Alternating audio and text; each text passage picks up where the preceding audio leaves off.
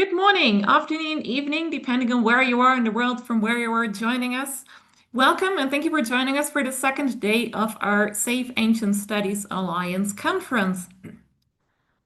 My name is Martina. I run two teams for SASA, and on behalf of our director, David Danzig, I will now introduce ourselves and our program and tell you a bit about what is going to happen today.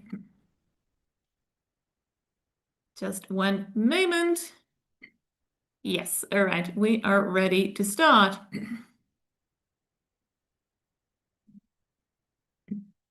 Welcome everyone to SASA's 5th annual virtual conference, Opening the Ancient World. My name is Martina Diepenbroek and I run the executive and creative teams for SASA. On behalf of David Danzig, our director, and the rest of the team, I would like to express how happy we are to have you all to join us today for our second day of the conference. This year's conference theme is Body and Medicine in Antiquity, Healthcare Knowledge and Practice. I will spend the next several minutes giving some introductory remarks, after which we will then move on to the first session of today.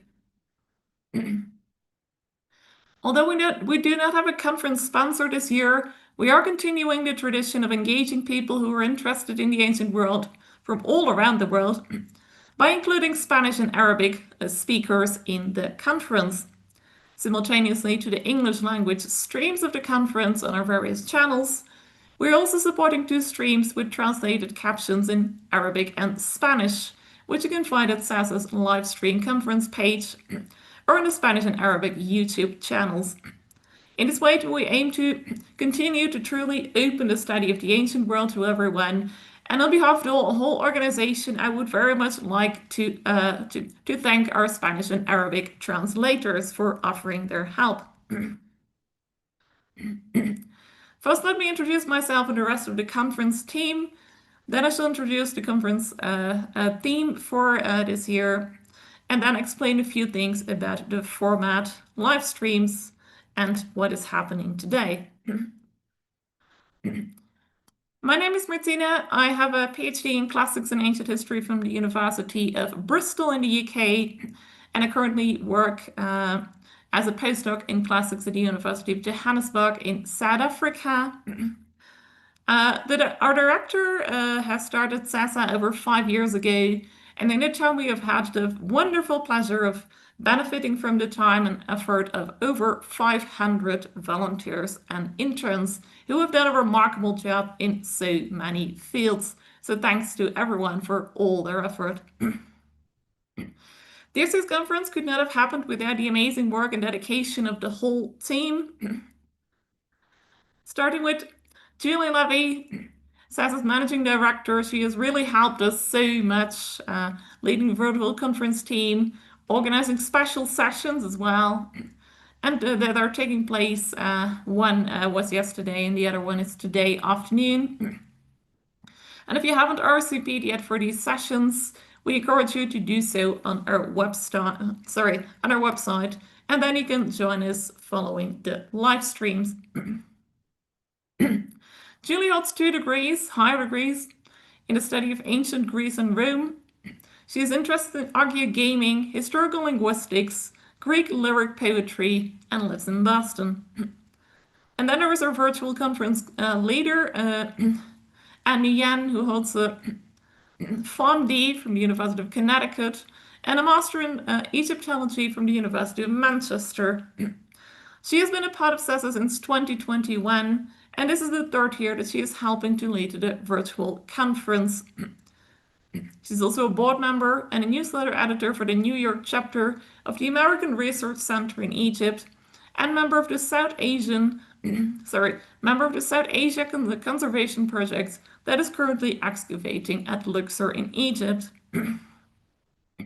Then we have our virtual conference volunteers, Billy McCarthy and Alison Cayetano.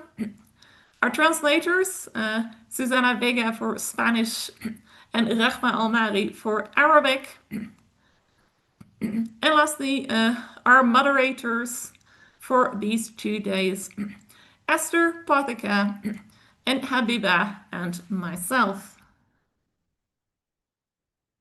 Let me also share a bit about SASA for those who are new, who might not know much about our organization yet. Our mission of Saving Ancient Studies Alliance is to promote ancient studies in order to reverse the current downward trends in the study of the ancient world. By building the grassroots movement through outreach, collaboration, accessibility, and wider scholarship, we work towards our goal of inspiring a wider, inclusive community of learners and students.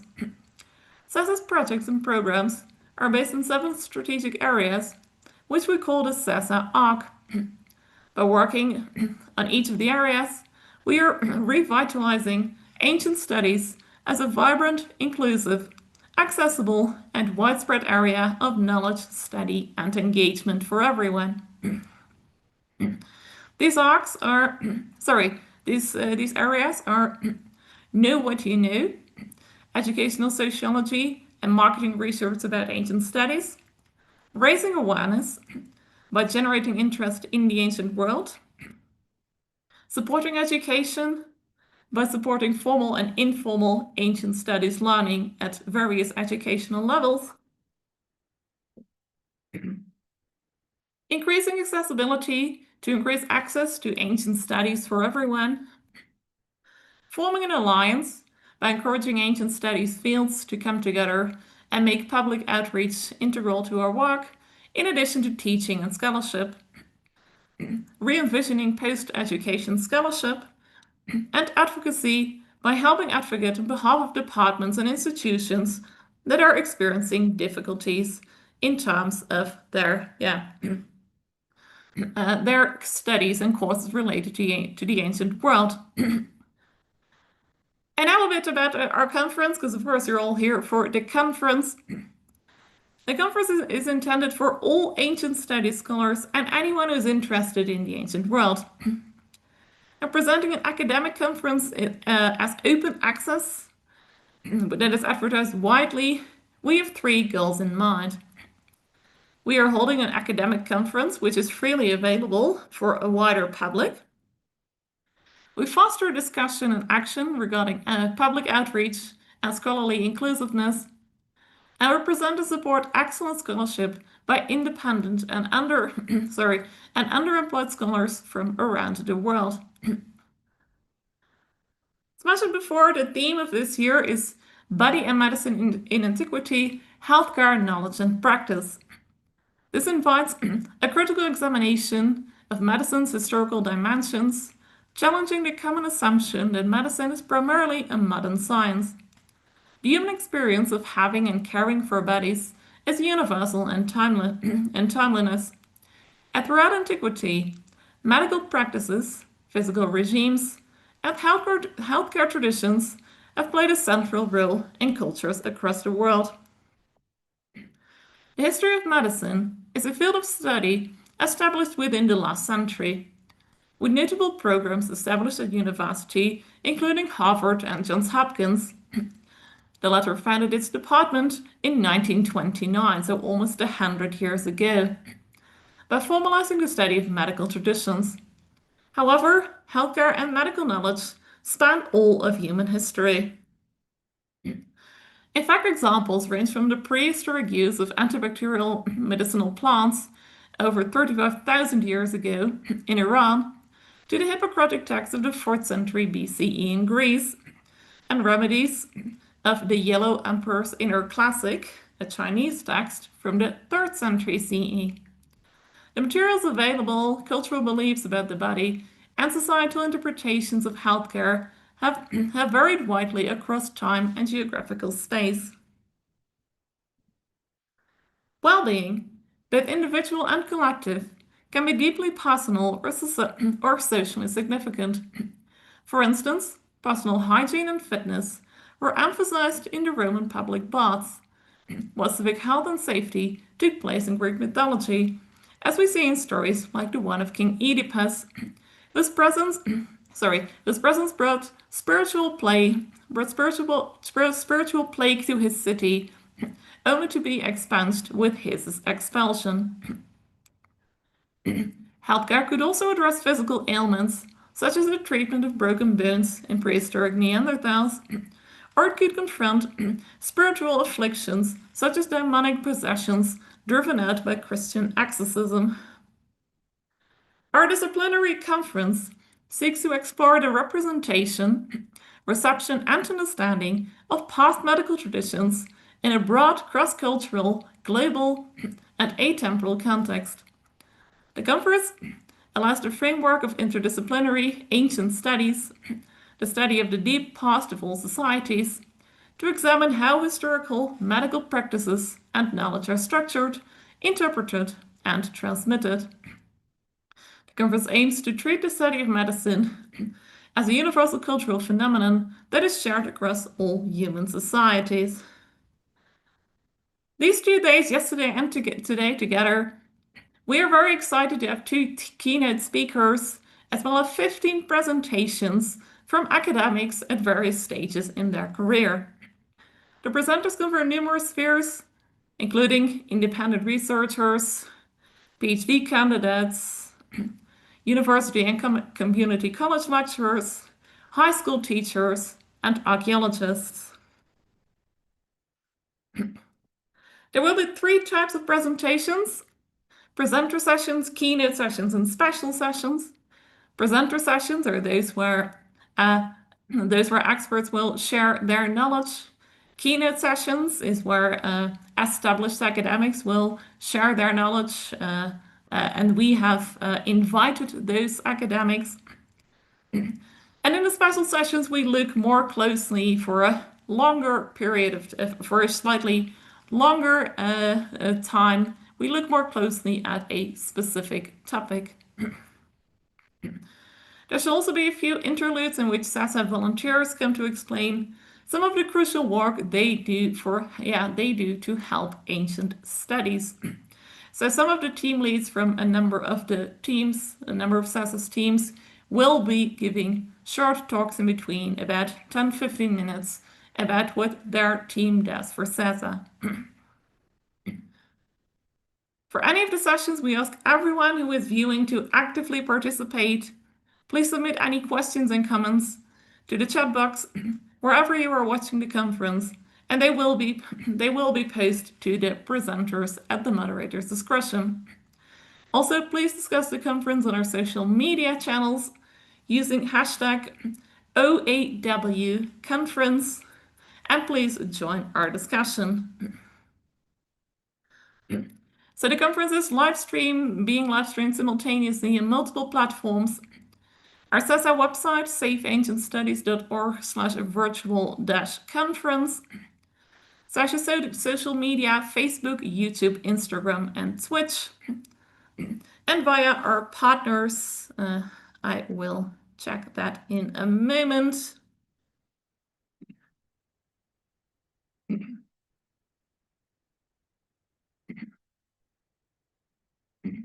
Yes, and via our partners, World History Encyclopedia, Encyclopedia, History, just a moment, Digital Hammurabi, let me check.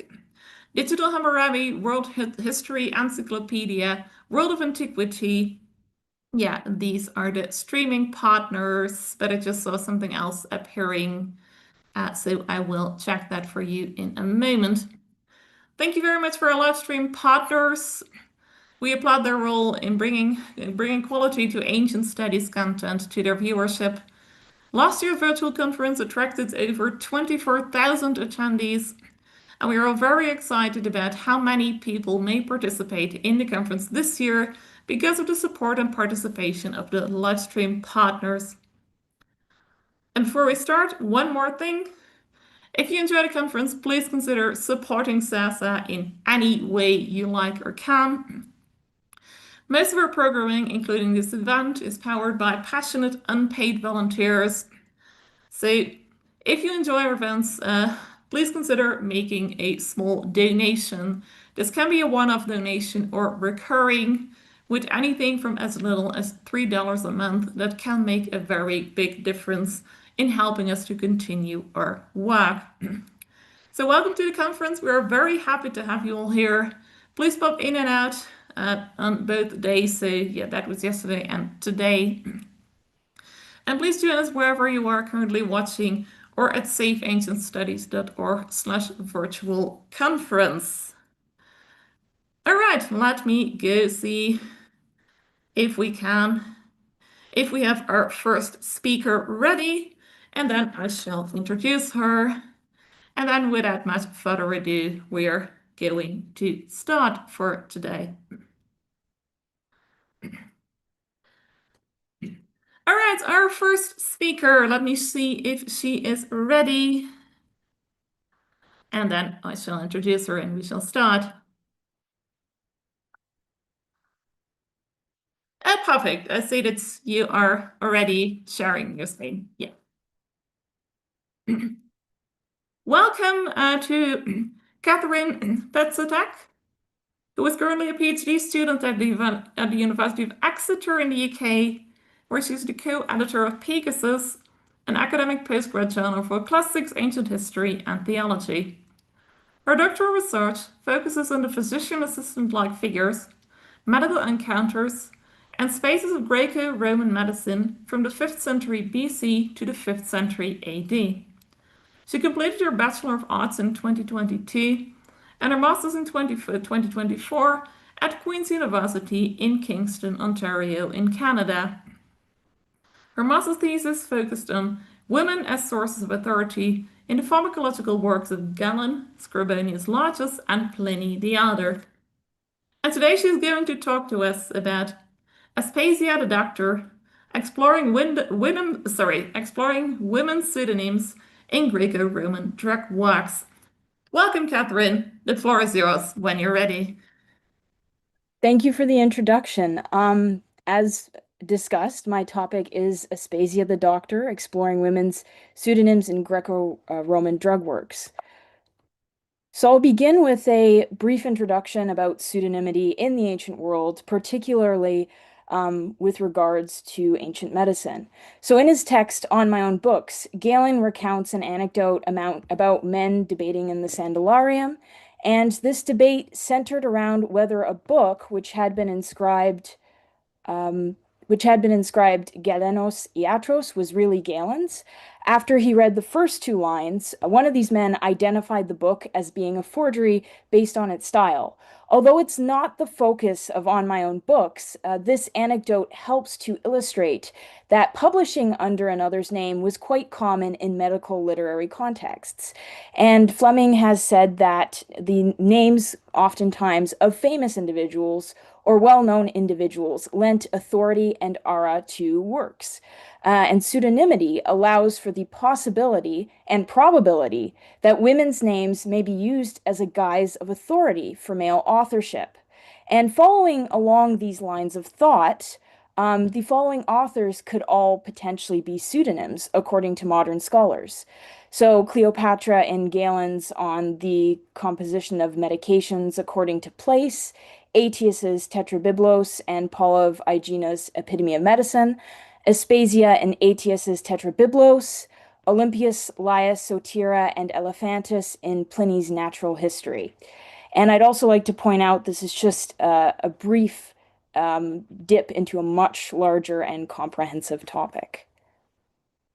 So some of the research questions I went in with were, what can the names of women like Aspasia and Cleopatra tell us about the female authorship of scientific and medical texts in Greco-Roman antiquity?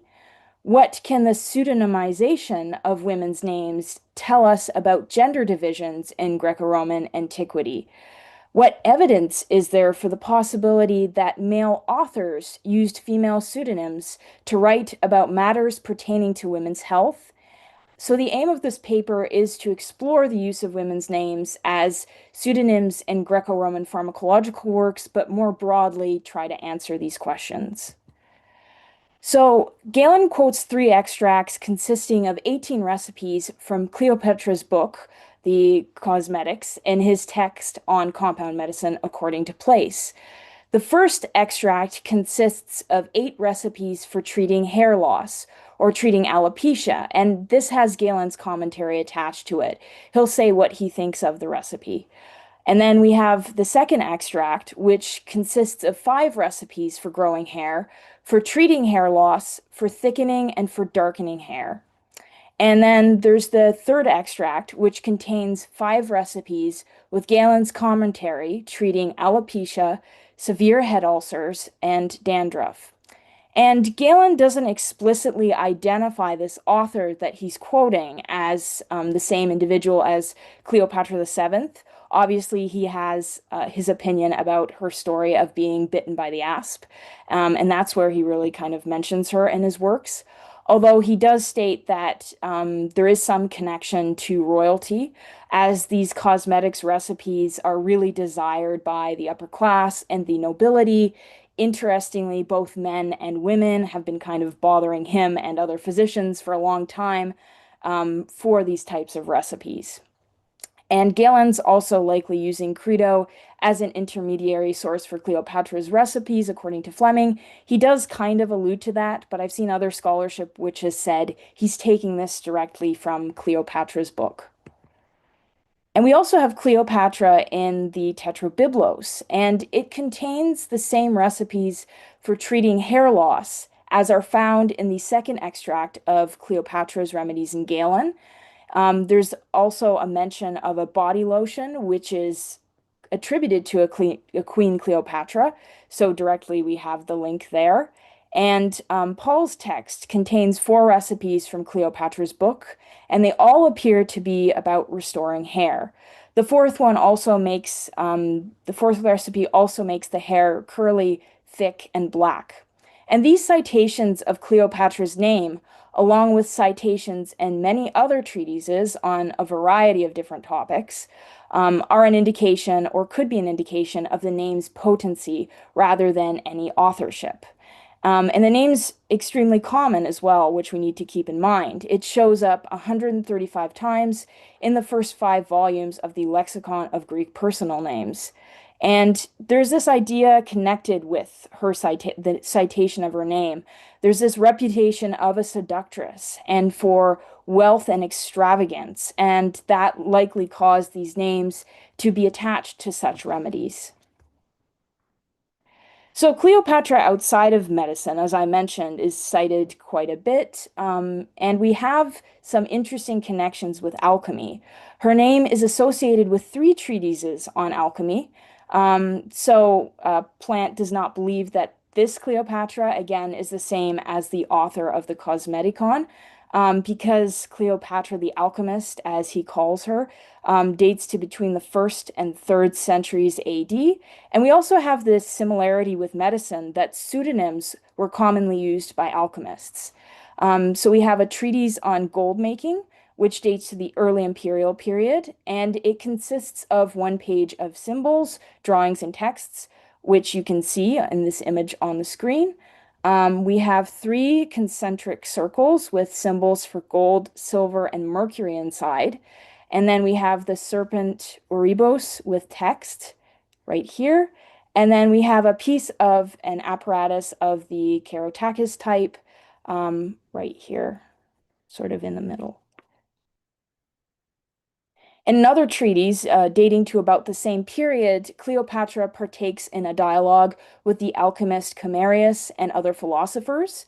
And there's a treatise on weights and measures from Cleopatra's books on cosmetics, which scholars consider to be either from the medical or alchemical traditions. Taylor considers it to be part of the alchemical tradition because it's often found in a large number of alchemical manuscripts. And there is some scholars who argue that it could be part of the medical tradition because it was circulated as a part of collection of other metrological text under Galen's name, although the Handbook of Galen kind of says that this text is not real. It would be pseudo-Galen. And then there's the weight standard, which Cleopatra uses, which dates to 84 AD or 64 AD or later, so well after the death of the Ptolemaic queen. And then we have a woman named Aspasia, and she's one of the major sources of the final book of Aetius's Tetrabiblos. The final book of Aetius's Tetrabiblos, it deals with gynecological matters ranging from pregnancy and abortives to difficult births and uterine diseases. There's a possibility, again, that another author is using this name because of its authority and aura. We get this idea of Pericles' mistress and sort of a courtesan who knew her way around the female body. But there's no clear identification of this Aspasia with Pericles' Aspasia in the text. There are interesting similarities between passages quoted in Aetius and passages in Soranus's Gynecology, but these texts are sort of a mess and need a bit of a new edition for a proper comparison to be made. But we have what Fleming says Aetius 16.25 and Soranus Gynecology 3.1, and Aetius 16.22 and the Gynecology 4.1. This Aspasia doesn't appear in any other medical works besides the Tetrabiblos, where she's associated with Rufus. This could possibly be Rufus of Ephesus, but it's unclear. So moving on to Pliny, Book 28 of Pliny's Natural History, it's got a collection of apotropaic rituals and quasi-magical medical remedies.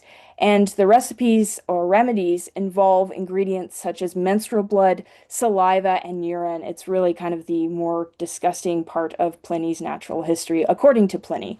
He names Elephantis, Laius, Olympias of Thebes, Salpe, and Sotira, but she has less of this pseudonymity idea connected to her. They appear in this book. Olympias and Salpe also appear in books 20 and 32. Interestingly enough, Olympias is listed alongside the physicians at the very beginning of Pliny's text, where he has all his indices of sources for book 20. Xenocrates, Wellman believes that Xenocrates of Aphrodisias was a major source for Book 28 of Pliny's Natural History.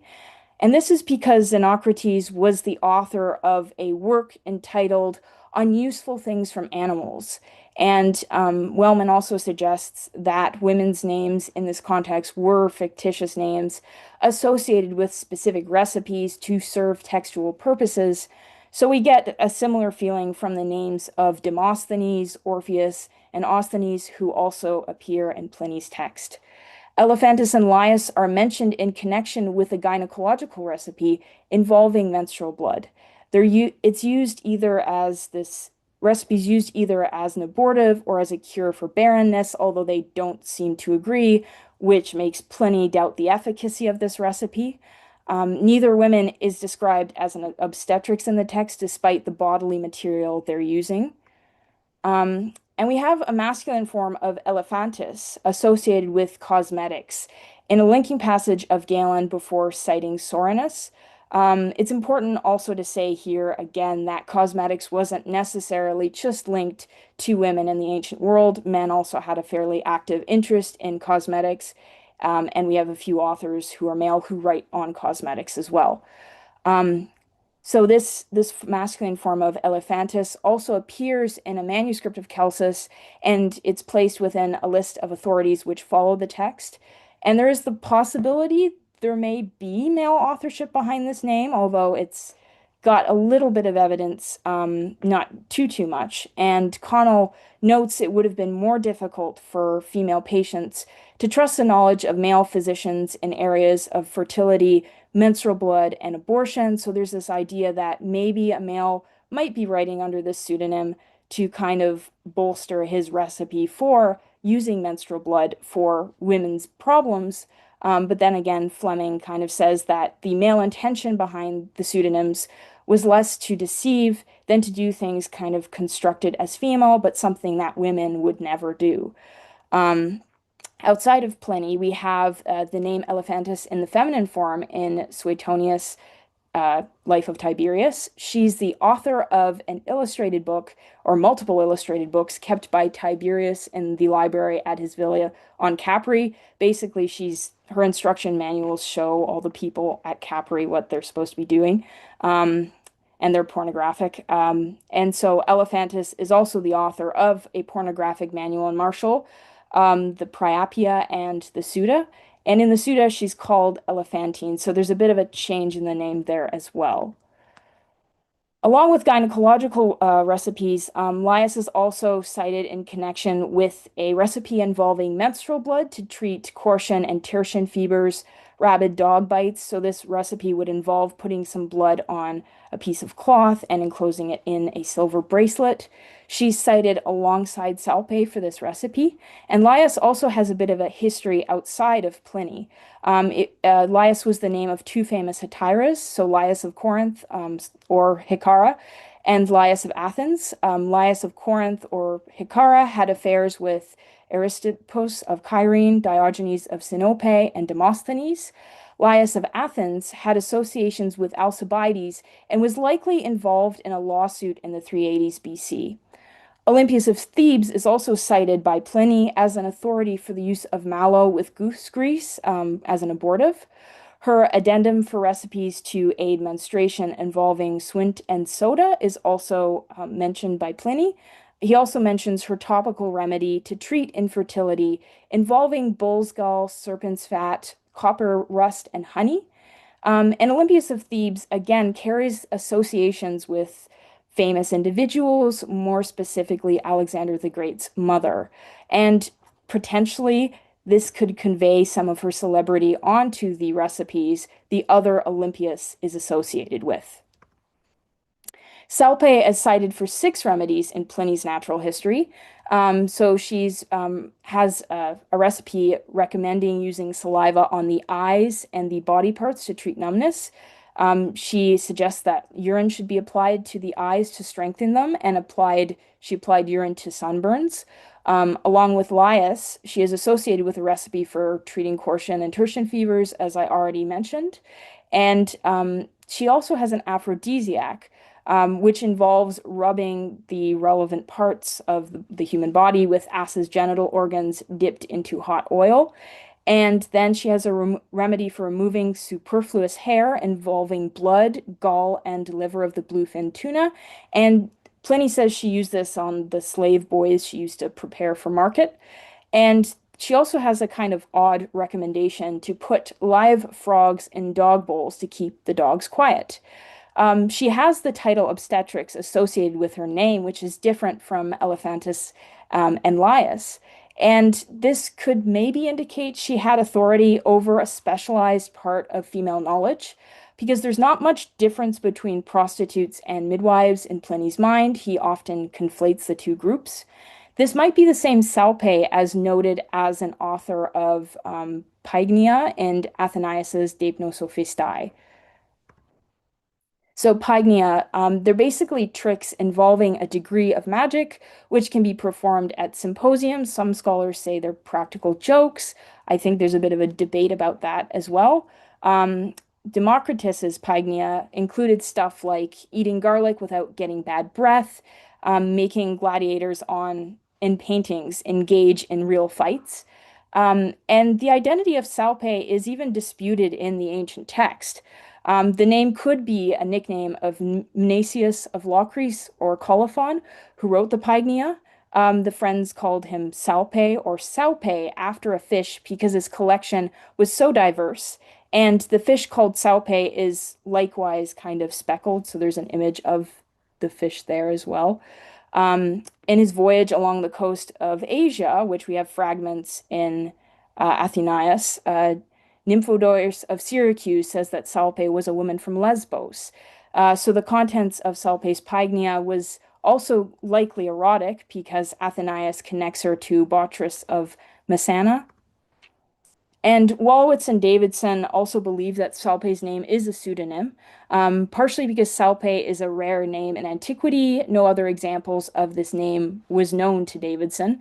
There's close parallels between the form of Democritus's Pygnia and Salpe's remedies, and both collections of texts are relatively simple. So we don't have any convoluted procedures or dense formulaic complexities in them. They're kind of things you can do with items and substances you find around the home. And then their simplicity makes them, according to Davidson, Pygnia or child's play. So we have 2 examples here, one from Pliny's Natural History. So Salpe says that dogs to whom a live frog has been given in their food do not bark. And then there's the Pygnia of Democritus. So something like, so that an old woman does not talk too much nor drink too much, chop up pine nuts and put it in her water. So frogs kind of live around. They're pretty simple to just kind of pick up and to put in a dog's bowl. Likewise, pine and wine are relatively things that would have been in the general environment and pretty simple to undertake. So I'd like to get into some preliminary conclusions. Again, this is still kind of an ongoing research project. So the names of women like Aspasia and Cleopatra in scientific and medical text can tell us women's pseudonyms could give an aura and authority to a particular work. So we have that both in what we've seen from the alchemical treatises as well as the medical treatises. A name's potency mattered much more than the actual authorship. So this lent credibility to the recipe or remedy. So Cleopatra's name gives this authority and aura to recipes for hair loss and body lotion because she was this sexually alluring queen. She has this reputation for wealth and extravagance. And this is particularly true for fertility related or gynecological remedies. Elephantis and Laius's recipe involving menstrual blood. Elephantis has this reputation as a pornographic author, and Laius has this reputation as a courtesan. Again, they're purveyors of specialized female knowledge. They know the female body because they are dealing with matters of their body. It's more difficult, again, for female patients to trust male doctors in the areas of fertility, menstrual blood, and abortion in antiquity. And sometimes female pseudonyms were used in areas of female knowledge, so like recipes involving products like menstrual blood, but at other times this gender division is less clear. So Aspasia's name, again shared with Pericles' mistress, grants further authority to her in matters relating to gynecology. Salpe's depilation remedy involving parts of the bluefin tuna, again, this could be considered more effeminate, but depilation was practiced by both men and women in the ancient world. So there's that idea as well. And Galen mentions in the interest of both royal men and women, again, in cosmetics. So Cleopatra's name is not only used because she is simply a woman for women's matters. There is some possibility that male authors used female pseudonyms, and this was not always in matters pertaining to women's health only. Again, with Cleopatra, we have her name for lotions, hair loss treatments, hair growth serums, and Salpe's remedies for treating numbness, Cortian and tertian fevers, which use female products, but again, don't treat exclusively females. Elephantis and Laius's recipe involving menstrual blood for treating infertility and using as an abortive is potentially one example that could be that male authors were writing under female pseudonyms for female-related matters. But again, ideas of infertility could be argued to be for concerns of both genders in antiquity. And my bibliography?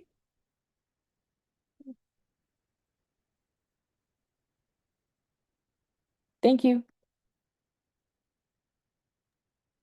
Thank you so much, Catherine. That was very interesting. Yeah, that gives us a good idea of how women were seen in a way. I like the idea of the names of the women being used for the lotions and hair treatment and things. You can, in a way, relate it to modern commercials and how you see that these people have gray hair that then starts, growing again and being coloring and so like again, thank you very much, very interesting. If anyone has any questions or comments for Catherine, please share in the chat.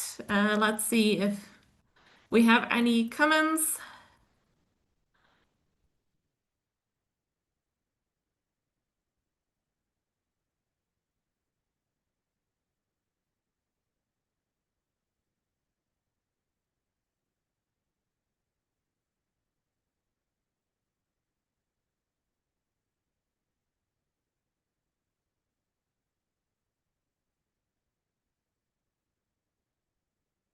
We have one here from the next speaker. Can we periodize when female pseudonyms start to appear? Again, I'm still kind of in the preliminary portion of this research, but I think they're fairly late. I mean, looking at stuff like Scribonius Largus starts to use the imperial women as well. So Octavia and all those women have remedies associated with them as well. Obviously, there's a debate as to whether they were the originators of that or were just kind of like a brand deal. They just got their names stamped on these recipes. So I think I guess it would be fairly later on because I don't think I've seen anything related to that in the Hippocratic texts, but it would be interesting to pursue that further. Yes, definitely. Thank you. Are there any other questions or comments for Katherine? Let me check the various channels.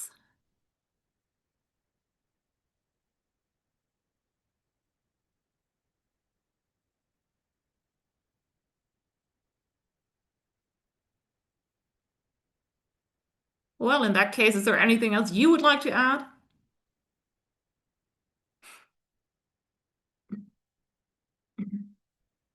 All right. Thank you so much, Katherine. Oh yes, I do see another comment here. Yeah, from the other speaker. Haven't seen any in the Hippocratics, but have seen some in Greco-Egyptian magical papyri. Okay, thank you. Yeah, that's also interesting.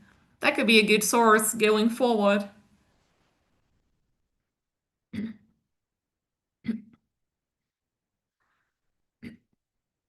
What's the difference between medicine and cosmetics?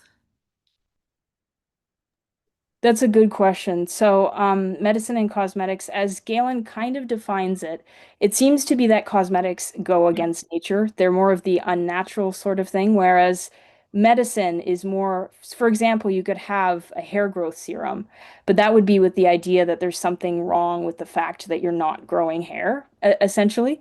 So that you'd put that kind of in kind of a separate category. So there's kind of enhancing things, which he puts in one category, which is more um, cosmetics that he particularly doesn't like. And then there's another section would be cosmetics for medicinal purposes. It is kind of difficult to tell because they are pretty close categories. But at least that's what I've found through my research.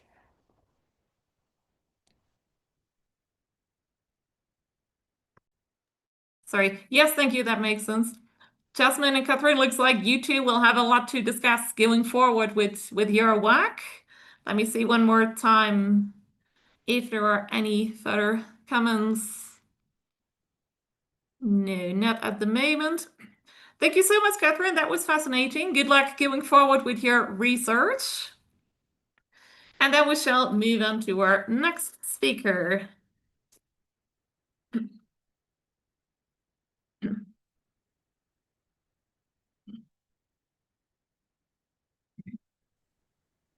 Yes. Charlotte, are you ready? Not yet. I'm going to just. Yes, that is right. Take your time, and when you're ready, I shall introduce you.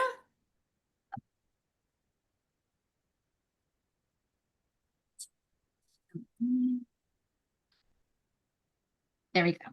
Yeah. Yes. Okay. All right. Yes. So, in ancient Egypt, medicine and magic were I'm not. sorry. I'm sorry. Let me first introduce you. Oh, okay.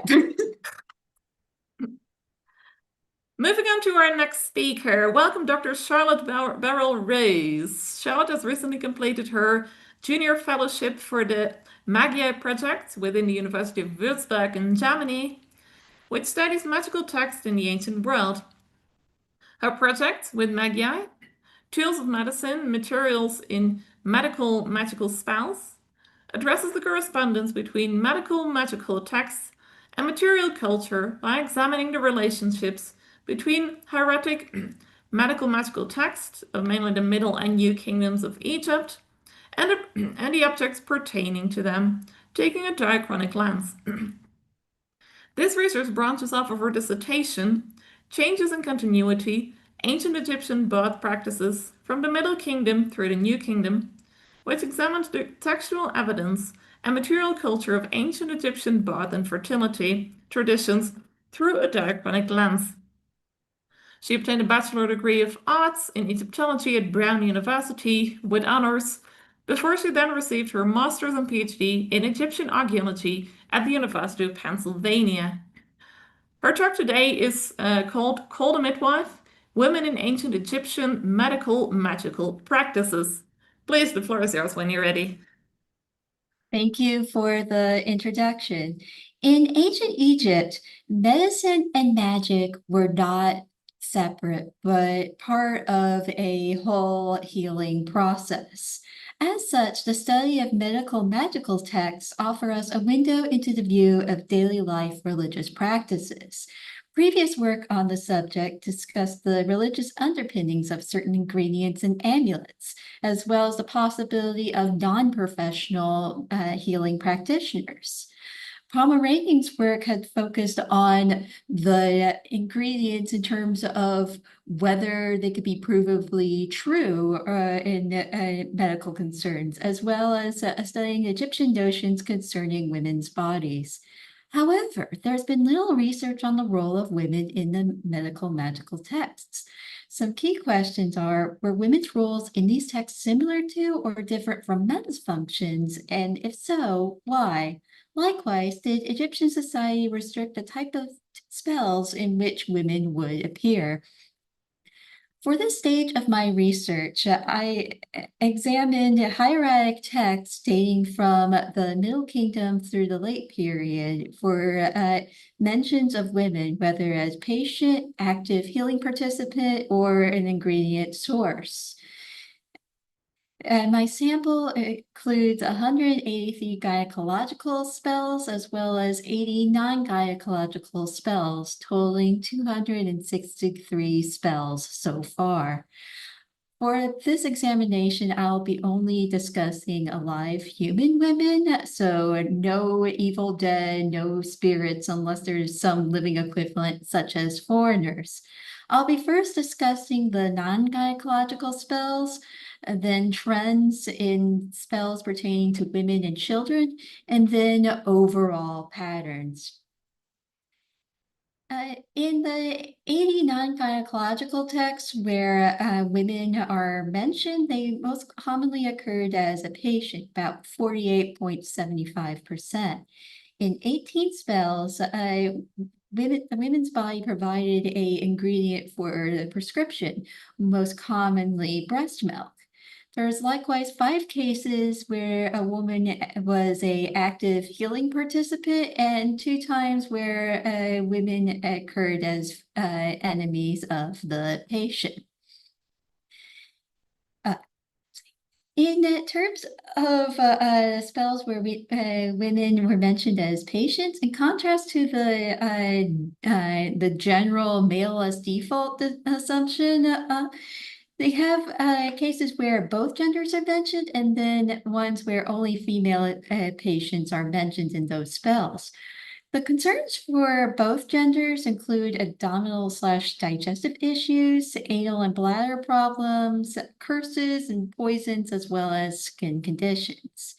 In the cases where only women were mentioned, the spells focus on abdominal issues specifically caused by a demon, bladder issues, as well as spells offering defensive magic for the patient. And part of this may be based on biology, because we know from modern medical studies that women are more likely to have bladder and digestive issues. It also seems that women were perceived in ancient Egypt as particularly in need of defensive magic, since about 20.5% of the sample are these types of texts. A couple of those spells are for sleep, and 3 for various illnesses. Sleep in ancient Egyptian context was a liminal state between life and death, and thus made the sleeper particularly vulnerable from malevolent influences. Likewise, in an Egyptian context, illness was something that could be caused by various forces, whether evil dead spirits, demons, or deities. In the spells where mother's milk is used as an ingredient, there's 2 types of milk mentioned. The first, Irchet Mesut Sheri, milk of she who gave birth to a boy, seem to be specifically symbolizing of Isis and Horus, particularly the mythology of her pregnancy with Horus and having to save the pregnancy as well as protect the child Horus from his uncle Seth. In addition, you have the mythology of healing of the Horus eye after the adult Horus injured it during battle with Seth. As such, the spells that used this type of milk commonly discuss the patient as the Horus child and was used to treat eye problems, burns, as well as gynecology, particularly used in pregnancy tests. The other type of milk discussed, Irchet Remich, human milk, in contrast, was used as a medium for treating internal issues, especially gastrointestinal problems. In addition to breast milk, Egyptians used what they consider ritually impure ingredients to scare off malevolent influences. In the case of menstrual blood, it was used to ward off demons, treat an anal issue, as well as reduce a overproduction of breast milk, an issue called gesu. And it seems to be based on the symbolism of red in Egyptian culture, which symbolized blood and danger, as well as the power of the sun. Another ingredient used was the urine of a Amaet woman. And the key question is whether this Amaet woman was, as some translators would say, a young woman / virgin or ritually impure. It seems that the latter meaning makes more sense, particularly with the use of the male equivalent Ama.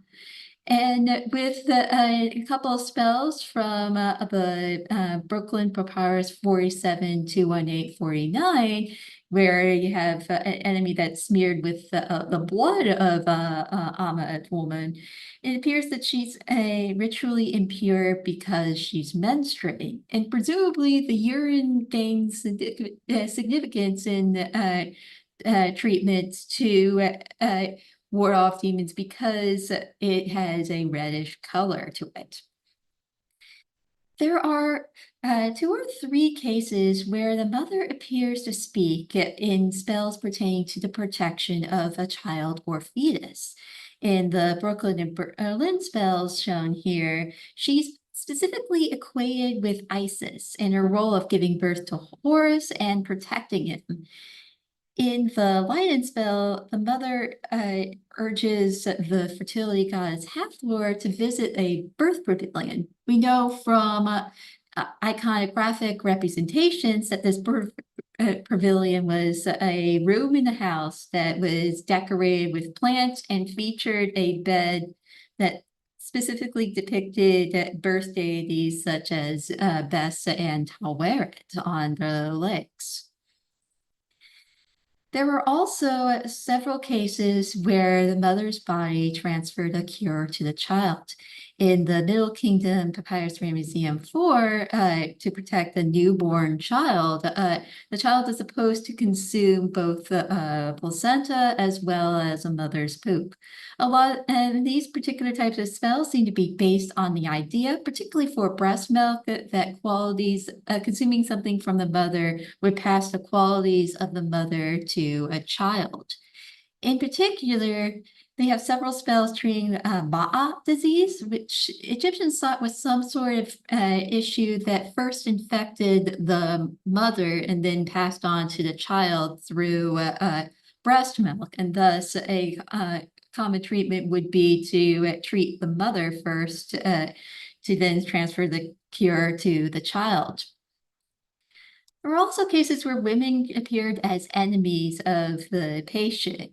And an interesting couple of cases comes from the Papyrus for Mother and Child, also known as Papyrus Berlin 3027. mentioning of an Asiatic and a Nubian woman.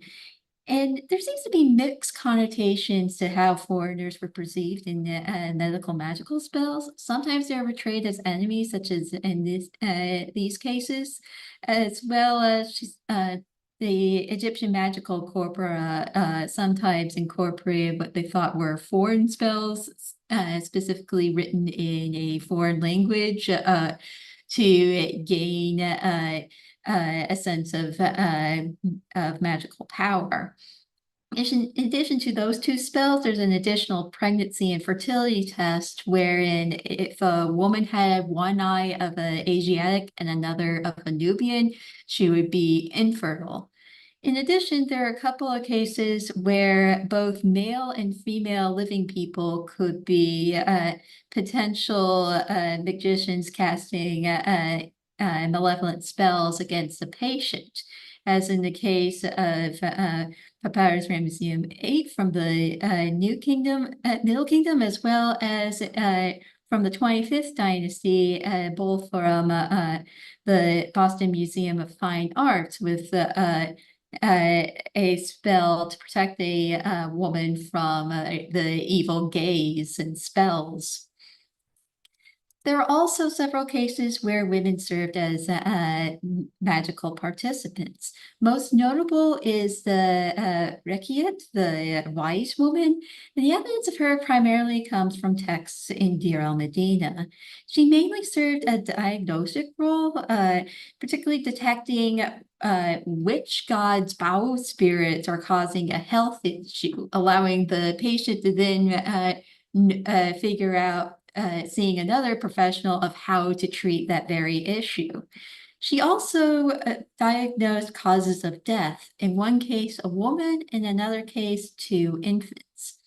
There was also a couple of cases where she actually gave treatment, such as getting rid of a demon causing insomnia, as well as treating venom from a poisonous animal bite. Another professional woman mentioned in the spells comes from Papyrus Ebers 273. It's a spell treating a child's urinary issue, and it's specified for infants that are too young to swallow the pill prescription. That the wet nurse would mix the ingredients into her breast milk. In addition to these professionals, we also have seemingly regular women serving ritual roles in the creation of not amulets. And in these cases, it appears the woman represented either Isis, when it's just one woman doing the amulet for a child, or in the a case of 2 sisters, Isis and her sister Nephthys, both in the role of protecting the child Horus. We also have a very interesting case in Papyrus Ebers, spell 853, where one remedy to freshen the house and clothes mentioned that it was something that women prepared. Now, given that the medical magical papyri were written for pretty much all male physicians, this line is particularly interesting that they're getting inspiration from a practice that women created. To have some preliminary conclusions, the mention of female patients and 9 gynecological spells primarily date to the New Kingdom. Part of it may be due to preservation issues, but it could also be due to other factors. One factor being after the New Kingdom, Egypt saw a number of foreign invasions, which would probably likely influence the culture. Another factor is that after the New Kingdom, these spells became longer, and so it became easier to just shorten it to using one pronoun as opposed to using both pronouns. And indeed, some of the spells that you mentioned, both genders, often switched and later on the same spell to just using a male pronoun for the patient. There are several factors in the mention of female patients in non-gynecological texts. The first is biology, with gastrointestinal and bladder issues more common in women. Another is magical defense, where women seem to be seen as particularly at risk of a magical attack. For both genders, there are concerns about their appearance as well as external problems. Women had more extensive roles in the spells pertaining to fertility, pregnancy, birth, and postpartum survival. And this seems to be true with the use of the ISIS analogy, as seen in the speaking roles, the use of breast milk, and the creation of knot amulets. As an ingredient source, women's breast milk transferred cures to her children, whereas menstruation was used to repel malevolent forces. The initial research for this project was funded by the Magia Project from the University of Würzburg. As such, I would like to thank my fellowship supervisor, Dr. Martin Stadler, as well as the Magia Project team and the project's administrative secretary, Ann Noster. And thank you, and I look forward to all your questions. Thank you so much, Charlotte. That was very interesting. We learned a lot about women in Egypt and how they were related to medicine. If I may start, you said the Egyptians saw sleep as something between life and death. So I suppose they saw it as a state whereby you had to be very cautious. Yes, absolutely. And you have often a specific protection, particularly use of deities such as best decorating the headrests. Yes, that is interesting because I would compare it. I know I'm more on the Greco-Roman side. I would compare it to where in Greek culture you see how people go to the Temple of Asclepius to spend some time there. To spend some time there to sleep, especially as if in going to a hospital, as we would say nowadays, to actually get treated there. And we know many stories. From around the temples of Asclepius that people actually believed that because of going there and sleeping in the temple, they were healed. It's Yeah, interesting to compare it in that way. certainly. Let's see if we have any questions. Yes, there is one here from the next speaker. Do the body parts like salmon hair, etc., explicitly from men get used into magical medical remedies or not? I haven't really looked into the male side of things. I had just focused on the mentions of women, but that could be that would be another avenue of expanding my research to try to do these types of comparisons. Though yeah, I would imagine that it'd be used for more specifically male issues, but I have to take a look. All right, thank you. I see one here on the YouTube channel. Thank you. You mentioned that you were focusing on spells for the living for this talk. Were spells for the dead also common? And is this something you would consider as part of the research as well? Well, it for since I'm focusing on medical magical spells, it would be involving live patients and so I haven't really looked at funerary things. In terms of why I focused on living women, this is to distinguish from all the mentions of the evil dead and demons. Because they use both genders in a lot of cases, particularly in spells where they don't quite know which force is causing the problems. They want to be as expansive as possible. So they're mentioned, okay, the dead man, the dead woman, the male enemy, the female enemy, and etc. Thank you very much. You mentioned abdominal issues by women in the graphs, and you said they were caused by demons. Do we also have examples of man where they say that maybe those issues were caused by demons? Yes, that's part of some of the abdominal issues were specifically said to be caused by demons, and particularly the spells that where male and female patients are mentioned talk about abdominal issues. They do use that language that it's caused by a certain demon. All right, thank you. That is interesting. Let's see if we have any other questions, comments. Jennifer in the chat is saying thank you very much. So I suppose I'm sure that means that you answered her questions. Let's see if we have any other questions or comments.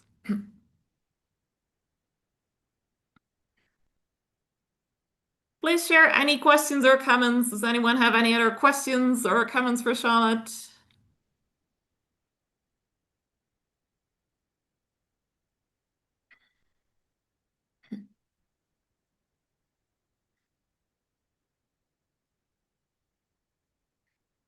No, I didn't see anything else at the moment. Would you like to add anything more? As people might have noticed, my title is called The Midwife, and yet no midwives are mentioned in the actual text, in medical magical texts. There are titles of women that are called midwife or are thought to be a title of midwife. And there are stories um, of goddesses that were disguised as dancers that helped in childbirth, as well as seemed to be a type of ritual performer associated with temples in particular, and the temples of Hathor called the Kheneret, and they seem to be sometimes involved with childbirth.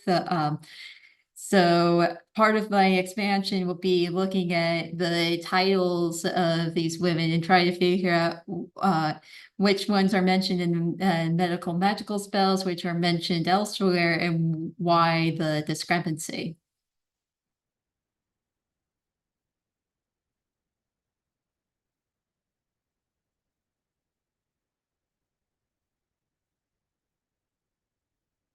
Oh, Martine, your mic is off.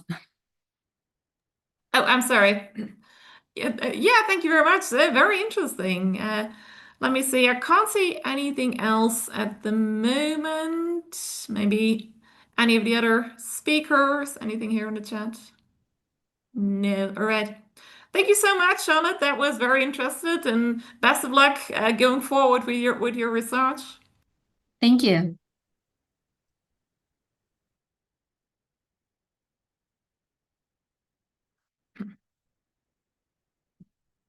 All right, we still have about 10 minutes before we have to continue with our next speaker.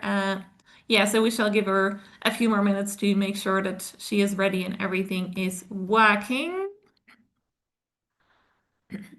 For anyone who just joined us recently, welcome. Thank you so much for joining us for the second day of our SASA conference. It's great to see so many of you from all over the world joining us.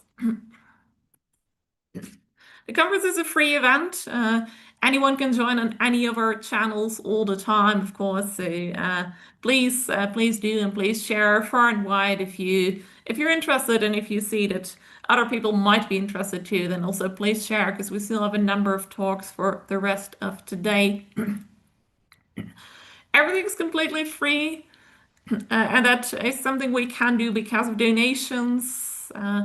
Everything we do for SASA, most of it comes from donations, smaller and larger, from grants, but also from very many individuals like any of you. So if you enjoy the conference, please consider supporting SASA in any way you're interested in. Because most of the programming, including this whole event, is powered by passionate unpaid volunteers who spent months working on this, making sure that everything was ready for all of you in time. So if you like it, if you're interested in the conference, then please consider making a donation. Even a small donation, yeah, even a small donation can yeah, it can be very helpful for SASA, for all of our work. That can be anything from just a few dollars as a one-time donation, or regular donations is another option, starting from as little as $3 a month. That can really make a big difference in helping us to continue all our work to save ancient studies from all over the world. We also do have featured books in a bookshop, and we have a SASA Bazaar for anyone who might be interested in any merchandise, things like books and t-shirts and stickers and such with SASA logos and designs. So please have a look at the SASA website and look at the bookshop and bazaar if you are interested in any of these items. So yes, we shall continue in a few minutes. This is day 2. I didn't really tell you that much at the beginning about the rest of today's schedule, so let me do it now because we do have a few minutes left. We are now in session 4, caring for and by the marginalized. Oops, sorry. Or we shall move on to our third speaker in a few moments. Then we have a session on medical practices in antiquity. And in between sessions 4 and 5, there will again be a SASA team presentation. One of the SASA team leads will share a bit about what she does with her team. Session 5 on medical practices. Then we have a keynote speaker who will talk about medicine, religion, and terror in Greco-Roman healthcare, Galen's voyage to Lemnos. And a special session which is a close reading workshop, how to diagnose a text. If you would be interested in this and you haven't yet signed up, then please check on the SASA website, saveancientstudies.org/virtual-conference. And there you can see the whole schedule again, and there you can sign up to join for the special session. And like I said, your donations are vital to the operations, because all our donations help us to further our mission to garner support for ancient studies and make education free and accessible for those who wish to learn more about the ancient world. And that is any aspect of the ancient world and any culture. So from America to Australia, Europe, China, and other parts of Asia. So any type of ancient culture will be interesting to SASA. And our mission is to make sure that more and more people become interested in ancient studies, and also that those studies, studying the subjects, can be saved for future, for the future, for anyone else.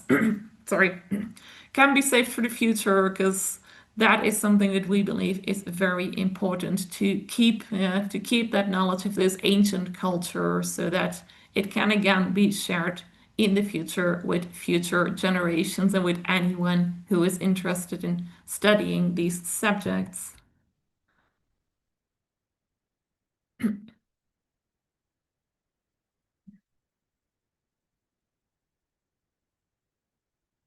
And then there will be a few more things.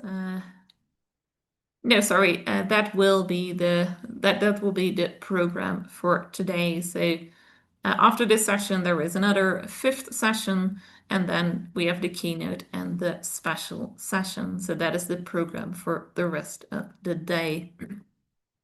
Okay, let us get ready for our next speaker.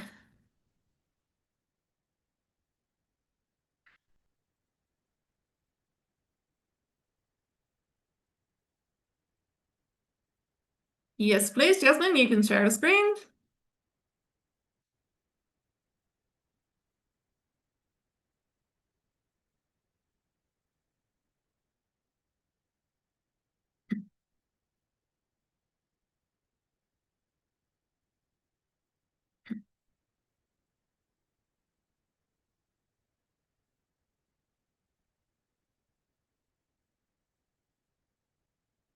When you are ready, I shall introduce you.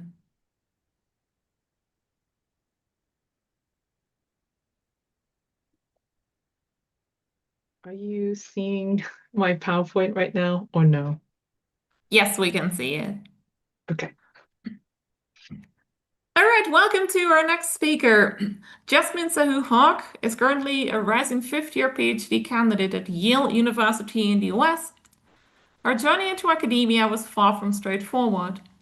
After studying for an English degree and then a master's in digital television production at the University of York, she worked for many years in film and television industry. Then testing out ancient Greek in her spare time, however, convinced her to return to study, and the rest, as they say, is history. She went to the University of Oxford in the United Kingdom to study classics and Egyptology before crossing to the other side of the pond for her doctoral studies currently at Yale. Her dissertation looks at disability in ancient Greece and ancient Egypt in a comparative and intersectional framework. And since disability is an important part of her and family life, she is passionate about sharing her research as widely as possible and changing people's assumptions about disability in the ancient world. Today, she will talk to us about disability and the dynamics of healing in Greek and Egyptian antiquity. The floor is yours when you're ready. Thank you so much. And thank you to everyone who's been organizing this conference for giving me the opportunity to share my research. As Martine said, it's very important for me that this research and the work that other people are doing in this area is getting out to as wide a possible an audience, because we really want to change the stories that are told about disability in the ancient world. Just a few words about myself. So just as this quick visual description, I have light brown skin, brown eyes, short shaved hair, and I'm wearing a green blouse and cardigan with large round earrings, and I use she, her pronouns. So the following is part of the sort of work in progress from my dissertation, which, as Martine said, is this comparative study of disability, which I understand to be an intersectional phenomenon in ancient Greece and ancient Egypt. And my work really fits into a larger movement that's aimed at combating the erasure of disabled people from ancient history. And as I see it, this erasure takes two forms.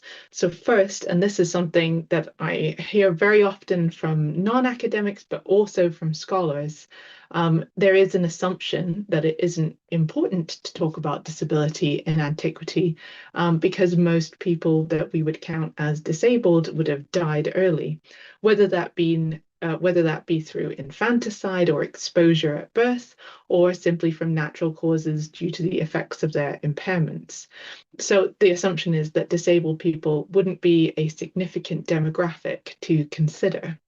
There is plenty of evidence that speaks against this, and if anybody was listening yesterday to Casey Kirkpatrick's presentation, you will have heard some of this from ancient Egypt.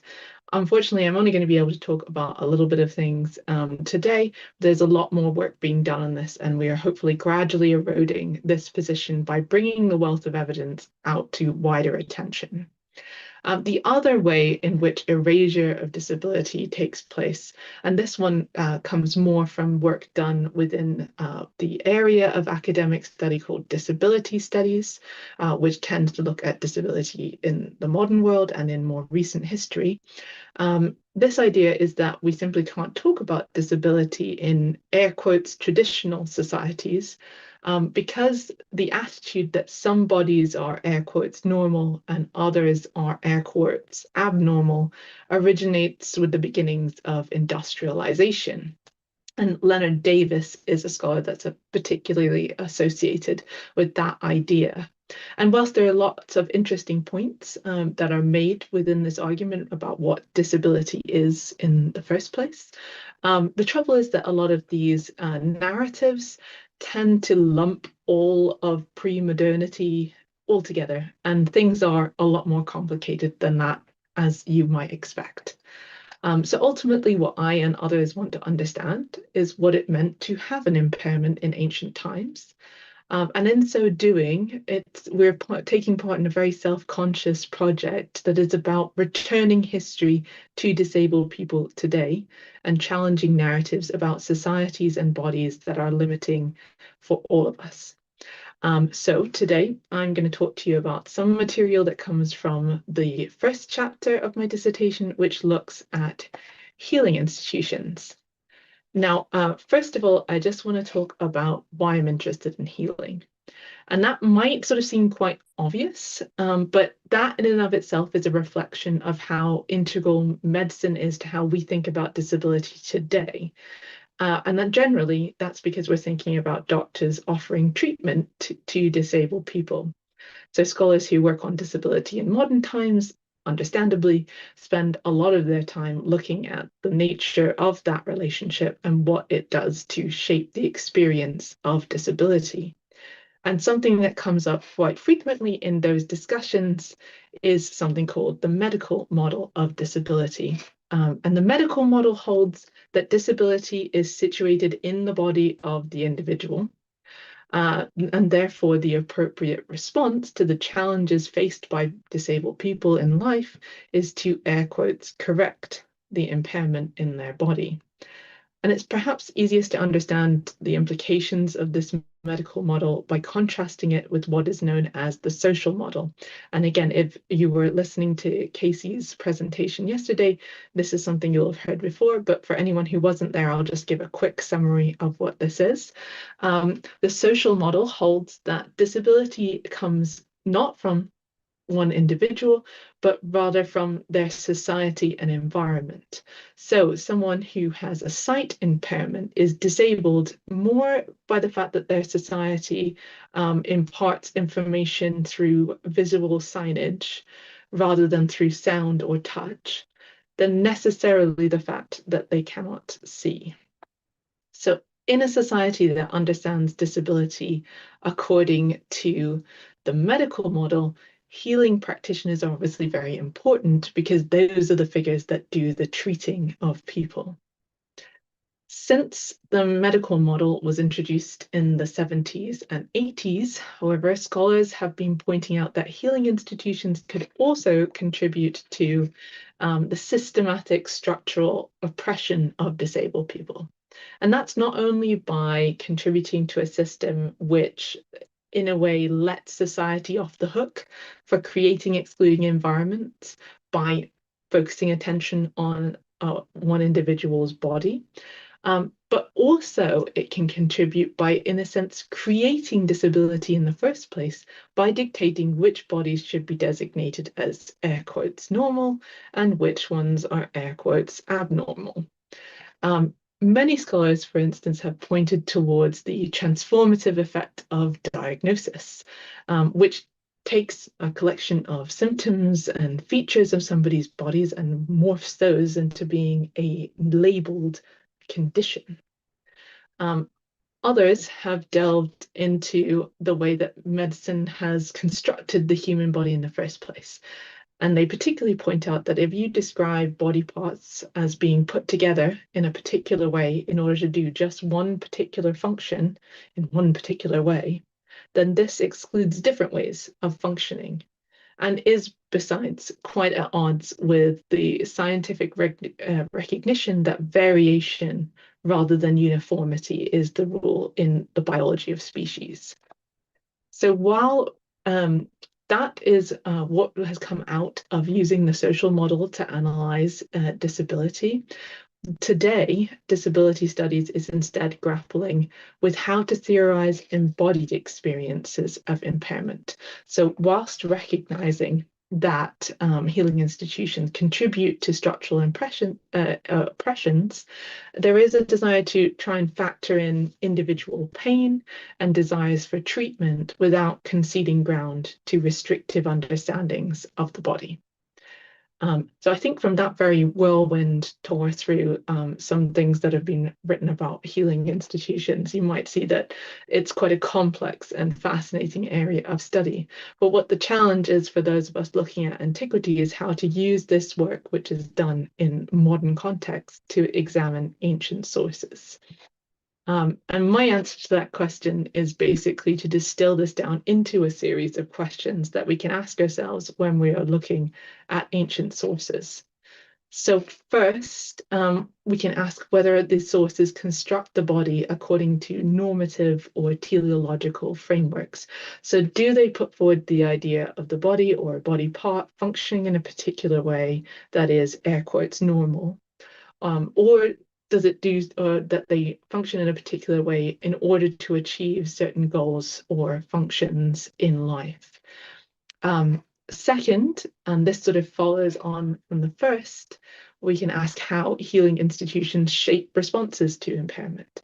So essentially, I'm interested in how whatever explanatory framework or construction of the body these sources use, how that plays out in treatment.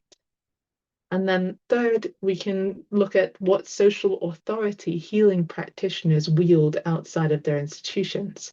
So one of the key ways in which medical institutions in modern times contribute to structural oppression is by acting as the authority that defines what is disability and what is not for the rest of society.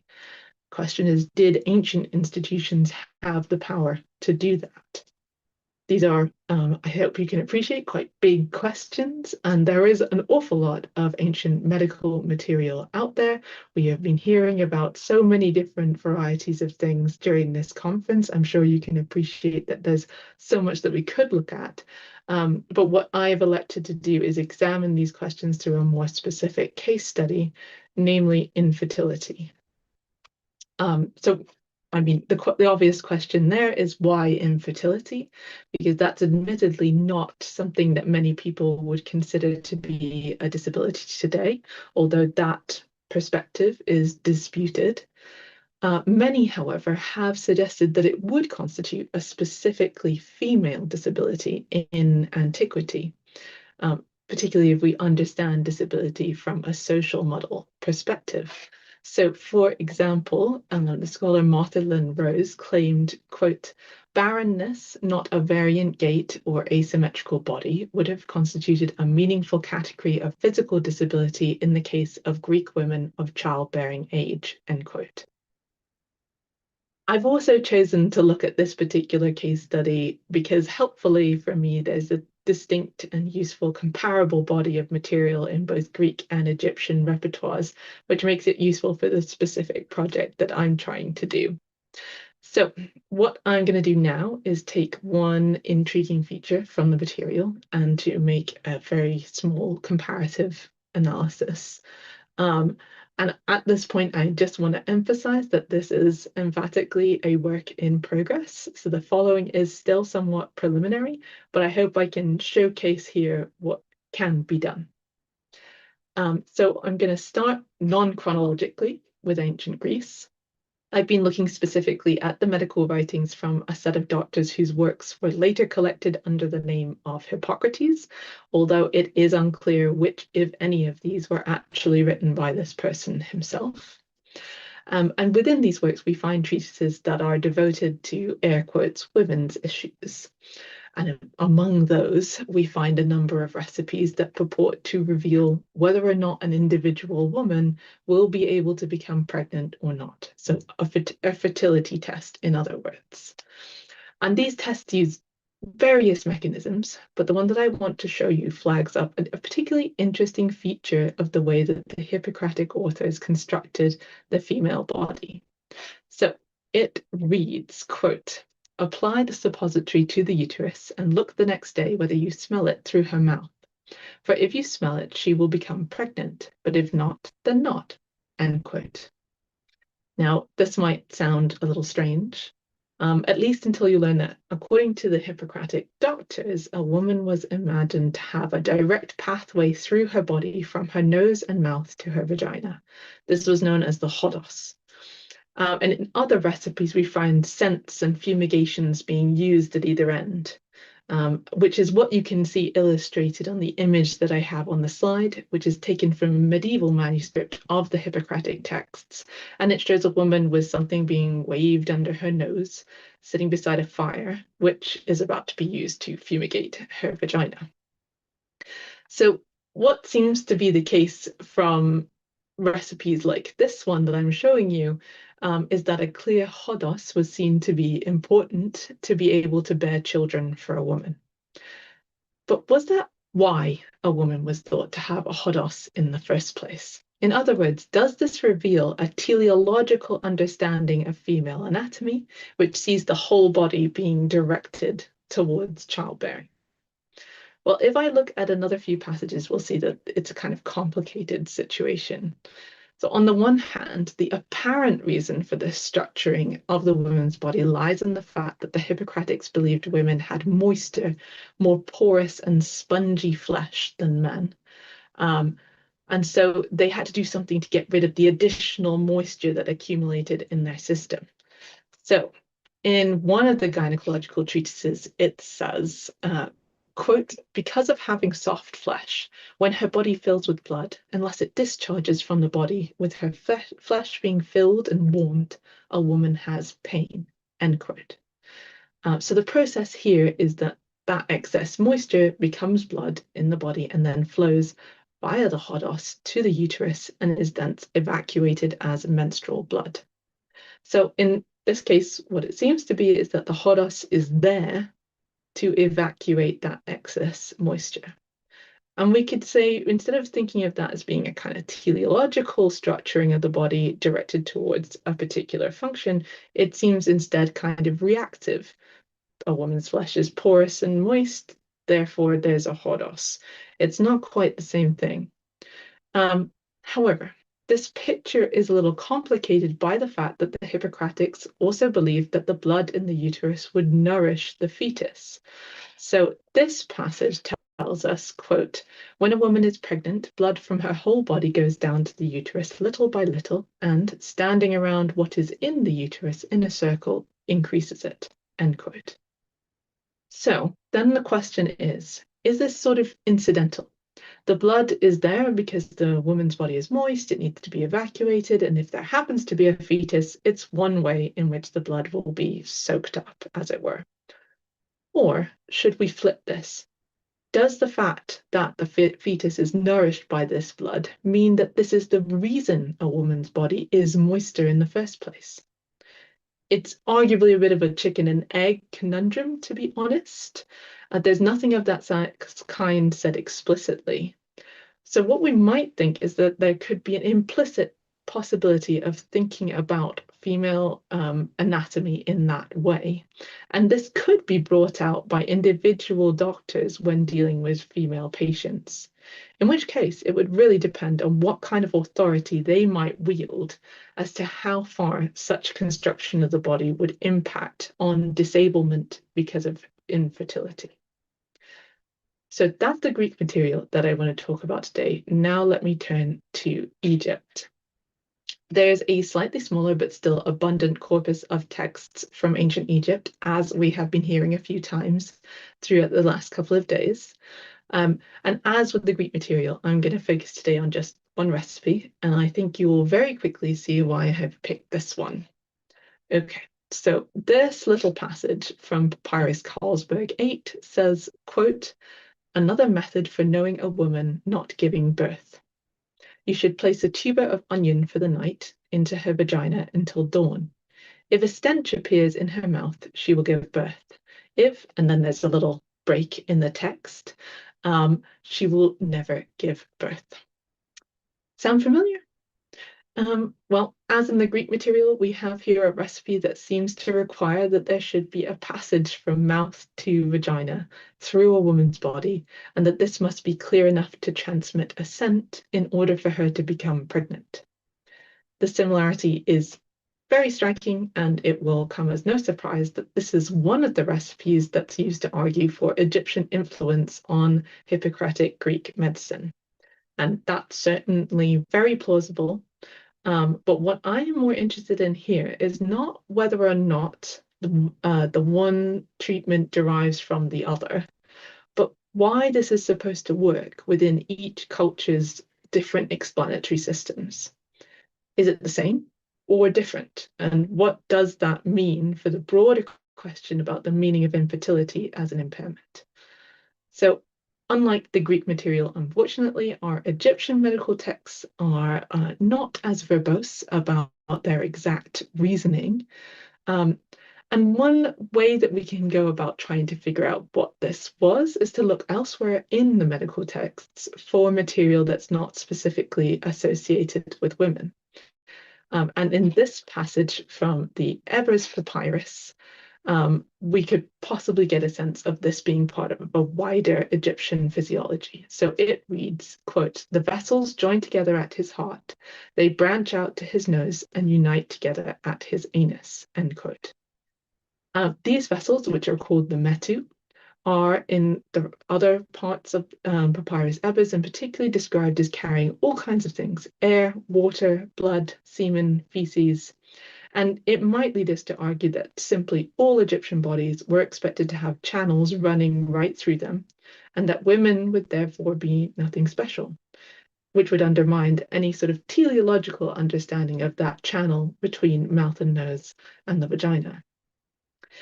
It's hard to ignore, however, certain images that come from the New Kingdom that seem to speak very directly towards a connection between the mouth and the vagina associated with childbearing, and which might offer a different female-specific explanatory framework for this phenomenon. So there is this one here, which I will show you. It's perhaps a little bit hard to see on a small screen, but what we have here is an image from the ceiling of the tomb of Ramesses VI, which shows the goddess Nut stretched in the lower half of this image across the world. And here on the right, as I'm showing you in a close-up image now, there is a large red disc approaching her mouth, while over here on the left, as I'm showing you in another close-up, that same disc, now a bright yellow color, is emerging with outspread wings from her vagina. In the central image, meanwhile, you can make out that this disc, this red dot, is depicted as moving all the way through her body. So this image refers to the myth that at sunset every day, the orb of the sun, the god Re, is eaten by the goddess of the sky, Nut, as he sets on the western horizon, and then he travels through her body during the night and is born from her again every morning. So this is, in essence, a case of impregnation through the mouth. And now you might think, given that this is a goddess and there are a few unusual reproductive methods that turn up in Egyptian myths, spitting on the ground, for instance, that this wouldn't have much to do with real people. But that would be to reckon without the complex relationship between divine and profane worlds in Egyptian culture. So our so-called medical texts that I've been talking about are more accurately called magico-medical texts. Since among the treatments that we have also have incantations, as Charlotte was just talking about a moment ago. Many of those incantations, meanwhile, evoke elements of myth to make their magic work in the first place. So still, even if Nut is the reason behind treatments that rely on a channel within the female body, what would this tell us about why such a channel was thought to exist, or infertility as a disability? And a really helpful text for thinking about this comes from the cenotaph of King Seti I. I've got a long quote from this on the slide now. I'm not going to read it all, but to summarize, it tells us that Geb, who is the earth god and the husband of Nut, was angry with Nut because she swallowed their children, who are the stars. Their father, Shu, however, reassures him that, quote, "she shall give birth to them and they shall live again," end quote. And this highlights that eating, the moment of conception through the mouth, is a kind of death, and that through this channel, death and life, dying and being born, are linked together. It's worth adding, moreover, that there seems to be a very essential connection between this inseparable binary, life and death, and Nut's femaleness. Egyptian culture is quite unusual in the world in having a sky goddess and a male earth god. Most cultures are the other way around, including the ancient Greeks. So it may be argued that this is the case because the sky had to be female in order to facilitate the sun's transition between death the sunset, and life, the sunrise. So if we return now to human women, we may suggest that that channel might function in a symbolically similar way. It's a sort of potentially a portal, if you will, that is pointed towards life-giving, but has to preserve that connection between the area of death, making it at least magically important for the activity of childbearing. What's really crucial to point out now is that in suggesting this, it's not the same as claiming that there is an explicit teleology to Egyptian medical sources. I'm speculating about a connection, but there's nothing, as I've said, in the medical magical texts themselves that explicitly lays out that this is why a woman's body is structured in this way. Nevertheless, there is this cosmological framework. The stories and the images of Nut are out there and might easily be interwoven into the way that treatments might be delivered by practitioners to their patients. And physicians in ancient Egypt might also have been priests very frequently. And this final thought kind of brings us round to essentially the same point that we came to regarding the ancient Greek material. The necessity for a relational interface, a personal encounter that draws out the potentials for teleology from the source material.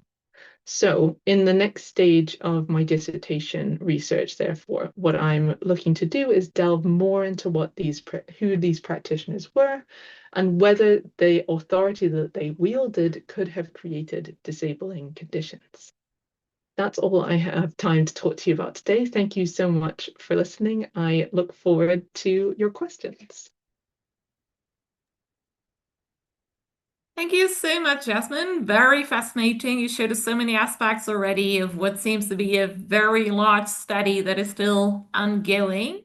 And also, it's nice to see how you make it personal, how you said that you want to make people aware of disability in modern and ancient world. So thank you very much. That was all very interesting. Let's see if we have any questions or comments.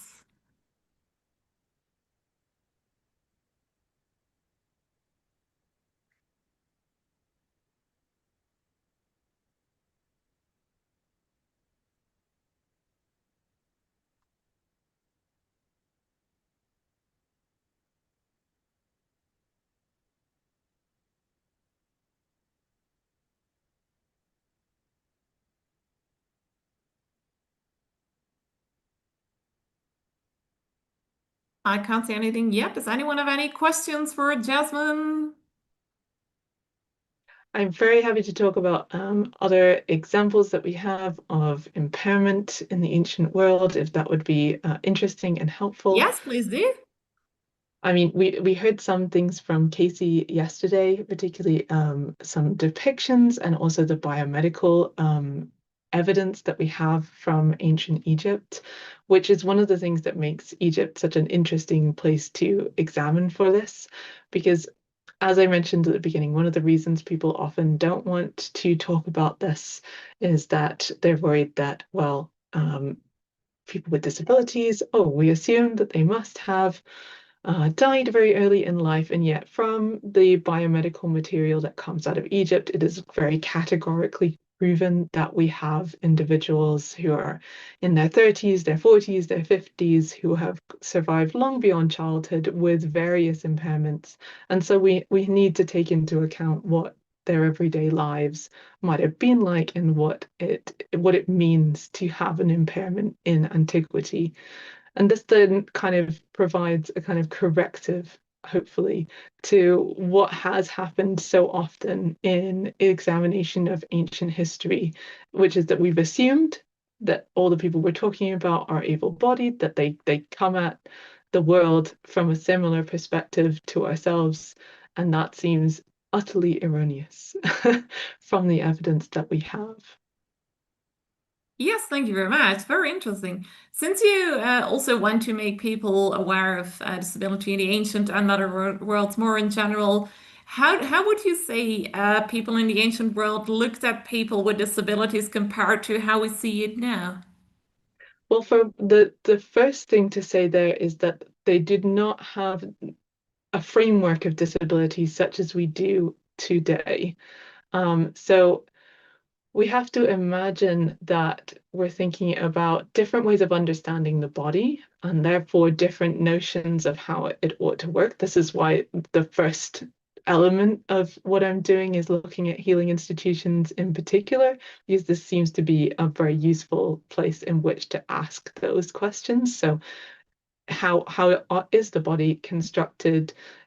What are impairments as they might be understood in antiquity? So there are a lot of things that we might think about being a disability today, which are simply not a factor for consideration in the ancient world for most people. So for instance, an example I often give is thinking about dyslexia. We in the modern world live in societies that are very concerned with literacy, and reading and writing are used in everyday life constantly. But for the vast majority of people in antiquity, reading and writing is simply not a part of their lives. So that as an impairment doesn't necessarily exist in the same sense. So being able to, people often will point towards certain depictions that we might see of particularly people with dwarfism, etc., which have been interpreted as being a sort of negative way of viewing people with disabilities. But this is sort of, we are often reading those sources with our own modern assumptions in mind, rather than trying to reconstruct how they might be approached from an ancient perspective.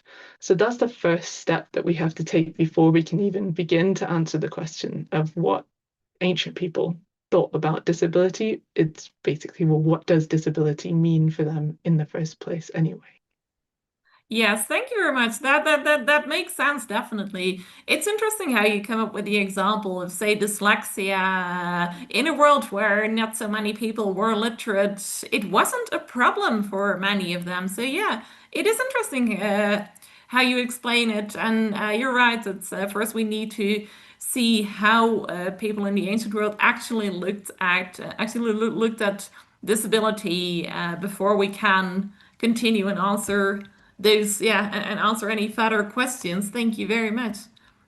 Let's see if we have any further questions.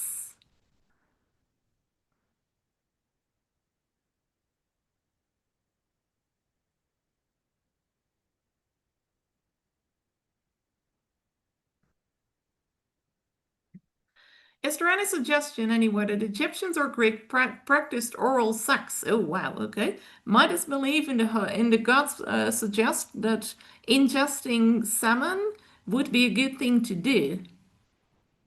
There certainly is reference to this. I'm afraid I'm not as familiar with the source material as I would like to be. It's literally on my to read list that I found recently was an article that is about oral sex in ancient Egypt in particular. People certainly speculate that that is kind of a reason why this could be there. I think it's difficult since we don't have any references, as far as I'm aware, to any living human woman actually conceiving through that process. It turns up in myth, as you said, and also in sort of what we would call fictional stories, but not ever in any medical text, for instance, saying something like, and if you have a patient, if you have a woman who has conceived through her mouth, this is what you do. That never turns up. So I would suggest that even though there's this idea of that connection between mouth and vagina, that it's unlikely that that they actually thought that this would be a viable method of conceiving a child, but that they could be that particular sexual act could still have been could have had symbolic value because of this broader mythical structure. Thank you very much. I hope that answered the question. I do see a few more questions, but I'm afraid we do have to move on to our next speaker because we still have quite a few presentations coming up afterwards. Thank you so much, Jasmine. That was fascinating, and best of luck going forward with your research. Thank you so much.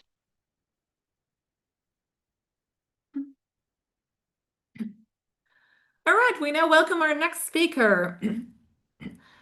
Patrick Grango is an historian and graduate from the University of Lodz in Poland. Yes, welcome, I see you. Where he is currently a research assistant in the Department of Byzantine History at the University of Lodz. His research interests primarily concern the ancient history of food, with currently a focus on seafood. That sounds interesting, I like seafood. And the history of ancient medicine. He is also interested in antiquity from the perspectives of social history, cultural history, and the relationships between humans and nature. He further studies the reception of antiquity through the ages and reception of Egyptian civilization in Greek and Roman historiography.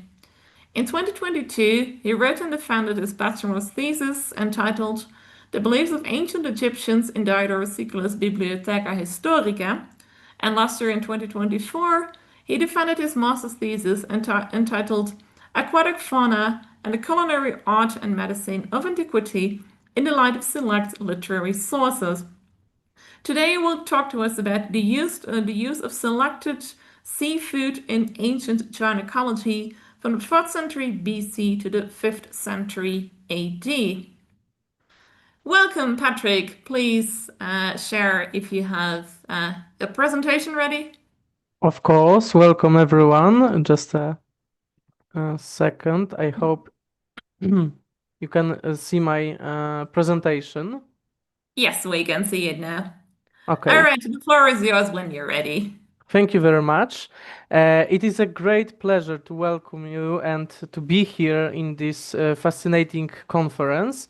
And first, I would like to express my gratitude to the organizers of this conference for the opportunity to speak today and present part of my research about seafood in antiquity.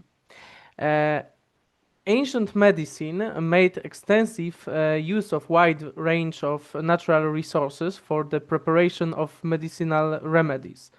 Among the substances classified as materia medica, aquatic animals also found its place and was employed by ancient physicians for therapeutic purposes. What is interesting, alongside gastrological disorders or dermatological conditions, marine-derived remedies were also used to treat so-called woman diseases, that is, gynecological ailments as well as complications related to pregnancy, childbirth, and the postpartum period.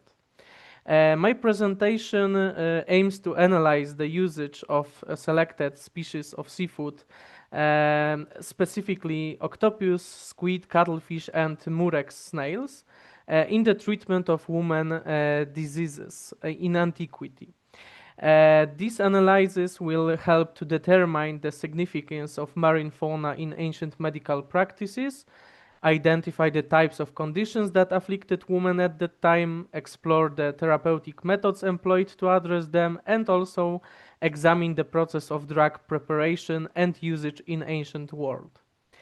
But before proceeding to the main part of my presentation, I would like to briefly outline the primary sources that form the basis of my research.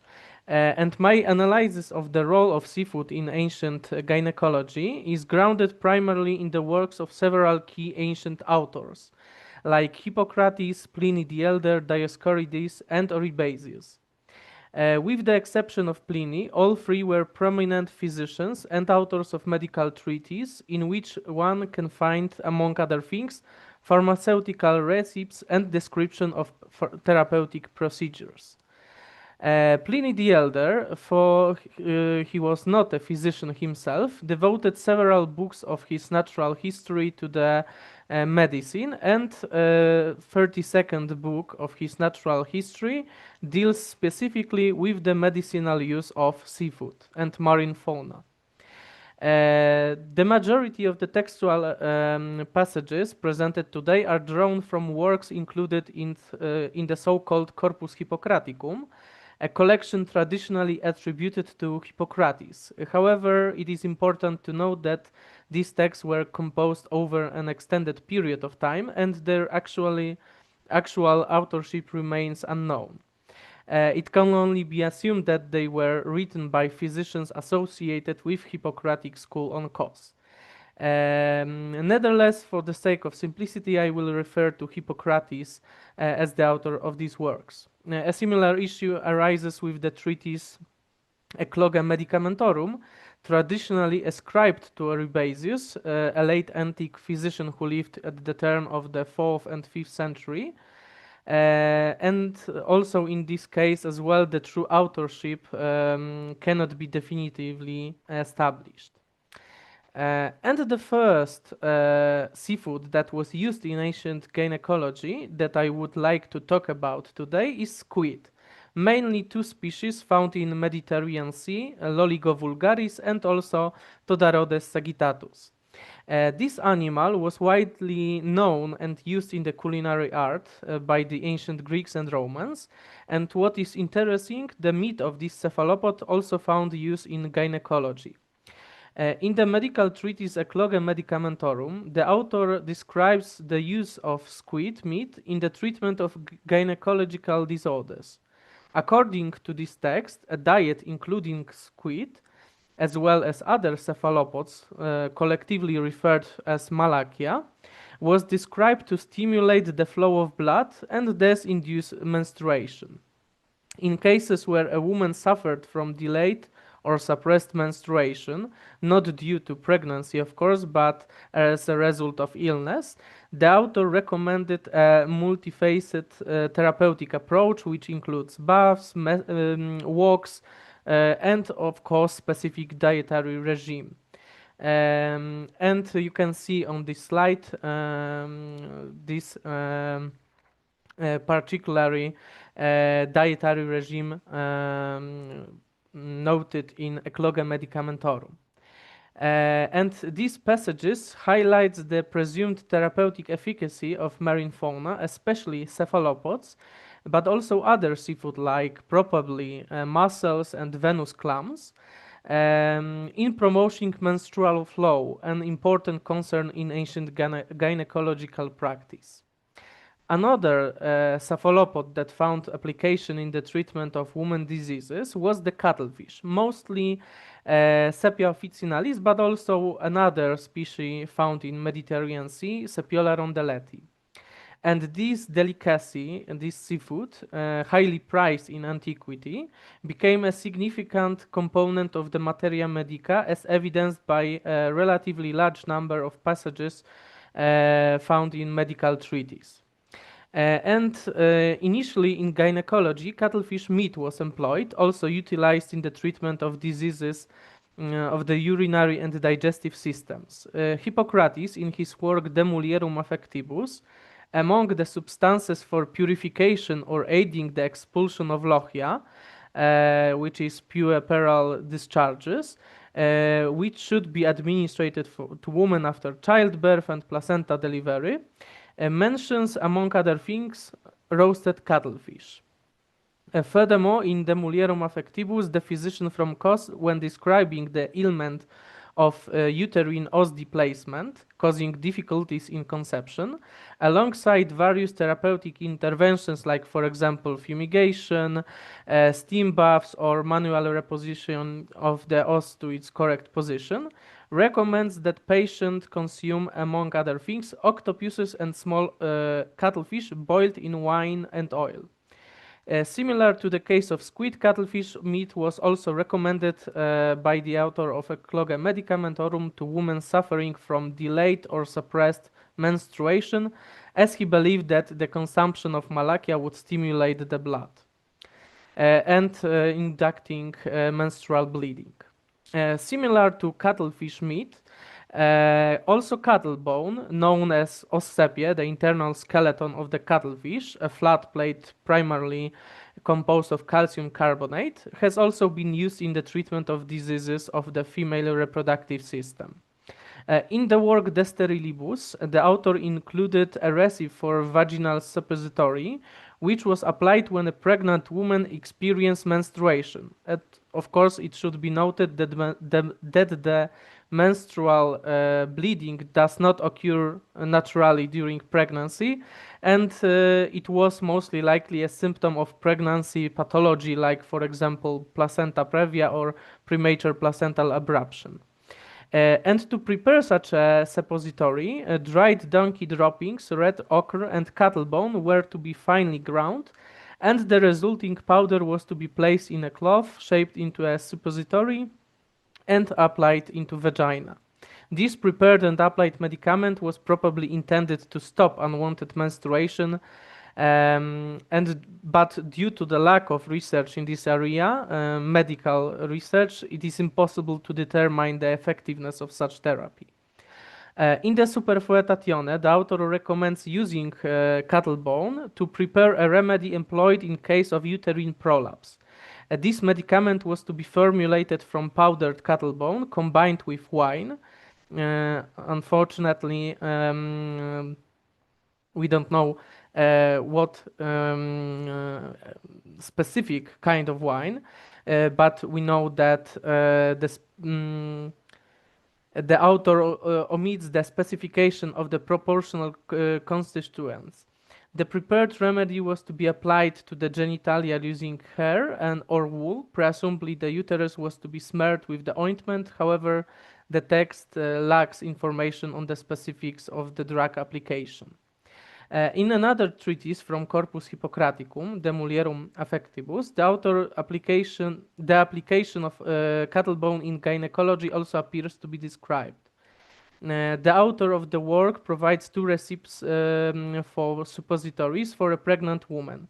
And in both fragments, among ingredients needed to make this pharmaceutical, ostracon is mentioned, and this polysemens term can denote, among other things, snail shells, bivalve shells, and cattle bone. It is therefore likely that cattle bone was also used to make these suppositories, described in De Mulierum Affectibus. However, depending on the availability of products, it was perhaps used interchangeably with snail and bivalve shells. In the first of the receipts, the author of De Mulierum Affectibus recommends burning cucumber seeds and ostracon and then dissolving the ashes in wine.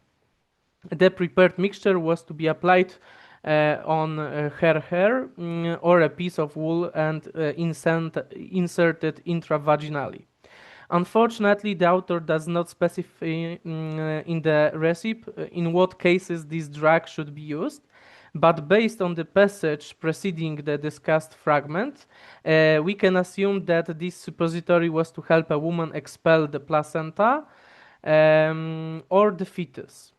Further, in the Mulierum Affectibus, the author also describes a recipe for an expulsive suppository, which should be used in the case of fetal death. To obtain such a medicament, powdered, fresh ostracon was to be mixed with goose fat. And due to the lack of research in this area, we also cannot say if this treatment was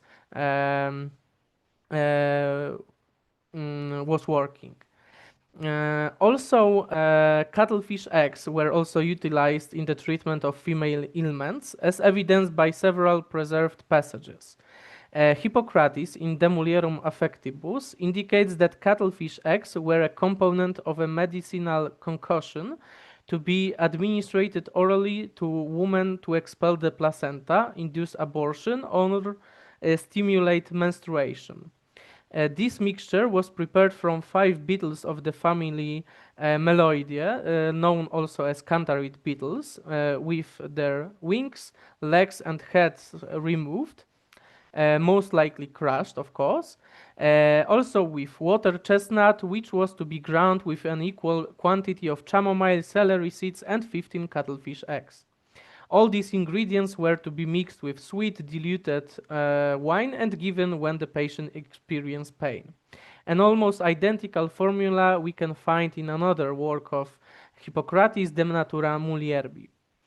Hippocrates describes a very similar prescription to the above in another fragment of De Mulierum Affectibus, with the difference being the route of administration and form of medicine.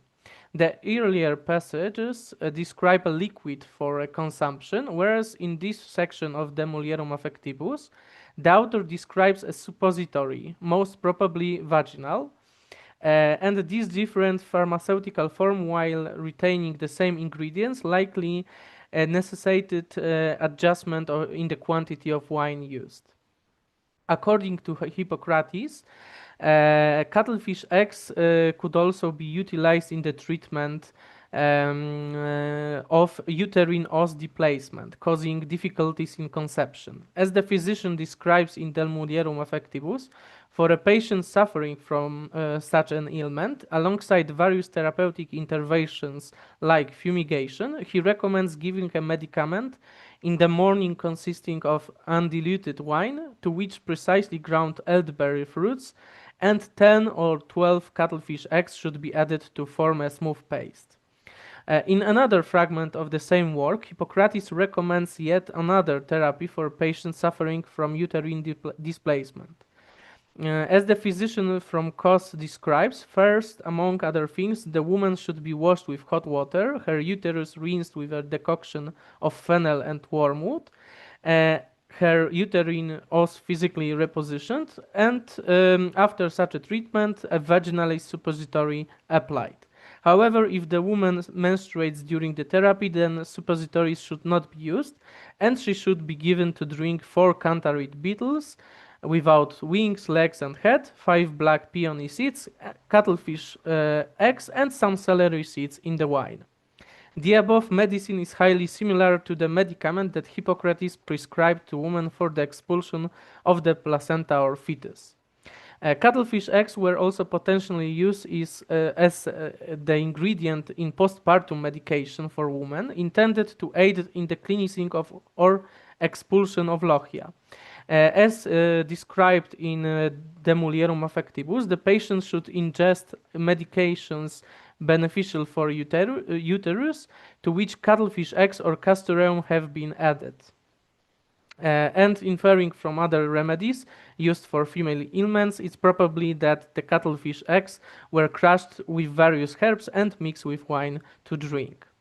The last cephalopod used in antiquity in gynecological therapies was the octopus, primarily the species like Octopus vulgaris, but also Octopus macropus, Eledone moschata, and Eledone cirrhosa. The consumption of common octopus meat was frequently recommended for patients suffering from gynecological conditions or during the postpartum period. Hippocrates, in his work De Mulierum Affectibus, lists roasted small octopuses and cuttlefish among the agents intended to clear lochia. That should be given to women after childbirth and placenta expulsion. Furthermore, in De Mulierum Affectibus, the author while describing the ailment of uterine os displacement, suggests that the patient consume octopuses and small cuttlefish boiled in wine and oil. This recommendation is made alongside various other therapeutic activities, of course. Similar indication for the same ailment can also be found in De Superfoetatione, where Hippocrates advises, start of quotation, let her eat the cooked meat of fat puppies and octopus cooked in sweet wine, and let her drink the broth from it. End of quotation. Rebecca Fallas suggests that the inclusion of cooked octopus in the previous mentioned passages might have stemmed from the moisturizing and purgative properties of this cephalopod flesh. Hippocrates also discusses the use of octopus in peripartum therapeutics in De Morbis Popularibus. He states that to induce labor in women, a vaginal suppository of natron, coriander, cumin should be applied, and large quantities of hot, half-roasted or half-burnt octopus should be given for consumption. The list of therapeutic dietary application for octopus meat in female ailments, we can expand with another passage from the Superfoetatione. Hippocrates describes various concoctions intended to quickly induce menstruation, among which he includes beaten octopus to be consumed as follows. Start of quotation. She should eat softened by beating octopus and likewise swallow celery and asparagus seeds and drink white wine 3 times a day on an empty stomach. End of quotation. This diet, rich in celery seeds, asparagus, and octopus, was intended to induce menstrual bleeding in patients likely suffering from primary or secondary amenorrhea or menstrual cycle irregulations. And the final seafood, whose application in ancient gynecology is confirmed and I would like to talk about today, is purple shell snails, also called murex snails, possibly known to you by their Greek name Porphyra and Latin Purpura. These refer to 3 species of marine gastropods, Hexaplex trunculus, Thais hemastoma, and Bolinus brandaris. And as the Pliny the Elder states in the 32nd book of his natural history, the ash of murex shells, when combined with honey, was considered an effective remedy for breast pain in women. This pain can be attributed to various factors, including hormonal fluctuations during menstruation, mastitis, or milk stasis. And this ointment was intended for topical application, specifically for anointing the afflicted breasts. Dioscorides, in turn, recommended the use of another part of murex snails, the operculum, which is a calcareous structure formed by snail to completely or partially close the aperture of its shell. And in the treatment of due to Dioscorides, it should be also used in the treatment of female ailments. And this part of the snail was believed to assist women suffering from so-called uterine suffocation and also to aid in the expulsion of the placenta after childbirth. For this purpose, fumigation was to be employed. The woman's genitalia organs were to be sensed with smoke produced during the combustion of murex opercula, perhaps only externally or perhaps by introducing smoke into vagina. And to conclude my presentation, as you have heard during my presentation, seafood was used in the treatment of women diseases, in ailments associated to the functioning of the female reproductive system or during pregnancy and postpartum. Medicines containing marine products were administered for various purposes, including the induction of menstruation, the expulsion of placenta, the termination of pregnancy, the cleansing or discharge of lochia, treatment of uterine prolapse, and female infertility, as well as for the management of hysterical suffocation. Therapeutic practices involved not only the consumption of the flesh of seafood, but also made use of various anatomical components, such as ossepia and operculum, and substances produced by these creatures like eggs. During therapy, seafood was usually consumed as part of therapeutical diet, but also in the form of liquid medicines for drinking. But also seafood was, from seafood they made suppositories, ointments, and it is impossible, unfortunately, to for now, of course, to study the efficacy of the described medications or therapies. Unfortunately, there is a lack of research in this area, but I hope in the future it will change. Thank you very much for your attention. Thank you very much, Patrick. That was very interesting. I already see a question here. What are the cultural associations around seafoods that might have made it suitable to include in gynecological recipes? Yes, thank you very much for this question. Probably culture also have some impact on the usage of seafood in gynecological treatment, because as you know, or maybe not, also in antiquity, seafood was considered as aphrodisiacs, as animals, especially sacrificed to Aphrodite, the goddess of love, of sexuality, and so on. So probably also because of that, they were used to, for example, problems with infertility of women. So yes, probably cultural also was very important in the usage of seafood in ancient gynecology. Thank you very much for this question. Thank you. I would like to ask something as well. You mentioned the hair of a hare a few times. Why a hare and why not other animals? Uh, it's a good question. Probably, I don't know specifically why this hair, not other hair of other animal. Probably it was. Mm, hmm, it's a good question. Just But something I thought. unfortunately, I didn't find the answer for that in this medical treatise. So, thank you very much for that, and I will check it soon. All right, thank you. It's just something that came up in my mind when I saw a few times the hair of a hare that I was wondering why the hair. Thank you.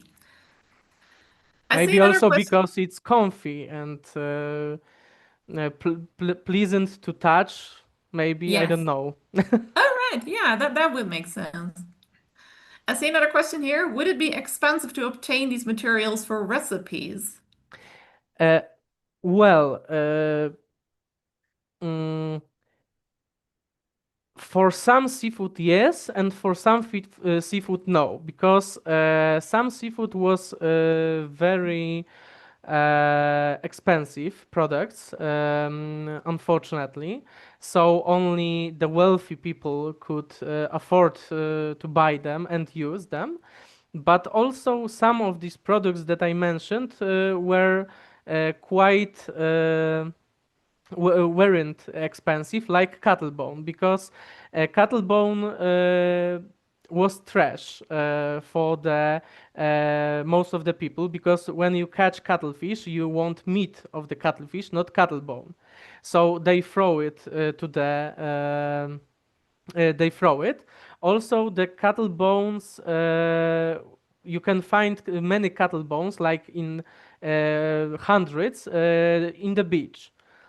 Also, like any other shells of gastropods or bivalve. So, shells and cattle bones weren't expensive. They were quite cheap, but meat of the seafood was quite expensive, and only upper class could afford that. Yes, thank you. I see another question in the YouTube chat. I think octopus, etc., are very high in iron. Did the ancients have any awareness of anemia and the effects of iron-rich food? Oh, that's interesting. Hmm. Very interesting question. To be honest, I didn't find any of this information, but also I didn't focus on that, so can't answer the question. But thank you very much. I will check it also. Perfect. And then one last question here in the YouTube chat. Do we have any primary sources, either Hippocratic texts or any other ones, that talk about why they think these seafoods can help with gynecological issues? Mm, Mostly medical treatises, like as I mentioned, Corpus Hippocraticum, but also works of Oribasius. Today I mentioned only Ecloga Medicamentorum, but also we can find some informations about gynecological treatment in other treatises written by Oribasius, like Collectiones Medicae. Also, there is a lot of information in Galen's treatise, De Simplicium Medicamentorum, De Compositione Medicamentorum per genera, and so on and so on. Also, as I mentioned, in Dioscorides' works, and also I will recommend the text of Athenaeus of Naucratis, De Hypnosophistae, because some of the information about dietary treatment due to gynecological ailments we can also find in this work, but of course it's not the main purpose of this work, so it's very just few informations, but mainly when you want to look for that information, you should check Galen first, also Corpus Hippocraticum, Oribasius, and late antiquity and early Byzantine doctors, like for example Paulo Vegina also. So there is a lot of text where we can find such an information. Sounds like quite a lot. Yeah, that's good. I hope that answered the questions from the people in the chat who had questions. Fascinating research. Thank you so much. Thank you very much. Best of luck going forward. Let me check one more time if we have any final questions, comments here. No, I can't see anything. Would you like to add anything more? No, thank you very much for the attention. All right, thank you so much. Yeah, and best of luck going forward with your research.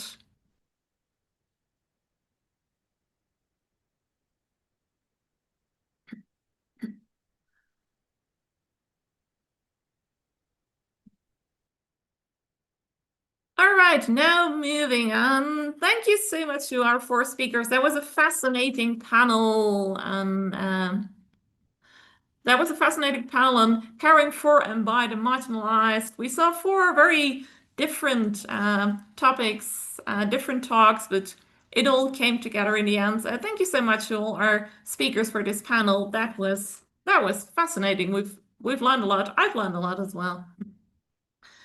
So now, before we continue with the next panel, number 5, there will be a short talk in between about one of the SASA teams. We had a few of those talks yesterday, and there will be a few more again today.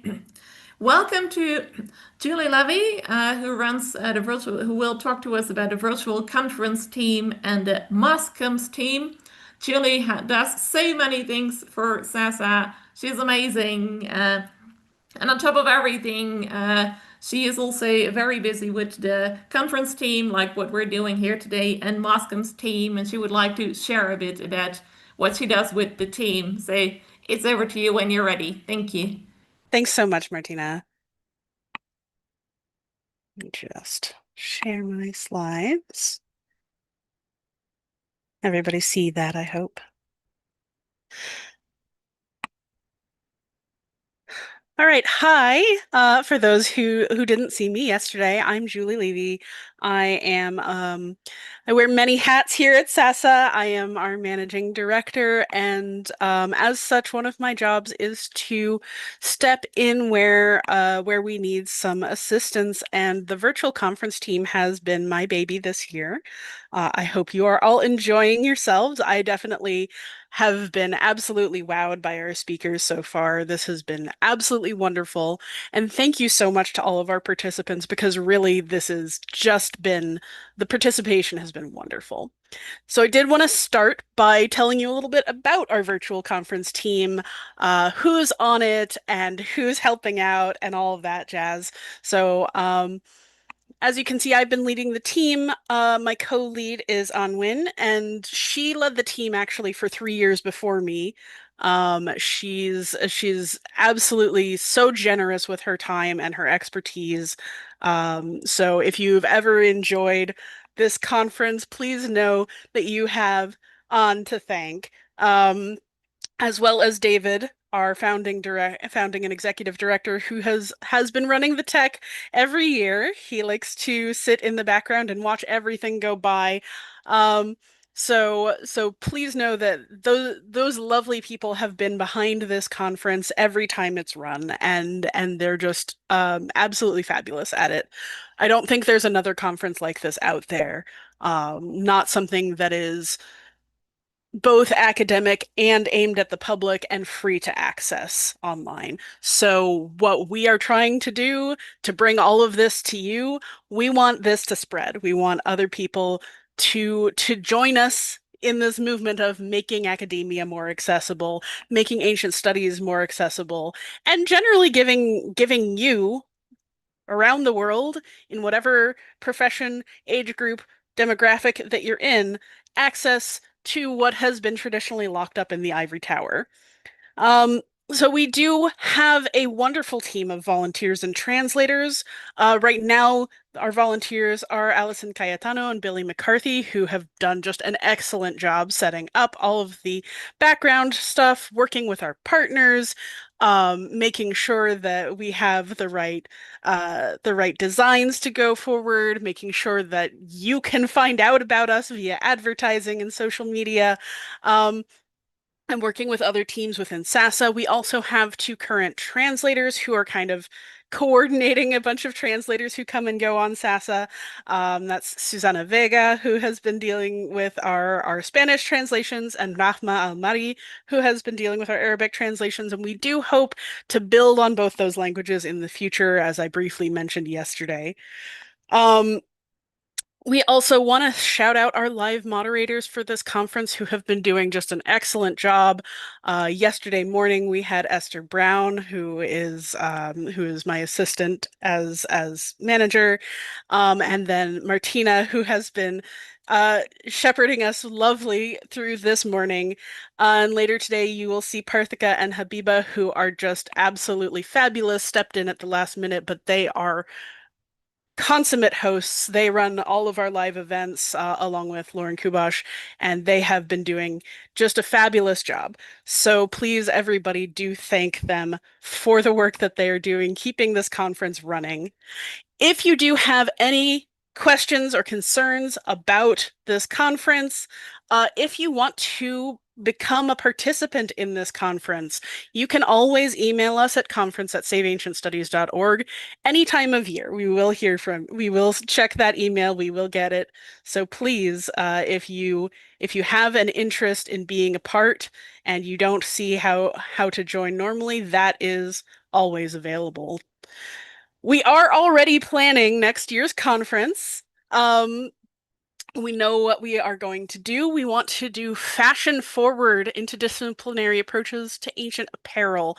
So that's going to cover anything from ancient, ancient fashion, ancient armor, amulets, shoes, anything that's along those lines. We're going to be really looking for papers from around the world, because fashion is something that changes constantly, and that's something that we love to see. We love to see it now. We love to see it then. I would not be surprised to get a paper just on the outfits of Osiris, because if you've ever looked at depictions of Osiris, he has some taste. So like we could see so much here. There are hairstyle historians who've recreated Roman matrons' hairstyles. There are material historians who work on armor, just all kinds of things. I'm very excited about this idea. We do already know we have planned dates. So next July, it'll be the 19th and 20th. It'll again be a Sunday and a Monday. And the call for papers will probably go out in early 2026.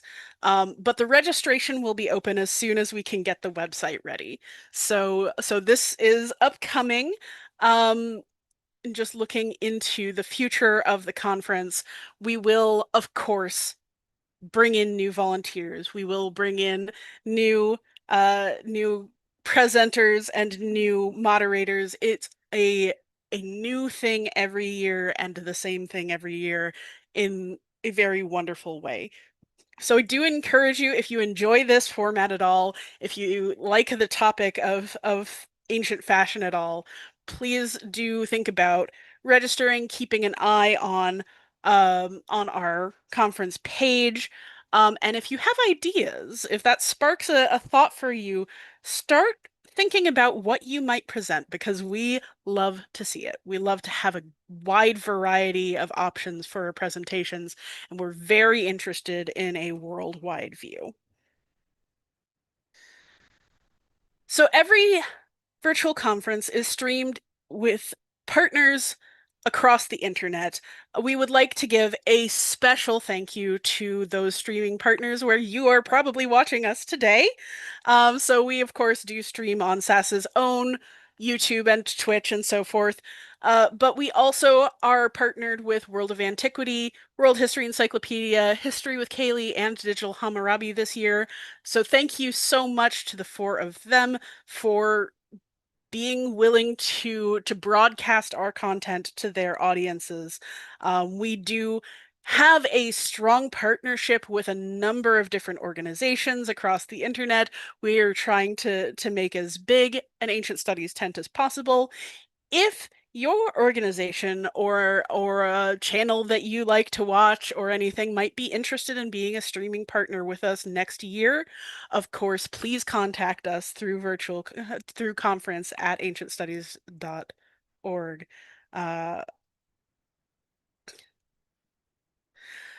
I also wanted to turn some attention onto our mass communications team, where I am very temporarily in charge, but they've given me the task of presenting on their behalf.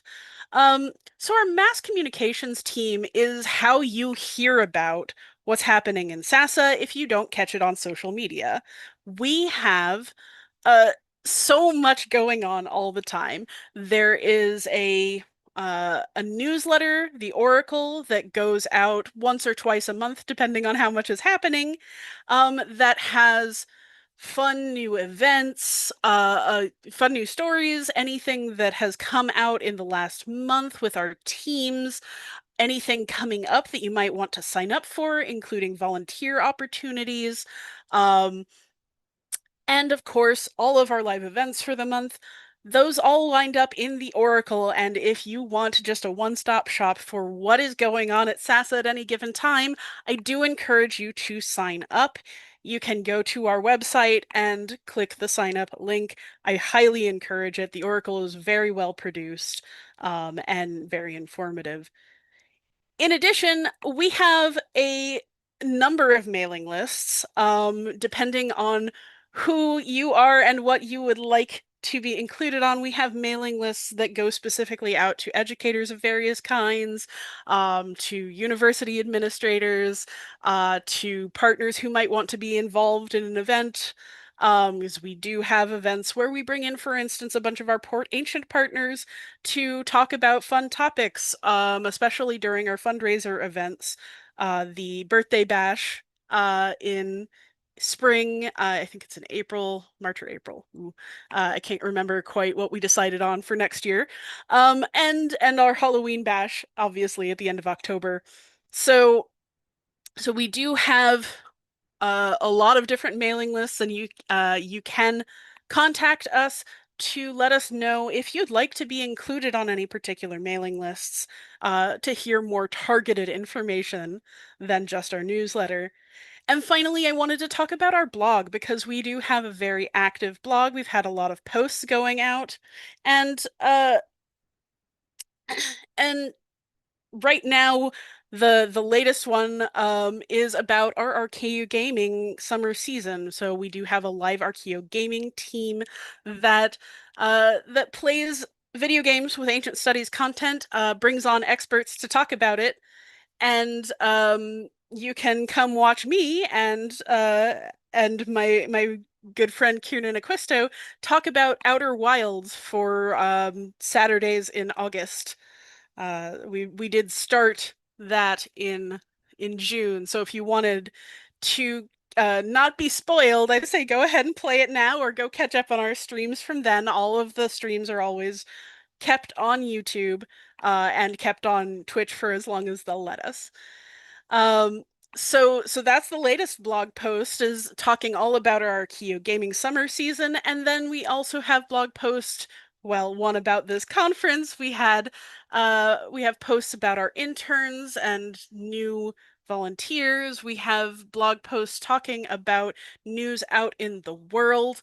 We're looking at having some news posts soon about the state of ancient studies departments across the US under the current administration. We're going to be talking about the state of ancient studies in Senegal with the current political situation there.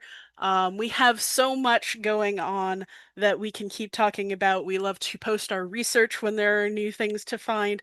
So if you want to know what's going on with SASA, if you want to keep up with our programming, if you want to be involved, I highly recommend that you sign up for the Oracle and check out our blog.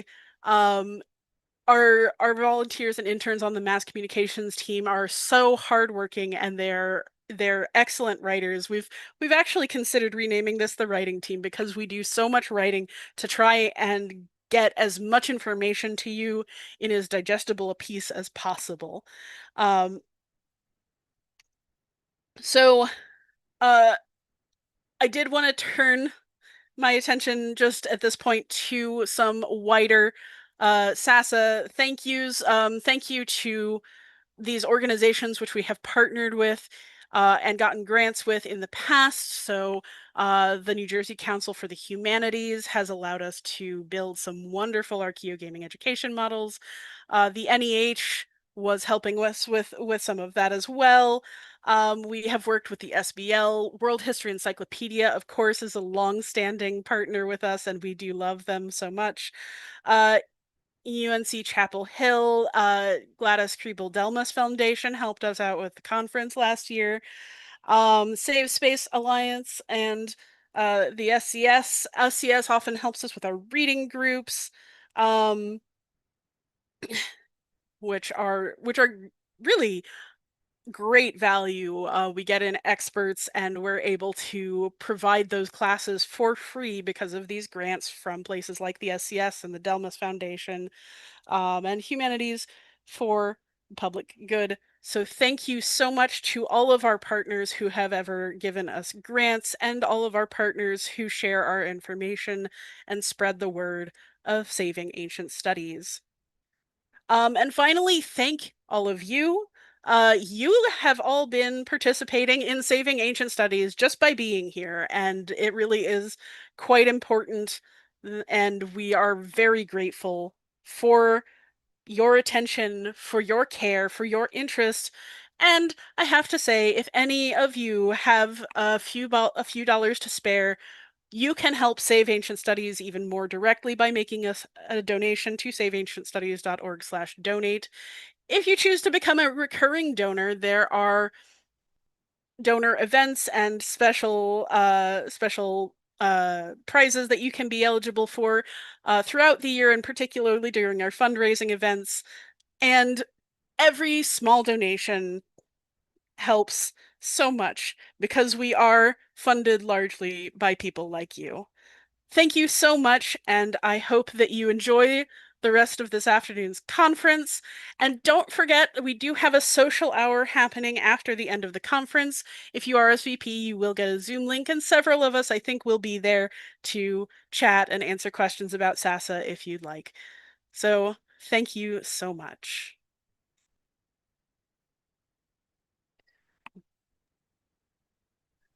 Thank you so much, Jilly. I already love the idea for the conference next year, fashion and such. Yeah, that's great. And thank you, of course, for everything you do. Like I said, Julie does like a million things for SASA all the time, and we're so grateful for everything you do. So thank you so much. Thank you, Martina. We shall soon be moving on to the next session, and then I will also hand over to Parthika, who will then become the next host. Let's see. Yes, there you are. Thank you, Martina. Is everything working? Are you now the host? Yeah. Yeah, perfect. Thanks so much, everyone. I hope you enjoyed it so far. I will hand over to Parthika for the next session and enjoy the rest of the day. So, hello everyone. Good morning or good afternoon to you based on where you're joining us from. I am Parthika and I will be your moderator for the rest of the conference. So just to introduce myself, I hold a bachelor's in history and I'm currently pursuing a master's in liberal arts. I help run the live events team here at SASA. I've been part of SASA for about a year and a half now, and it has been amazing. I mean, it is an amazing organization to be part of. I've worked on live events, on masterclasses, on our port ancient partnerships, on the reading groups, and so on. And I do believe that we help take history to other learners, scholars, and students through our events. We are looking for volunteers and interns, so if you're interested, please do apply to join us and help us save ancient studies a little at a time. Just to let you know where we are at this time. So we will be starting the fifth session of the conference in just a few minutes, which is medical practices in antiquity.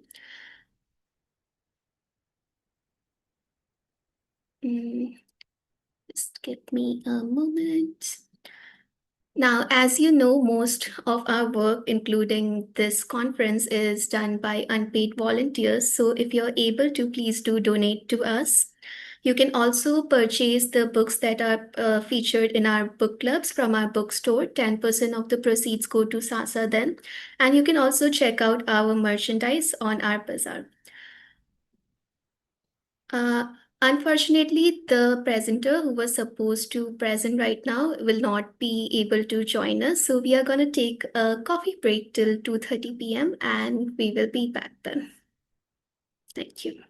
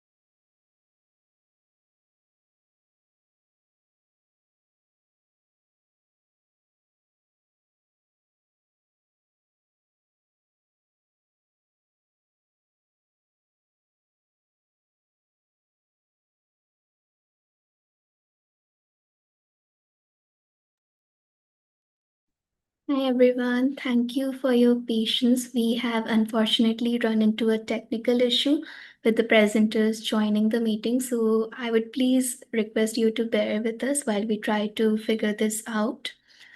We will start the session as soon as possible.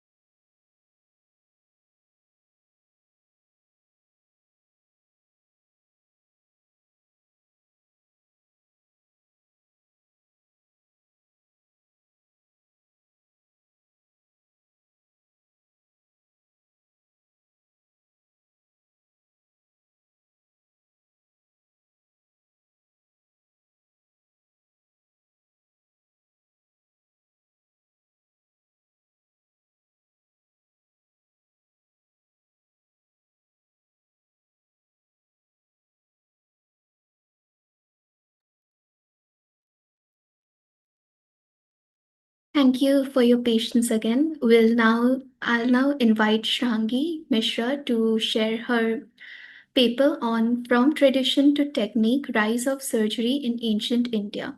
Shangi is a passionate researcher and storyteller deeply drawn to the richness of ancient history. As a PhD scholar in ancient Indian history and archaeology at the University of Lucknow, Shangi doesn't just see history as a collection of events but as a living narrative that continues to shape our present. Shangi's curiosity has always led to uncovering the stories behind places, people, and things, making history more than just a subject. It is an emotion, a way to connect with the past on a deeper level. Beyond academia, Shangi believes in the power of curiosity, novelty, and continuous learning. Writing and content creation allows her to express their thoughts and share knowledge. Thank you. I'll now hand it over to Shangi.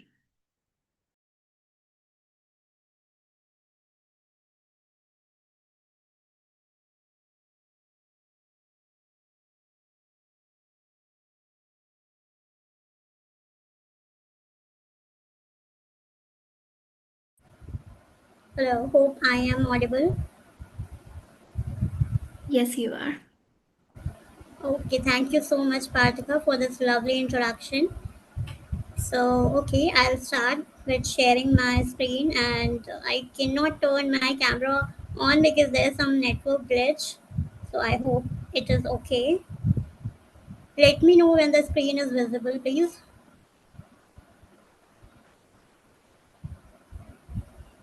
Yes, please go ahead and share it.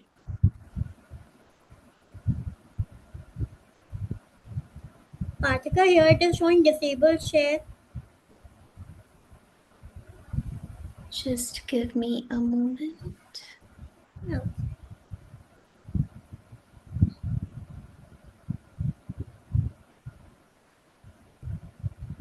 Yes, please try now. okay. Yeah.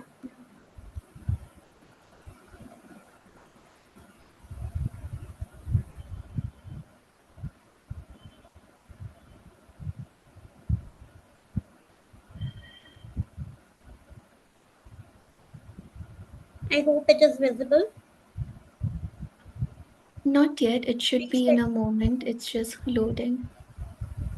Okay. Let me know. Yes, it's visible now. Okay, okay. So basically, surgery is often seen as a modern advancement Shangi, closely I linked can with technology. just see the Zoom meeting for now. Can you change the tab? Yeah, yeah. Is it okay now? No, I can still just see the meeting. Okay. Maybe stop sharing it and try again. Yeah, yeah. Just a minute.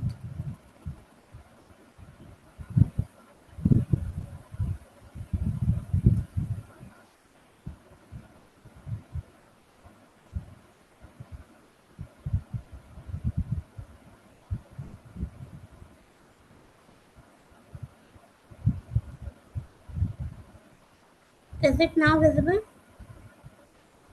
Still can only see the meeting. Oh my god. Maybe you're selecting the wrong tab to share. Let me try once more.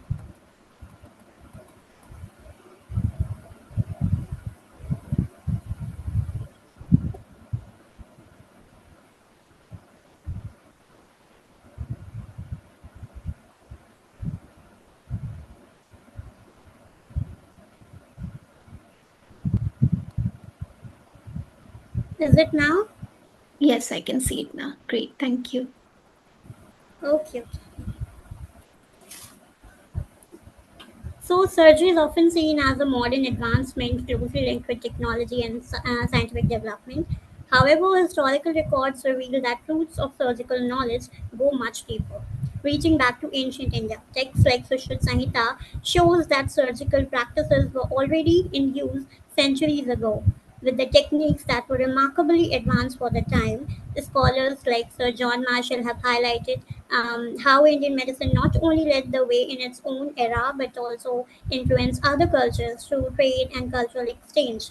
The quote by H.W. Rawlinson, India suffers today in the estimation of world more through world's ignorance of her achievement than in the absence or insignificance of these achievements, feels especially relevant when we talk about the ancient medical system and its root.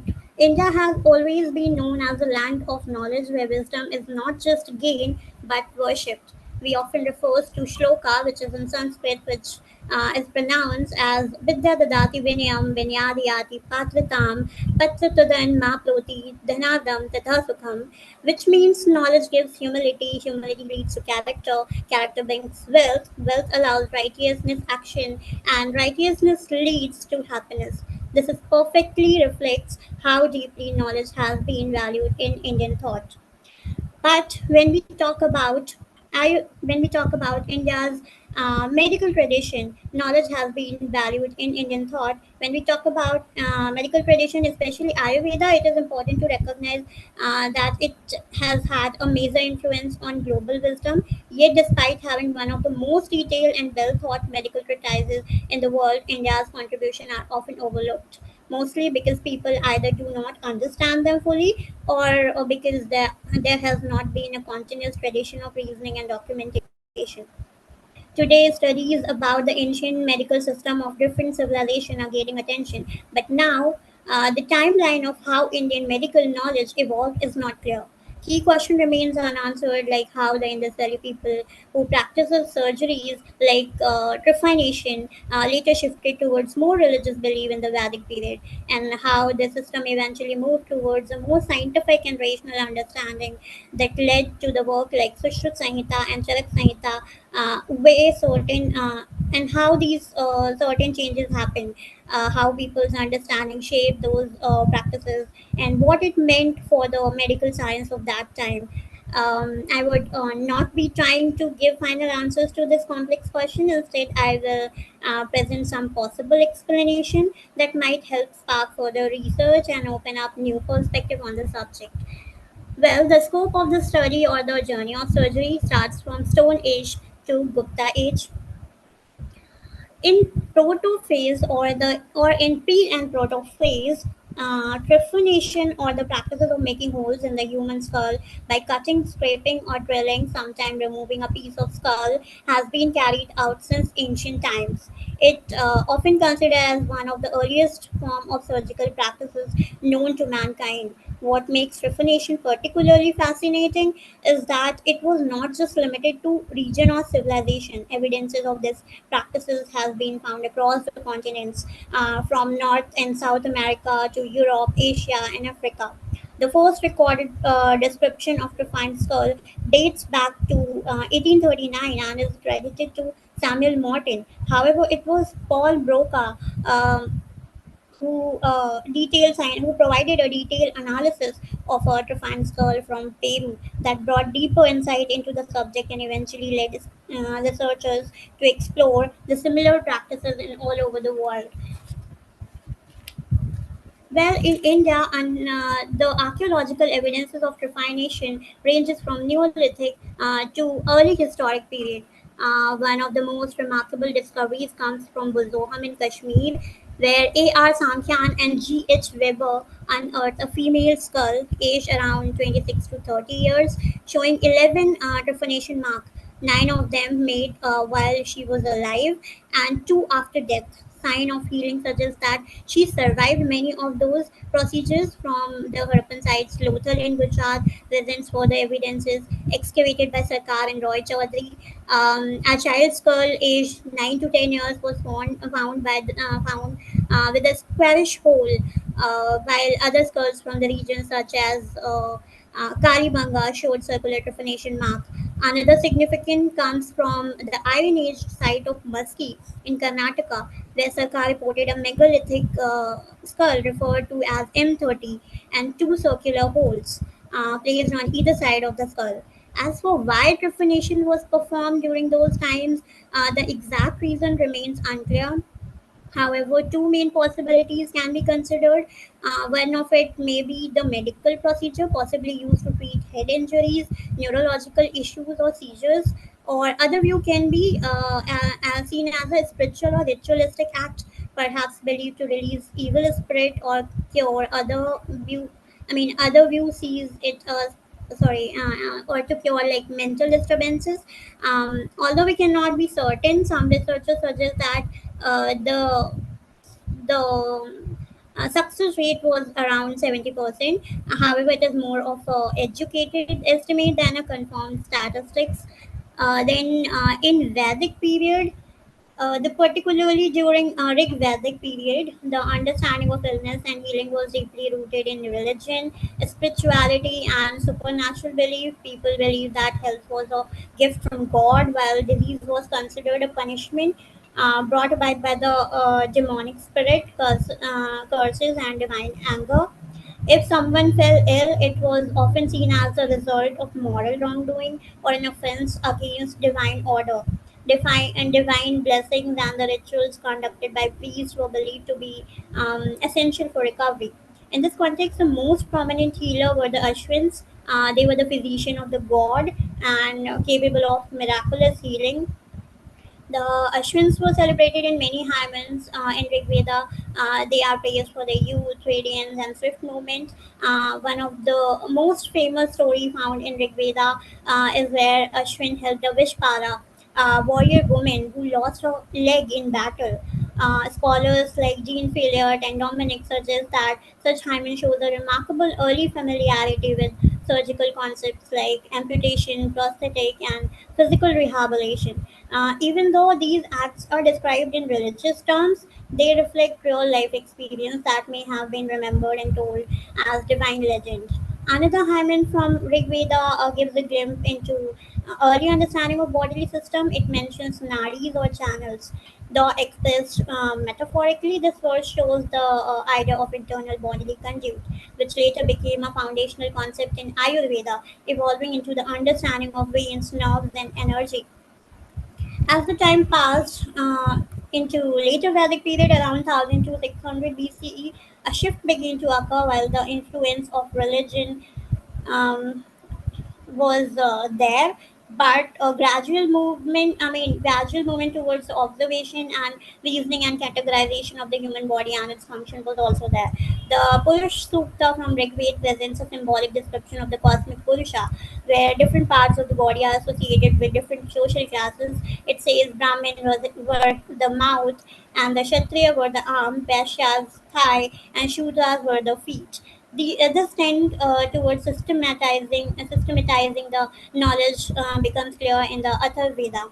Composed slightly later, the Atharvaveda is often called as Veda of medicine because it contains many hymen dealing with health, herbs, and healing techniques. It mentions a specific disease like fever, which is also called as Takman in Atharvaveda, cough, kasa, and skin conditions, and even describes illness that resembles malaria, including observation of the seasonal patterns. This indicates a growing sense of rational observation, although some disease were still personified as demons. The text also includes a practical remedy like herbs, charms, and were still to counter them, combining a spiritual belief with the practical knowledge. Even the image of Ashwin was also changed during the period. In the early period, they were miraculous working god who had brought many dead uh, to their life and restored their youth and performed supernatural powers. By the later Vedic period, especially in texts like Atharva Veda, the Ashwins were still evoked, but the images had matured into that of divine doctors, symbols of ideal healers rather than literal gods intervening into every cases. Another question arises when we study Vedic medicine and surgical knowledge, that if the Vedic people believe that disease was the cause of demons or God, then how did they develop a vocabulary for body parts? Well, the answer lies not in scientific dissection or a laboratory study, but in everyday life, observation, rituals, and reflection. Vedic people believed in close contact with nature, life, death, childbirth, injury, and aging were part of daily experiences. People saw what happened when someone got hurt, blood, wound, broken bones. These were not just mysteries to them. In ritual sacrifices, especially those described in Ayurveda, animals were offered and their bodies were cut open. This exposed internal organs like liver, heart, and bone. Over time, people began to connect what they saw in animals to what they knew of their own body. They understood what each organ looked like and roughly what it did because they saw them regularly during rituals and in daily life. According to Honle, in Sanskrit, many body part comes from verbs, words of action, based on what part they did. I mean, what part they follow or what function did they perform. For example, Sira comes from Sir, meaning to hold, because the head holds the brain and is the topmost part. Chakshu comes from Chaksh, which means to see. Heart or Hridaya comes from her to carry, since the heart was seen as carrying life or breath. They come from real life experience when people felt pain, breath, or movement. They named what they felt or saw using the logic of function and sensation. In modern phase, medicine in ancient India evolved gradually. Early texts like Atharvaveda include charms and remedies for illness, but by the modern age, the state itself promoted healthcare. Key evidences comes from royal inscriptions, Sanskrit treatises, and archaeological finds. Together show continuous advancement in surgical know-how. The modern emperor Ashoka actively promoted public health. His famous rocket second clearly orders medical care. It declares that Ashoka has made provision for two types of medical treatment for humans and medical treatment for animals. It says that wherever medicinal herbs are not available, I have had them imported and planted, and that along the road wells have been dug, trees planted for the benefit of humans and animals. But this text later also praise the policy. For example, the Ashoka Vandana tradition claims that Ashoka physician that he founded thousands of hospitals. The Arthashastra instruct that in battle, an army should be accompanied by physicians with the surgical instruments standing behind the fighting men to treat wounds. The city of Takshila, a major modern capital, became renowned medical school. Both Pali and Sanskrit sources describe Takshila as a great center of learning, including medicine and surgery. The Buddhist charted tales honor Jiva as a Takshila graduate in classical texts like texts called Satraya, another legendary physician, its master teacher. Excavation at Takshila, including the Silkup and Silsup settlement, have uncovered many copper surgical instruments matching description in classical texts. The Takshila Museum holds a rich collection of scalpels, probes, needles, forceps, spatulas, applicators, tongue depressors, and more. In practical terms, these find prove that surgery was actually practiced there. Together, these sources show steady development from the late Vedic to post-modern phase. Well, heading towards Gupta phase, by the Gupta times, Sanskrit medical treatises were authoritative. The Sushruta Samhita, the world's first comprehensive manual, had been compiled around the Gupta era. During the period, scholars and physicians inherited its teaching. The modern historians remark that Sushruta school was the most certainly the most advanced school of surgery in the world. According to Gazetteer of India, a surgery school of Varanasi specialized in these techniques, and the Sushruta is a compendium of its teaching, compiled in the 4th century. In short, in Gupta era, India preserved a rich surgical tradition. Gupta scholars also studied medical theory. They continued Charak Ayurvedic, and later author like Bhagabhatta wrote synopsis combining both the older knowledge of like Charak and Sushruta. They spread these kind of texts wide. By the 5th century, large universities like Nalanda likely taught medicine alongside philosophy and grammar. Gupta scholars in medicine meant building on earlier work rather than inventing totally new theories. However, political stability and wealth enabled wider practice and compilation of medical lore. For instance, Chinese pilgrim like Fahian visiting India in Chandragupta's second reign noted that Gupta ruler built hospital to care for needy hospitals. Were needy. Hospitals were built to provide free medicine to the poor. The Kam Sutra by Vatsyayan prescribed as ideal for well-maintained body and mentions healthcare, reflecting sophisticated ideas of hygiene and therapy. After modern times, inscription rarely mentions medicine. However, Chinese and Indian written accounts do. Fahian Namur praises Gupta era hospitals and benevolent king. Inscription from later period also refers to medical communities. Scholars have pointed out that by the late classic era, surgical duties often passed to specialist barber surgeons, which were called ambastha caste. Historian P.S. Chari notes that after the Gupta age, surgery migrated to surgeon of the barber surgeons. In other words, Gupta king's patronage sustained formal medical study, but later on, surgical skills became more folk and less documented in a royal inscription. Well, heading towards the conclusion, when we look at the long and fascinating journey of medical knowledge in ancient India, from trial and error method to refined surgical techniques, many questions naturally arise to our mind. And the first question that arises is, why did a civilization that once practiced something as complex as trepanation move towards more religious and ritual based system of treatment later on? So the answer according to me would be that if we go back to like pre and proto-historic era surgery, like trepanation seemed to emerge from pure human curiosity, survival needs, and constant observation people learned by doing. There was no textbook, just life, injury, recovery, and experience. But as the time went on, the practical knowledge did not seem to continue in the same way.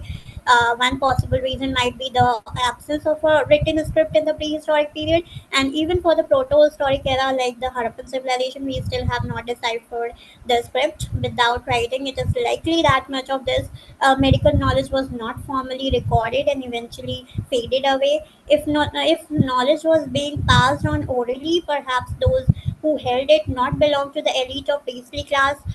They might have not have the same influence or recognition, so their skills did not make it to the literary records. It is also possible that these practices continued in some form among local tribes or like folk healers, but without a written documentation, we cannot say it for sure.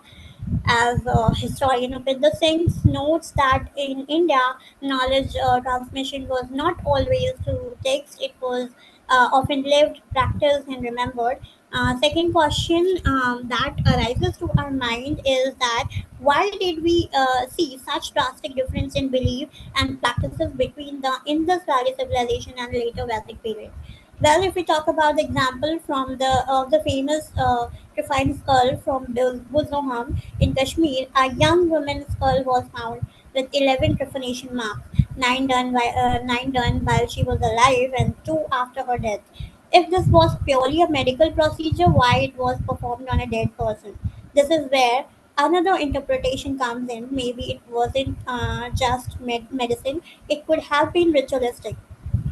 Some scholars suggest that profanation was believed to release evil spirit, a belief we also find echoed in early Vedic view of disease as a punishment from demon or angry god. So in that way, the shift from prehistoric healing to religiously framed medicine may not have been a break, but a continuation in different language. We can say another puzzle that we see is how society that once saw illness as a spiritual punishment slowly began developing organized medical treatises like Atharvaveda and eventually the Sushruta Samhita, one of the most sophisticated surgical texts in ancient Indian world. Uh, how did this transformation happen? So the answer seems to lie in slow, steady change.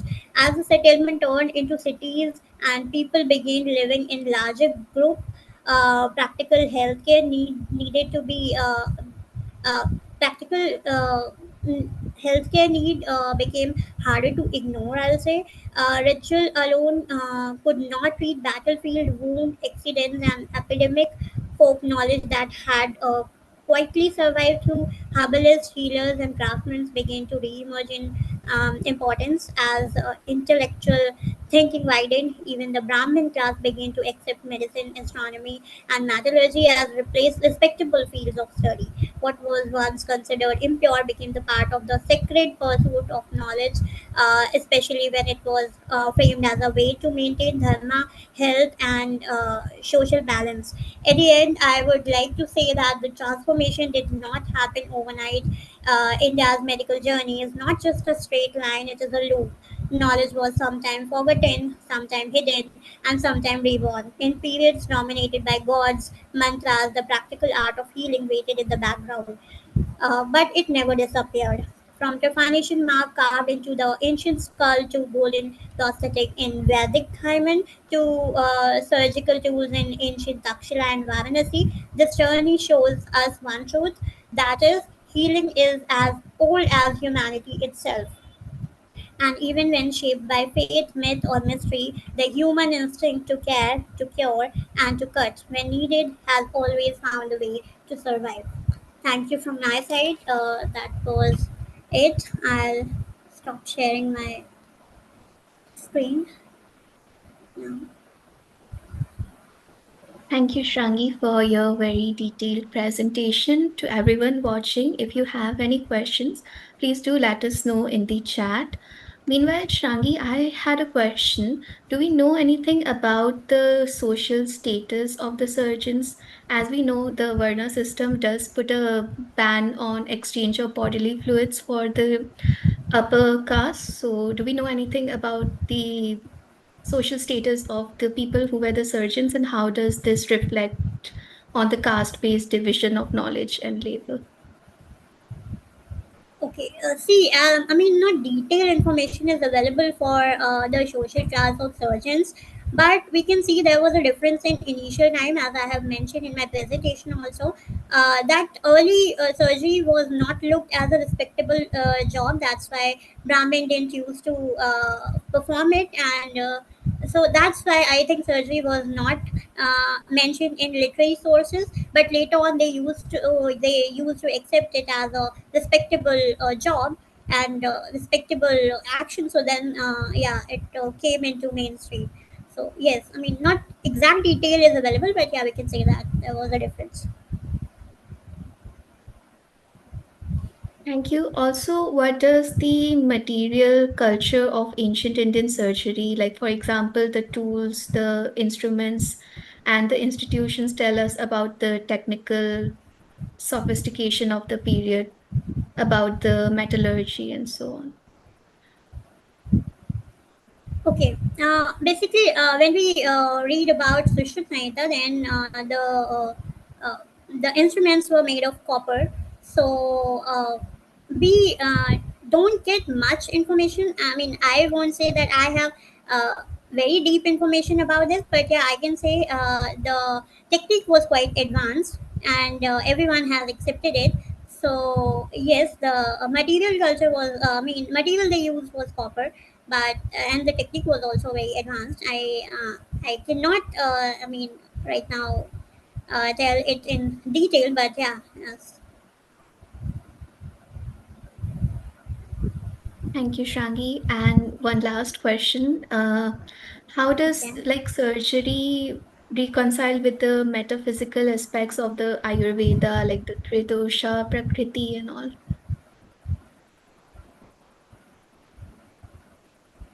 Hello, Hi, Shangi, can you hear me? hello.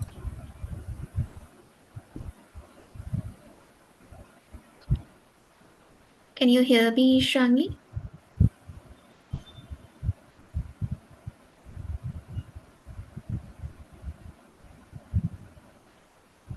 Well, it seems like Shangi is having some technical issue. Let me just try to figure that out.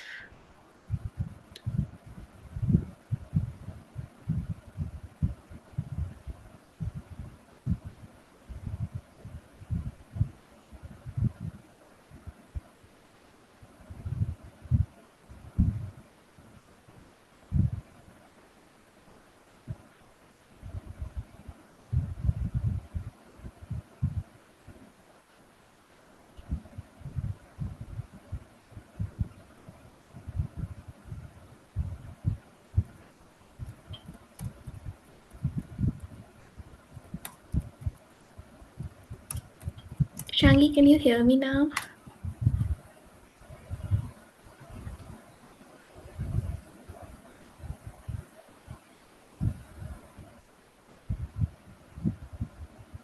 Well, as much as we try, there are always technical difficulties.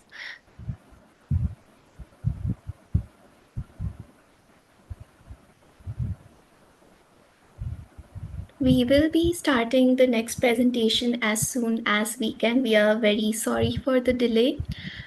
In the meantime, please let us know in the chat where you're joining us from. We love to see how global the community is, and also let us know if you have any questions about SASA.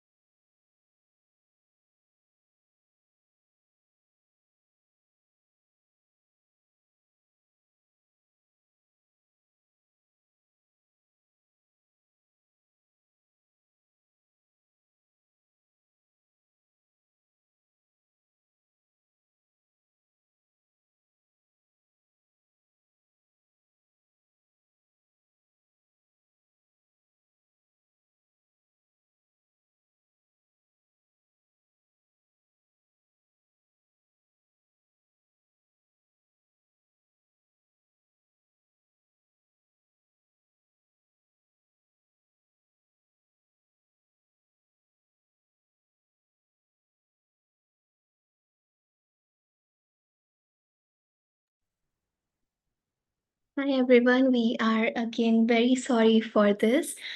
We are having some issues with the presenters joining the Zoom meeting. We are trying our best to solve it. And thank you to Brenda for telling us where you're from. Just to recap things for you, this is our 5th annual conference titled Body and Medicine in Antiquity, Healthcare, Knowledge and Practice. This is streamed on our YouTube account, on our Facebook and Twitch, as well as World History Encyclopedia's accounts and our other streaming partners, Digital, Hammurabi, World of Antiquity, History with Kayleigh, and Melissa in De Nile.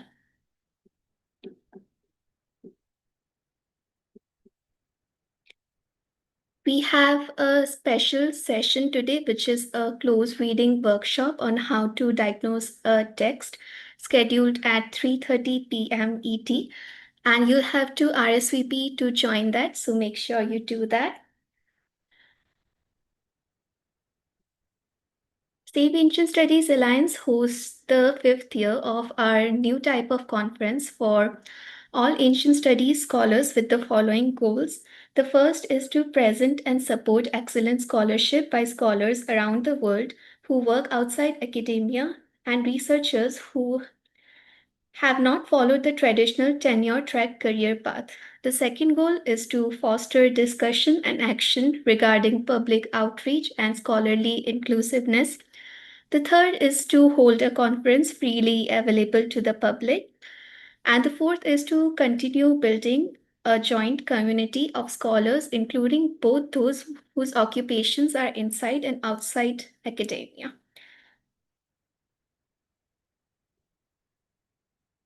We'll have our 6th annual conference next year, and the theme for that would be Fashion Forward Interdisciplinary Approaches to Ancient Apparel. And the call of paper would go out early in 2016. Thank you for your patience again. We are trying to resolve all the issues to our best ability. Please do bear with us.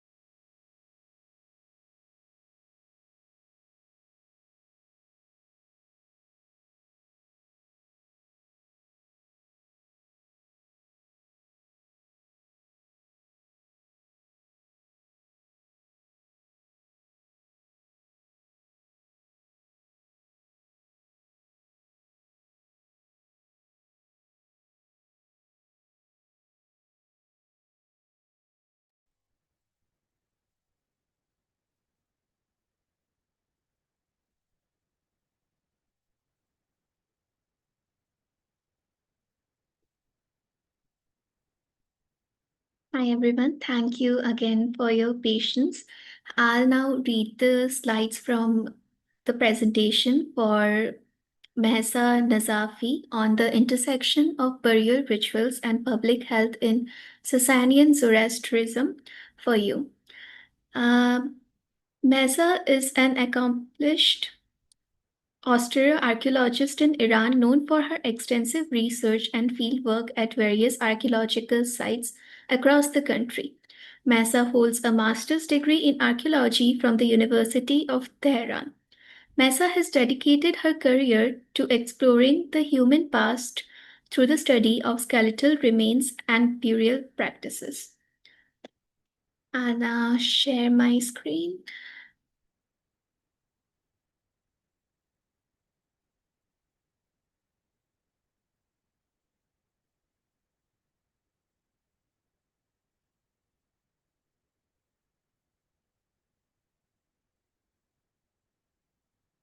I hope my screen is visible to everyone. As I mentioned, the presentation is on the intersection of burial rituals and public health in Sasanian Zoroastrianism by Mehsa Nazafi, an independent researcher in bioarchaeology who could not be here due to technical issues. So I'm just gonna get us through her presentation. So this is a map of the Sasanian Empire at its greatest extent in the year 628.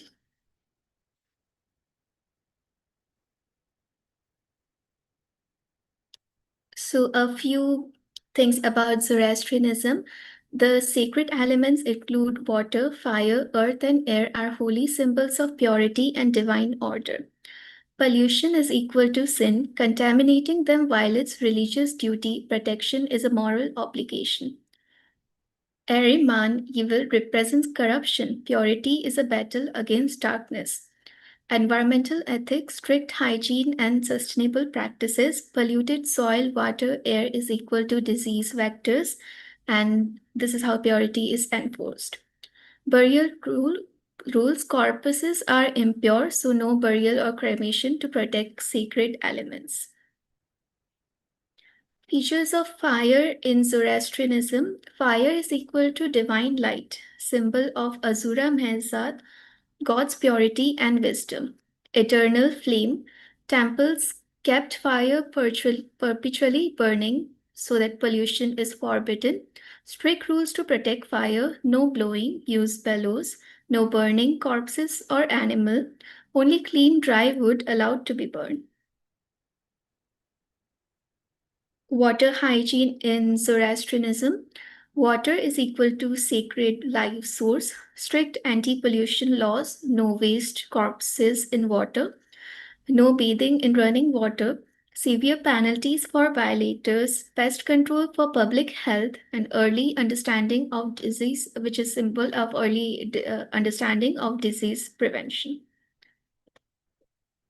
Zoroastrian classification of animals.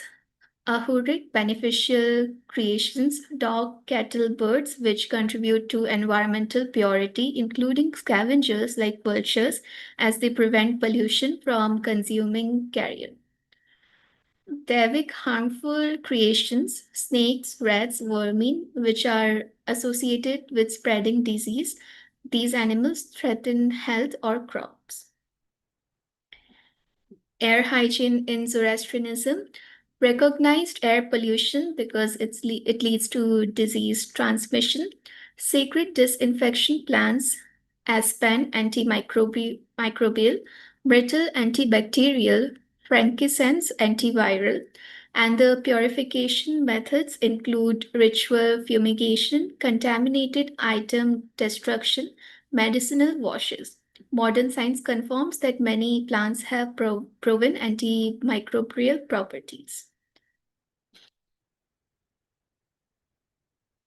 So modern scientific benefits include antimicrobial alkaloids, antibacterial fungal properties, anti-inflammatory, antiviral, disinfectant qualities, contains antimicrobial thymol, antibacterial properties, disinfectant oils, antibacterial smokes, which can also be found in Zoroastrian significance, And you can also find the list of scientific names of the plants.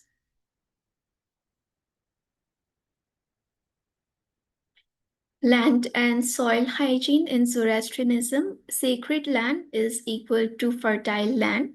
Cultivation is from divine approval. Barren, polluted land is rejected by angels. Strict anti-burial laws. 40-year fallow period for corpse-contaminated soil. Scientific basis, anthrax, tetanus risk. Ancient disinfectants include cow urine plus Heoma mixture. Zoroastrian burial, a ritual of purity, laws, penalties for corpse prevention, and cremated and buried. Science avoided soil-borne diseases, two-stage burial, sky exposure, and bone collection. Sky burial, primary stage. Ossuary for keeping the bones. Types include jars, coffins, niches in rock beds, towers made of stones, or towers of silence.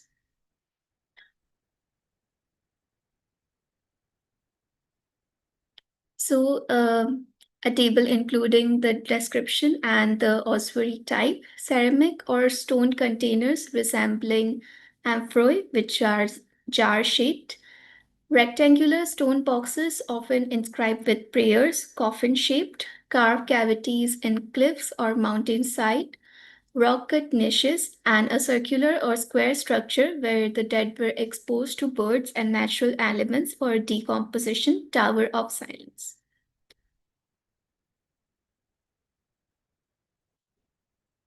Vultures were sacred in Zoroastrian tradition for stomach acid, nature's disinfectant; for feces, soil sterilizer; for consumption speed, efficient cleanup, 48 hours flesh removal; for containment, tidy scavengers.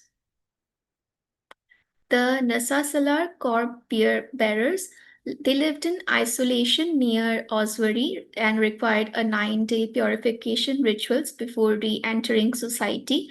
And they managed bone collection and ostoden disinfection with lime or acid. There is a decline in the use of Tower of Silence because of urban expansion near Tower of Silence. Vulture populations have decreased, and the Pahlavi government banned it in 1965. So the conclusions include environmental protection as disease prevention. Vultures were natural sanitation workers. Sunlight was a divine disinfectant. Purity rituals were equal to survival strategies, and a timeless lesson that public health is a convent with nature. So thank you for your attention. We do have Mesa online, so if you have any questions, please let us know in the chat.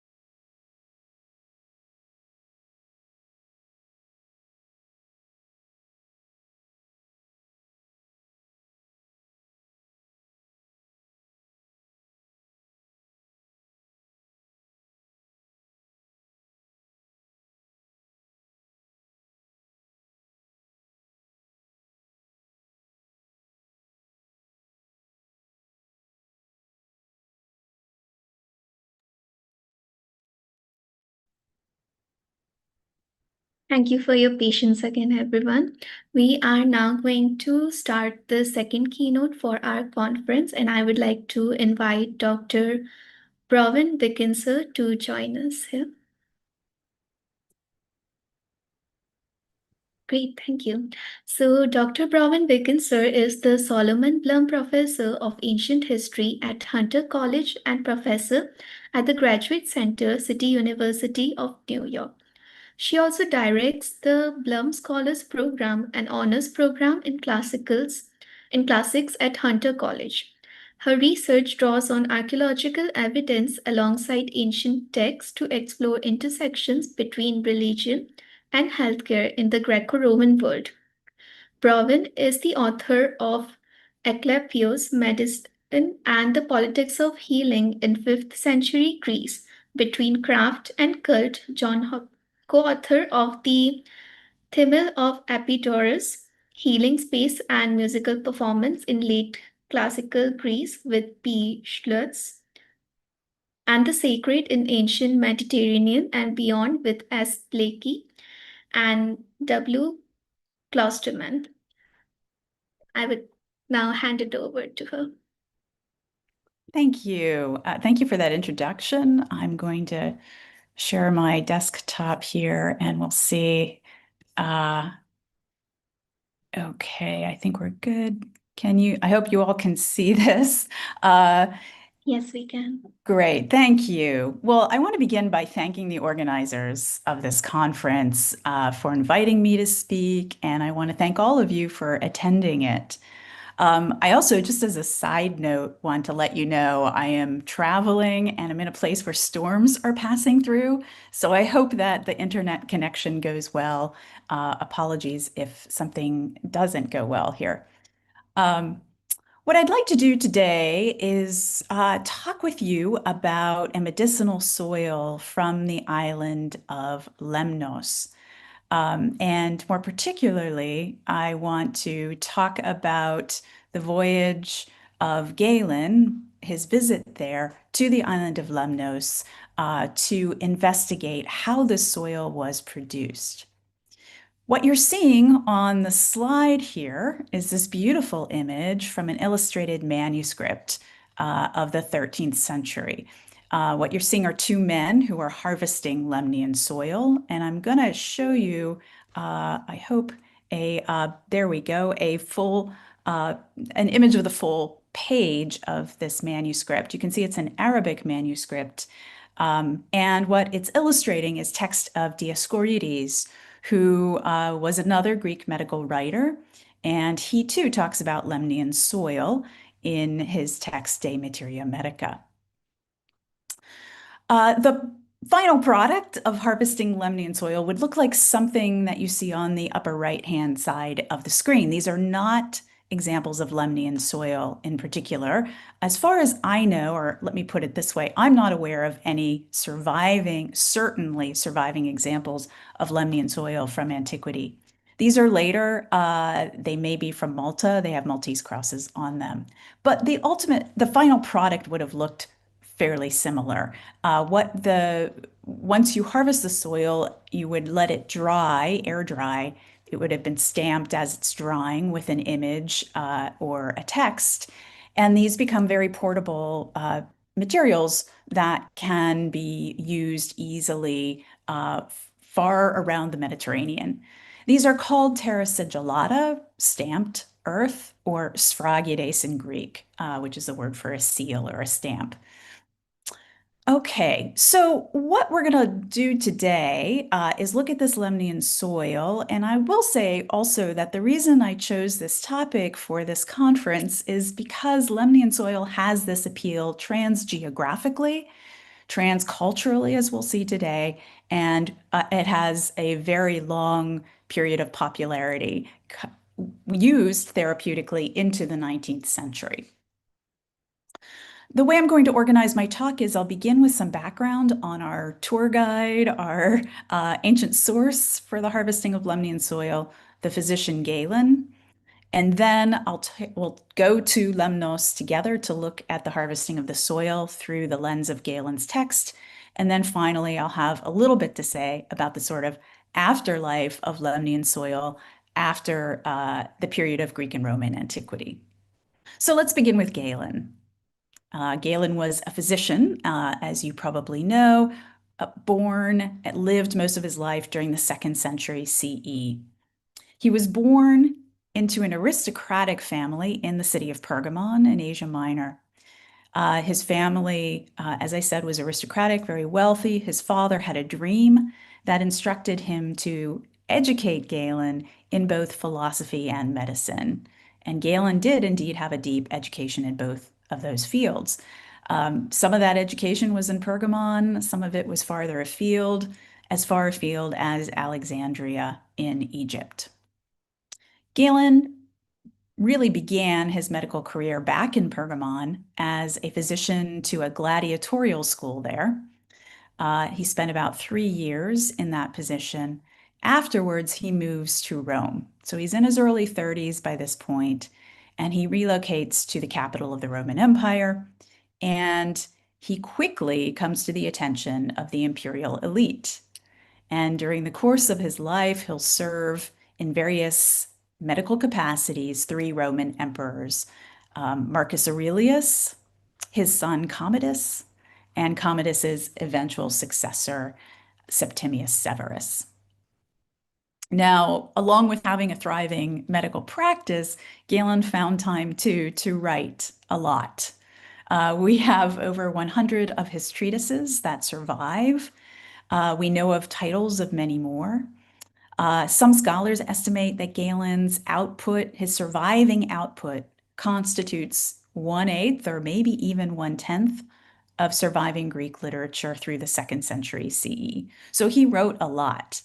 And we can thank traditions like the Islamic tradition that we saw represented earlier with Dioscorides for preserving a lot of these texts. And these texts were translated into other languages like Hebrew and Syriac as well. One of Galen's treatises has very recently been rediscovered, and I want to spend just a brief period of time talking about this text before we go to Lemnos to look at Lemnian soil. The text that has been recently rediscovered is called Perialoupias in Greek. Galen writes in Greek, and we might translate that as how to avoid distress. And it was rediscovered as recently as 2005. And the story of the rediscovery of this treatise is, I think, is part of its charm, of its intrigue. A graduate student who was working in France happened to go to a monastery in Thessaloniki to investigate some texts related to his dissertation. And while he was waiting for the librarian to bring him these texts, he took the initiative to peruse some catalogs and saw there an entry for Perialoupias, which we had known about. The title of that text survived, and we had excerpts of it, but much of the text had not, we thought, survived. But there it was, indeed, in this monastery in Thessaloniki. This graduate student, no longer a graduate student, Antoine Pietrabelli is his name. His dissertation advisor, Véronique Boudin-Millot, went to the monastery herself to investigate the text, and she produced the first text, the editio princeps of it, in 2007. And I say all of this because I think it's an interesting story. It reminds us that new things are being found, even on the textual side. And it is, in the terms of the longer sweep, maybe, of medical history, even just going back to Greek and Roman times, 2005, 20 years ago is kind of a nanosecond in time in that longer sweep. So it's exciting that we have some more recent texts to look at. The image you have here is the cover of one translation of it. I do like this particular translation by Vivian Nutton, which includes also a really helpful contextualizing essay.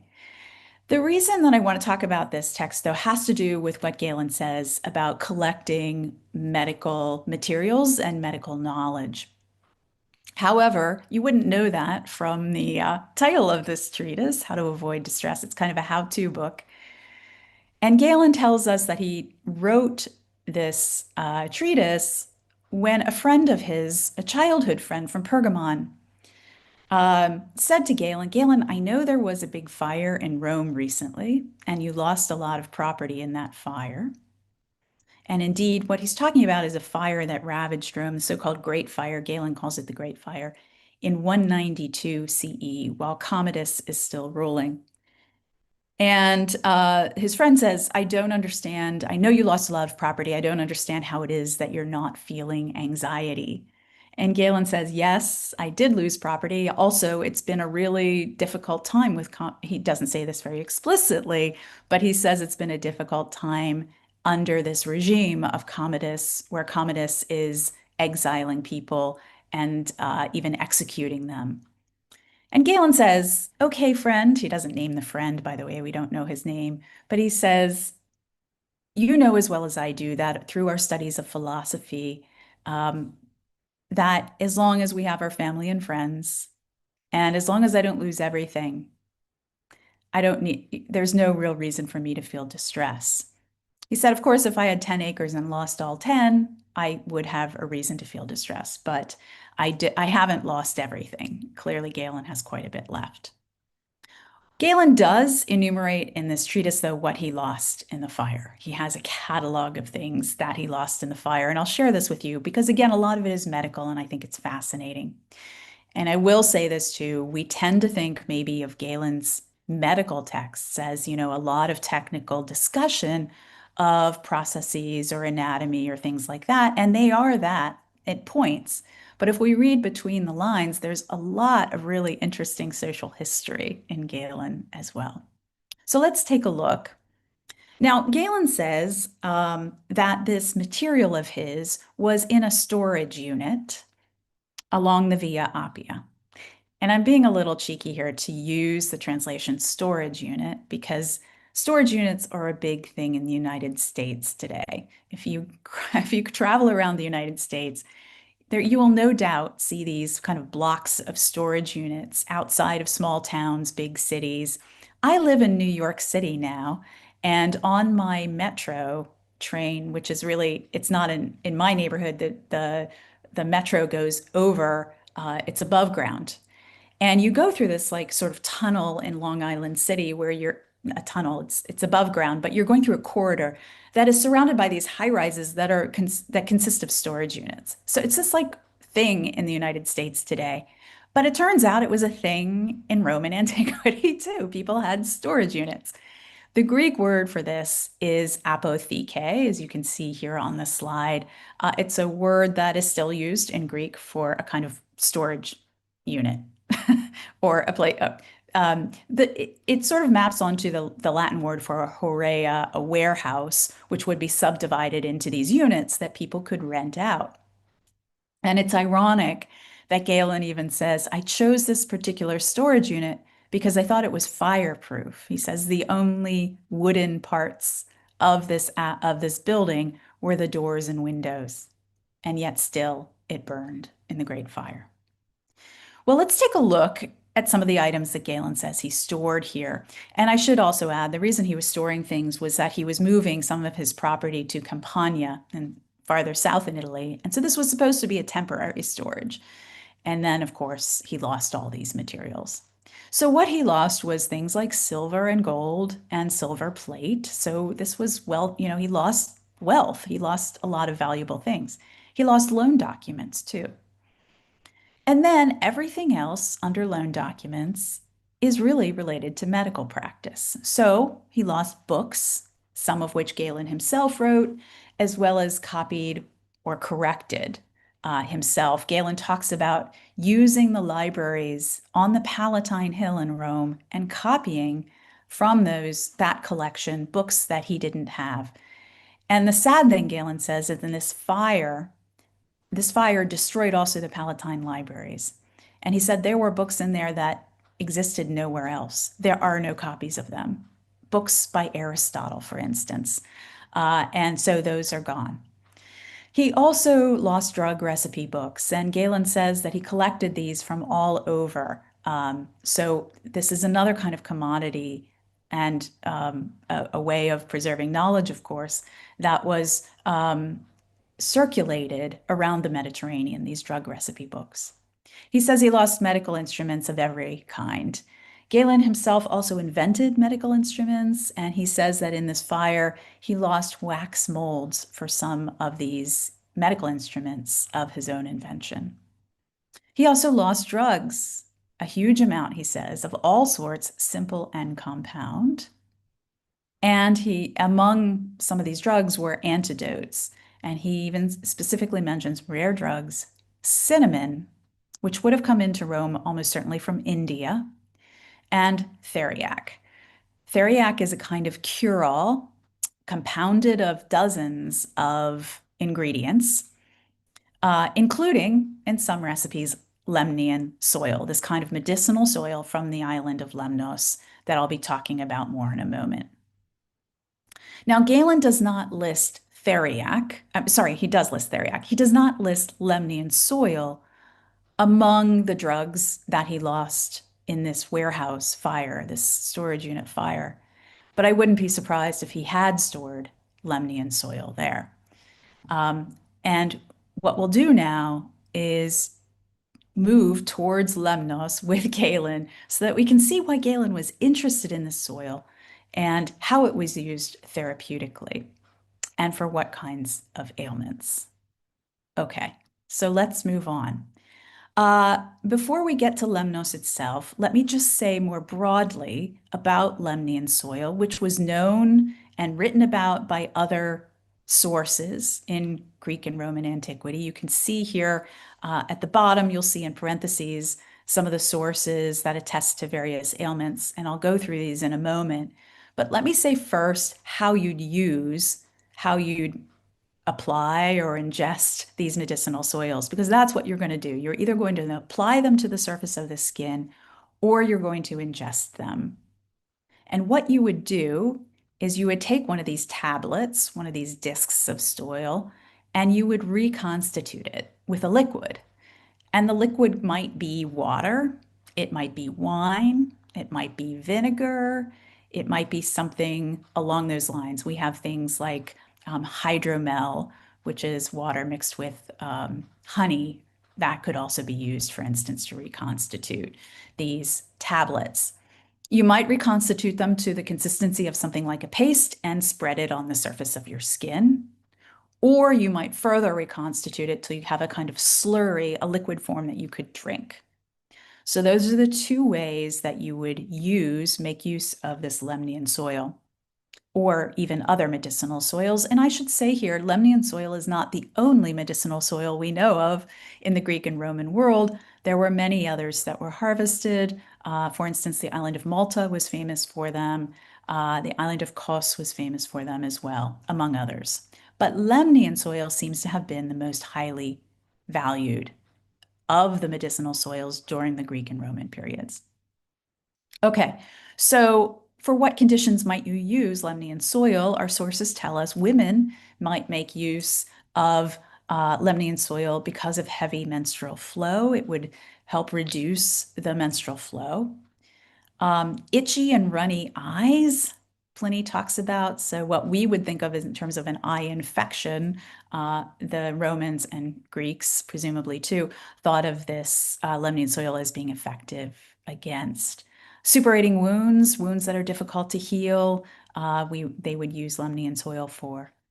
Dysentery. You might know that one of the main symptoms of dysentery is diarrhea. So Lemnian soil was thought to be effective against that.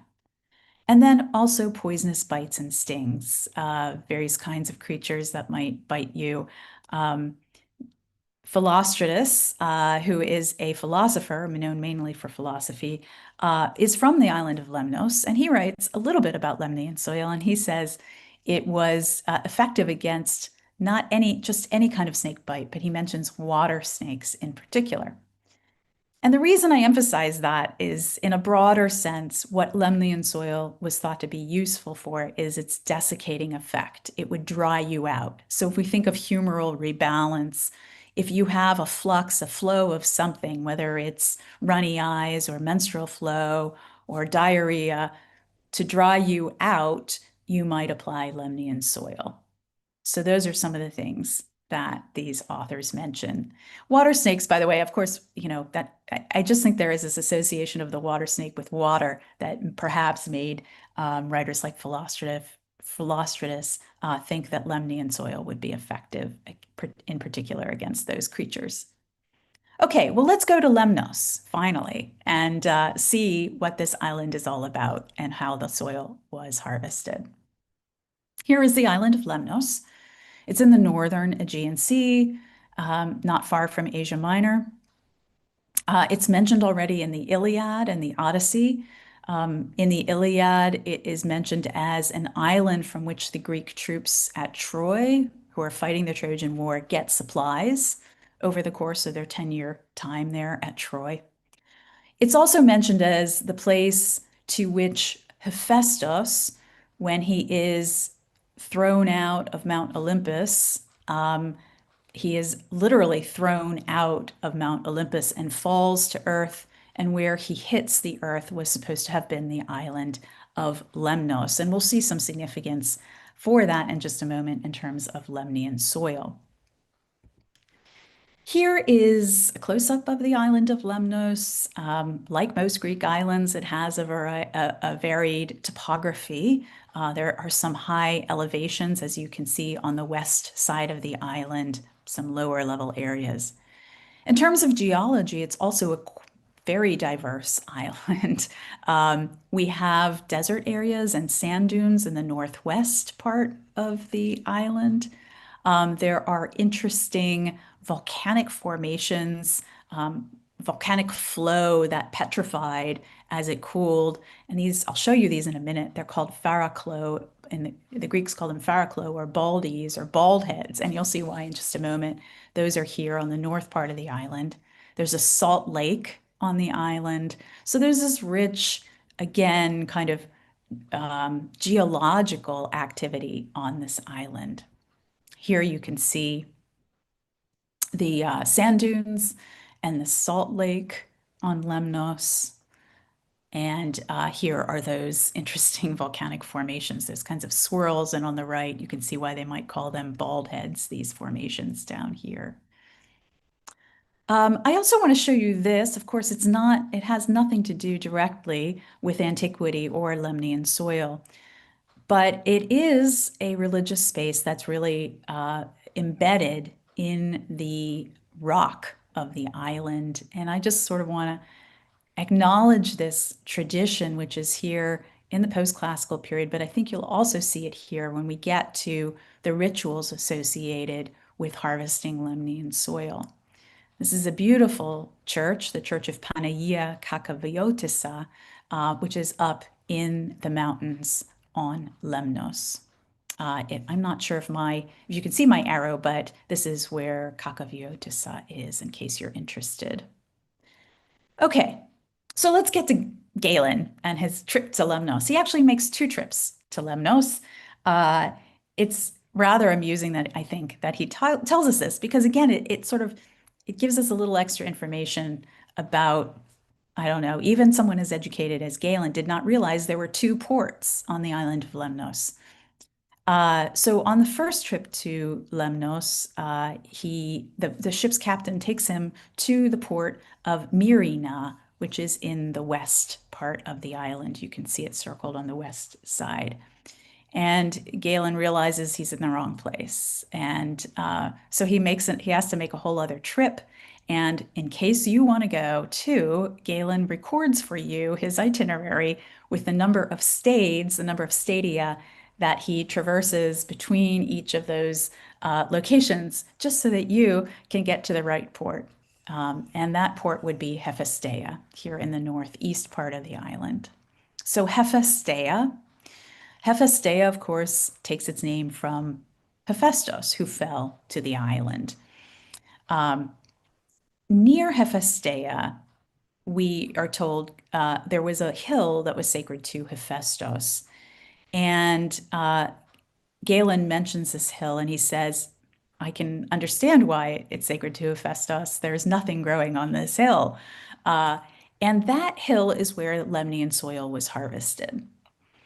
We are pretty certain that this is the area where that hill would have been and where Lemnian soil would have been harvested. So very close to Heraclea, this little inlet here, near a town called Kotsinas. This is a wonderful book if you're interested in ancient medicinal soils. It's a book by Effie Fotis Jones and Alan Hall. And they carefully plot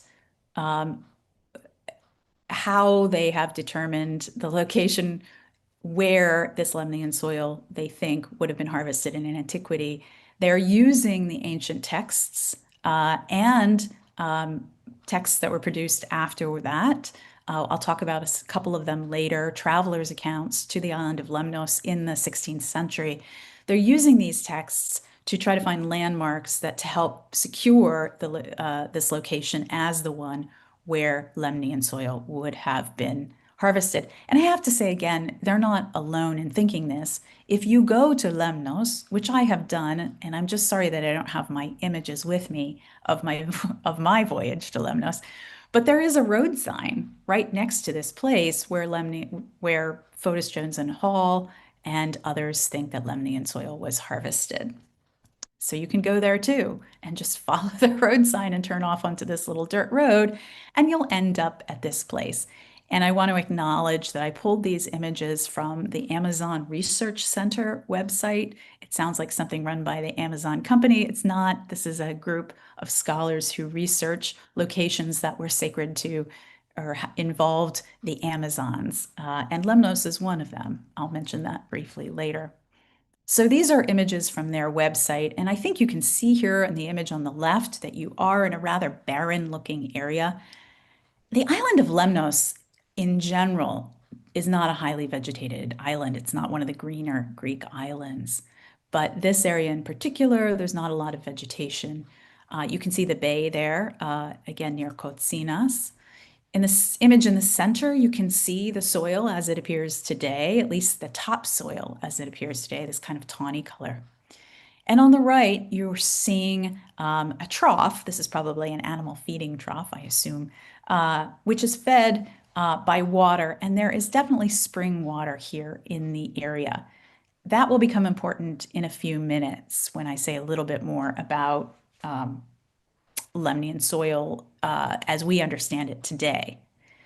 But let's turn now to Galen, so we can kind of put ourselves in the mind of Galen. I'm going to read just a brief summary to you of what Galen saw once he gets to Hephaestia, what he saw and what he learned about the harvesting of Lemnian soil.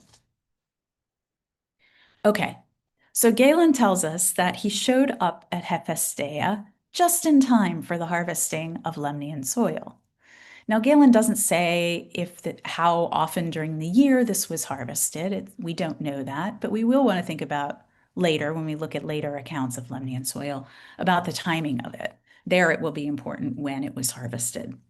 But here's the process he witnessed. He said, at a hill near Hephaestia, a priestess of Artemis, of the goddess Artemis, throws barley and wheat on the ground as a sacrifice, and then she digs up soil from a special location and loads it onto a wagon that she accompanies back to the town, presumably Hephaestia.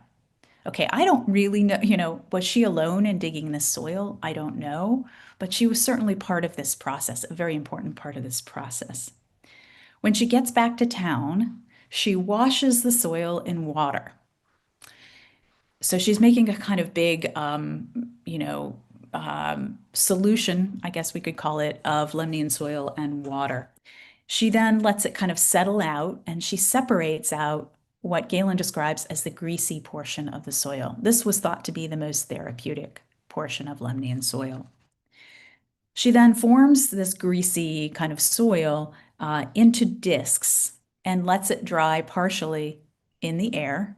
When it's dry enough, she'll stamp it with, Galen says, with an image of the goddess.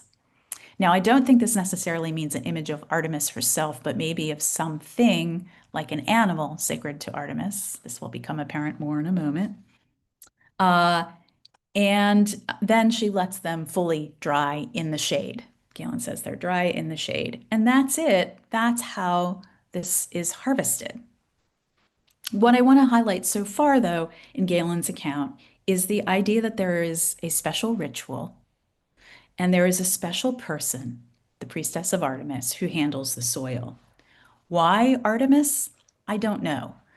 Galen doesn't tell us, and we don't really have, there is a rich mythological tradition on Lemnos. I'll say more about it in a moment, but Artemis is not really part of it. And if any of you have suggestions for why Artemis, I'd love to hear them. Okay, so Galen doesn't tell us why Artemis, nor does he ask the locals, but he does ask them another question. He says, look, I know my Dioscorides. I've read it. He says this is mixed with goat's blood. And I want to know, are you mixing goat's blood in with this soil? The reaction from the locals is striking. They laugh at Galen and they say, no, no, no, there's no goat's blood in this. And one of the locals hands him a book on Lemnian soil that includes a lot of therapies that he could make use of. Galen is so enthused and intrigued by Lemnian soil that he decides to ship off 200,000 of these discs, of these Sphragides of Lemnian soil for use in his medical practice, and he wants to investigate it further himself. Now, I presume, again, because of the timing of this trip, we don't know the exact date, but it's almost certainly while he's living in Rome that he makes this trip. So he's probably shipping this stuff back to Rome. And again, some of it might have ended up in that apotheke, that storage unit that burned in the fire. Okay, so let me say once again that what's important here, I think, is a sense of a special place, a special person, and even then, the special knowledge that these locals have from watching the harvesting of the Lemnian soil. Okay, so that's what Galen tells us about it. He also, by the way, says all physicians know about this soil. He doesn't say they all have access to it, and they probably didn't. I would assume you'd have to be rather wealthy as a physician to have access to it. But in any case, he says all physicians know about it. They've read about it or heard about it. So it is worth thinking about from a modern perspective why this might have been perceived as so efficacious. And Fotis, Jones, and Hall write about this. They are scientists and they have investigated this.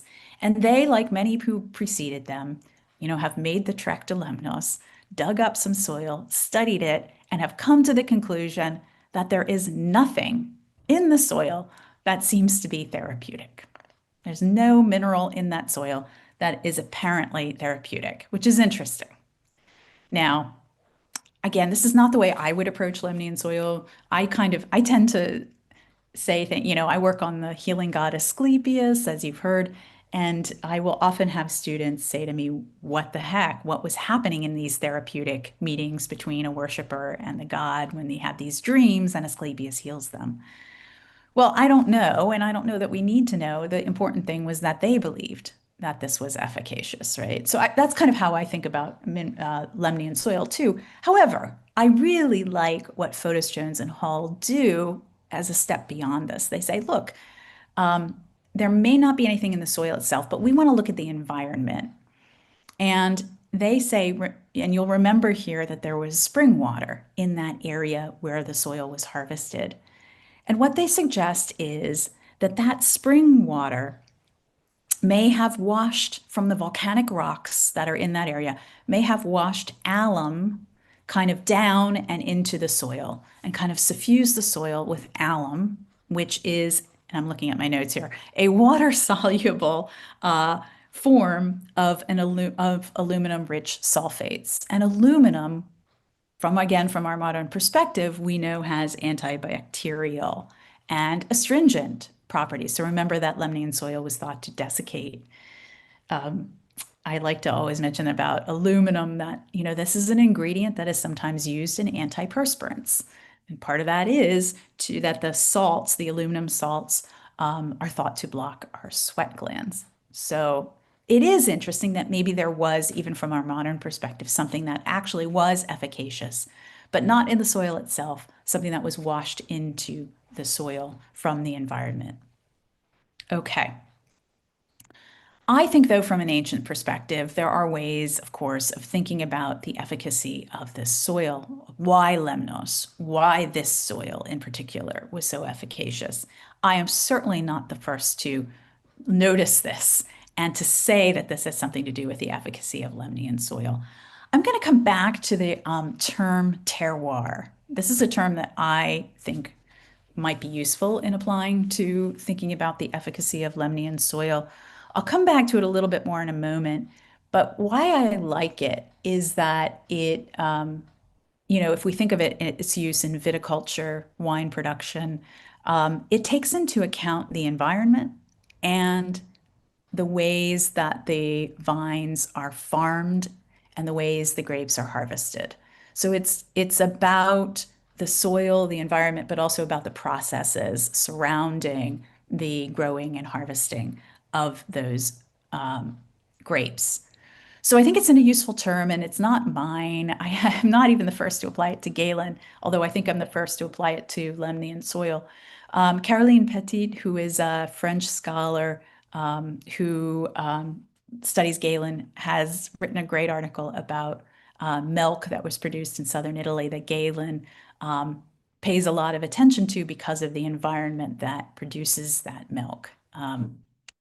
So in any case, I'll come back to why I like it more in a moment, but we can note in a larger scale, there's lots of traditions, mythological traditions about sickness, separation, imbalance on the island of Lemnos.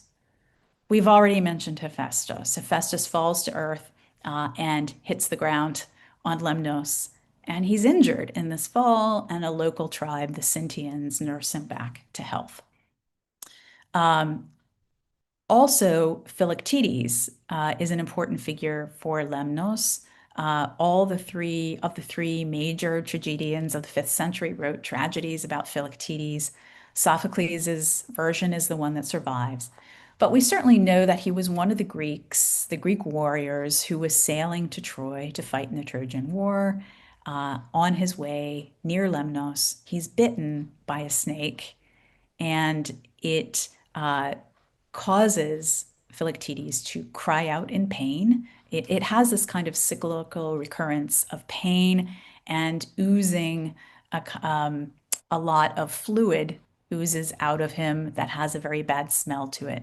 So he's screaming in pain, he's producing a bad odor, and the Greeks decide to leave him on Lemnos. They kind of ditch him there. And of course, they do go back 10 years later when they realize they need him to win the Trojan War because he has the bow of Heracles.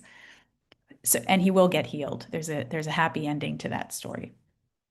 All right, there's also the Lemnian women. These are women on the island of Lemnos who don't properly worship Aphrodite. They don't properly worship Aphrodite. Aphrodite afflicts them with a bad odor. Their husbands no longer want to have sexual intercourse with them, so they bring in women from the region of Thrace and procreate with them. The Lemnian women don't like this, and so they kill their husbands. So and this leads to an expression called Lemnian crimes. So there's a lot here, again, about health and sickness. The interesting thing to me, though, is if you actually map these traditions, the tradition about the Lemnian women takes place, it seems, or has associations with Myrina. Myrina is also the name of an Amazon female. So these strong females who separate or end up being separated from society and then reintegrate into it take place around Myrina.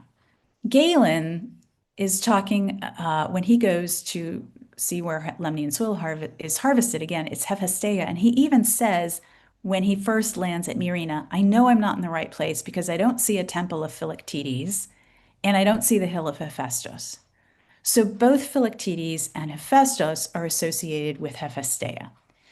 So this idea of a terroir, I think we might, instead of talking more broadly even about a Lemnian terroir, it might be better for us even to be talking about Hephaestian terroir. So this area around Hephaestia. And I will just sort of make the obvious point with Hephaestus being a god of the forge, a smithing god, the idea of a desiccating soil makes a lot of sense here too. Okay, these soils were used long after antiquity. Lemnian soil, again, used, we know, certainly by the 16th century had enjoyed was very, very popular in the Ottoman Empire. What you're seeing on the left, you've seen these pieces of soil on the right. What you're seeing on the left are examples of Lemnian soil from way after antiquity, 13 to 1700 CE. These are probably from Germany. So these soils were harvested in many areas. And again, some of them had a very special cachet.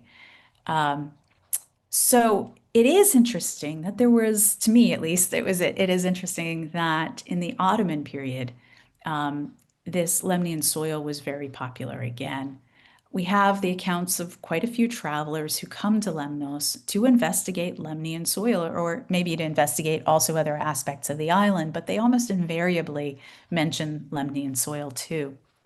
What you're seeing here is a drawing from one of these travelers, and I'll just quickly try to show you. I hope you can see it okay. What you're seeing here is we definitely are on the island of Lemnos. In this area here is a very small building. It's a chapel or a church to the Savior, Sotira.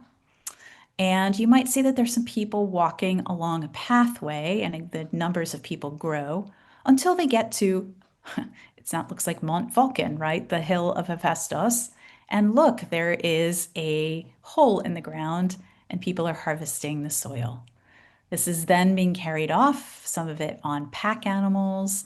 This one looks like a camel. He's loaded up with the Lemnian soil. It's probably been processed at this point in Hephaestia. We're at the port of Mars here, the city of Hephaestia, where once it's dried and packed up, it's loaded onto ships to send back to send to Constantinople, primarily because the Sultan valued this highly and would even give it as gifts to some dignitaries who would visit. We have, in conjunction, also the account. This is one of the most detailed accounts of the harvesting of Lemnian soil from the same time period, Pierre Bellon's account. And what he says is, yes, the soil was harvested in this area near Hephaestia. He says the process began with a service, a worship service at the Church of the Savior. He says then some of the priests would walk to the area where the soil was harvested. In addition to the priests, the Greek Orthodox priests, the Ottoman governor would be present as well, not involved in the harvesting directly, but watching the process. The harvesting would start at sunrise, he says, Bellon says, and would last precisely 6 hours. And that was it. That was the period of time they would harvest it. It was harvested on one day a year only. And this day was August 6th, which was the Feast of the Transfiguration, which is interesting because that's when Jesus is transfigured. His face becomes glowing, his clothing becomes glowing. And this is when Lemnian soil perhaps was thought to be most efficacious or most potent to harvest.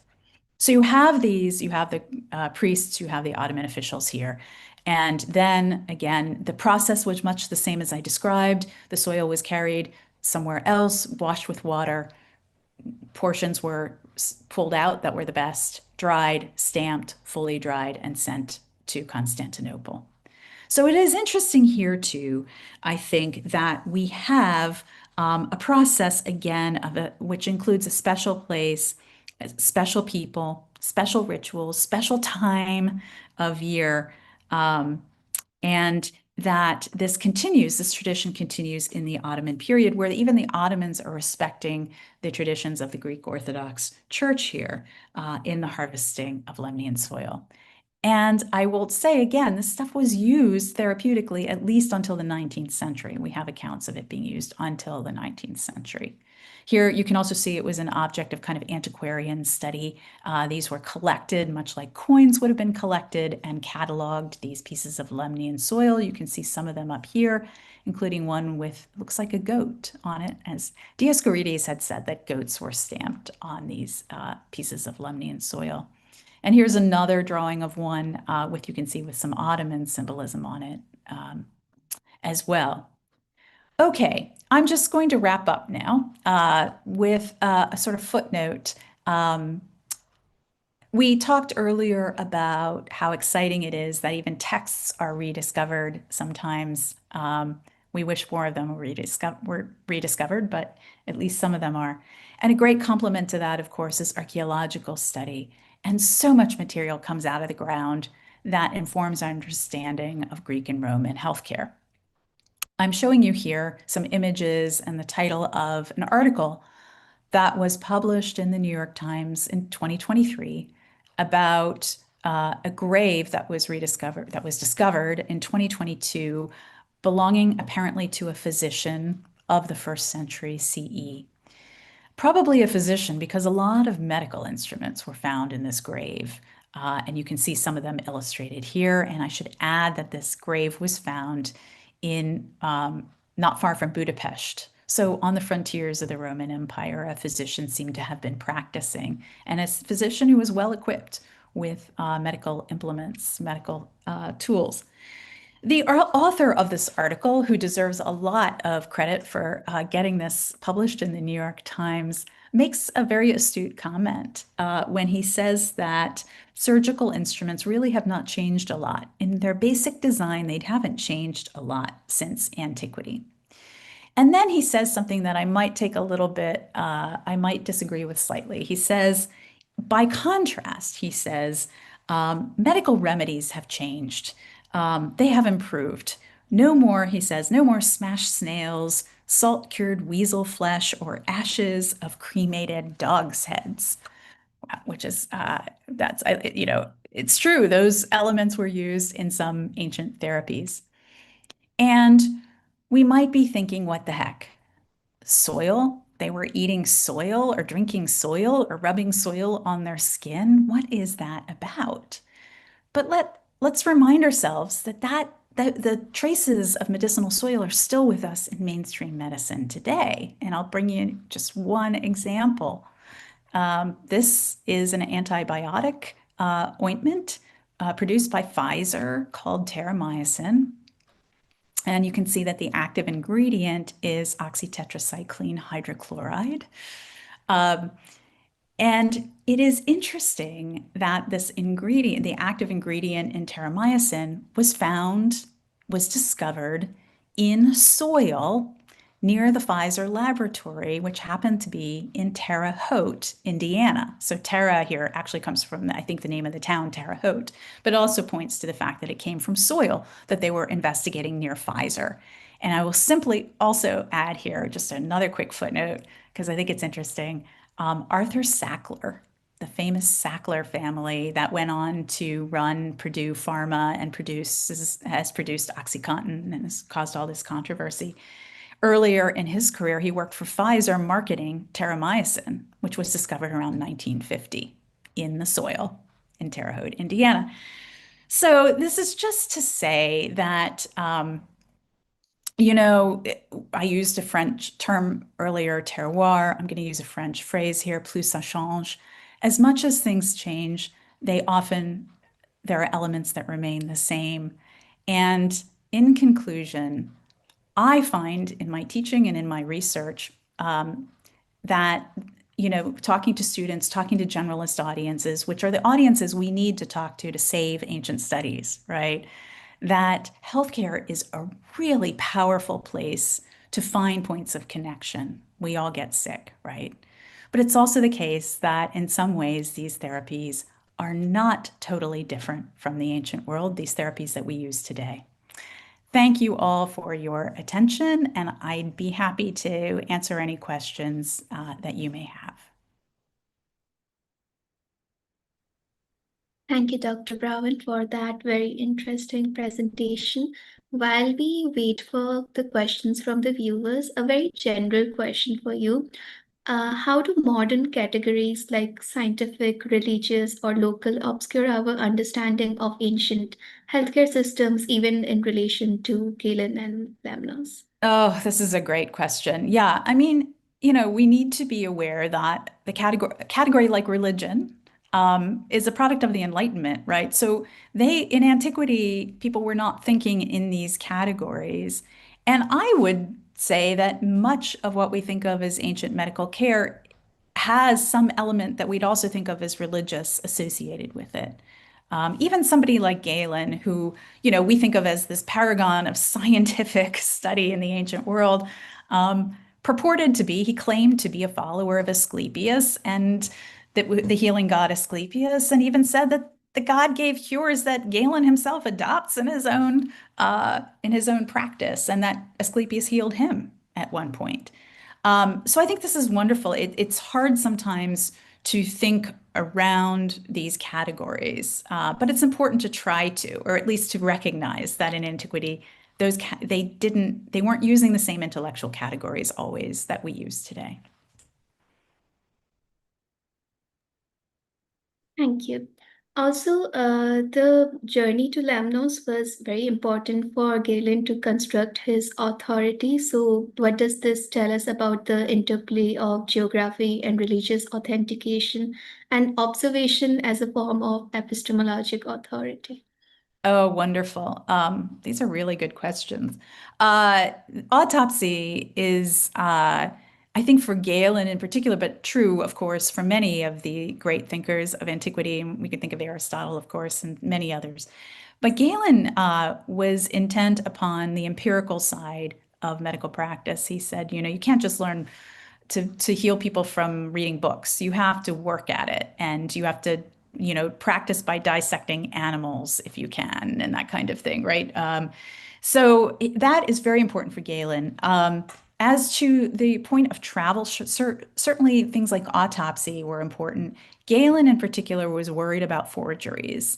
I use the term forgeries because he talks about texts being forged too. He's worried that his own texts are being forged, but he's also worried that people are making fake pharmaceuticals. And he knows this. He talks to people who do it. And if you read the later, I don't know that we have any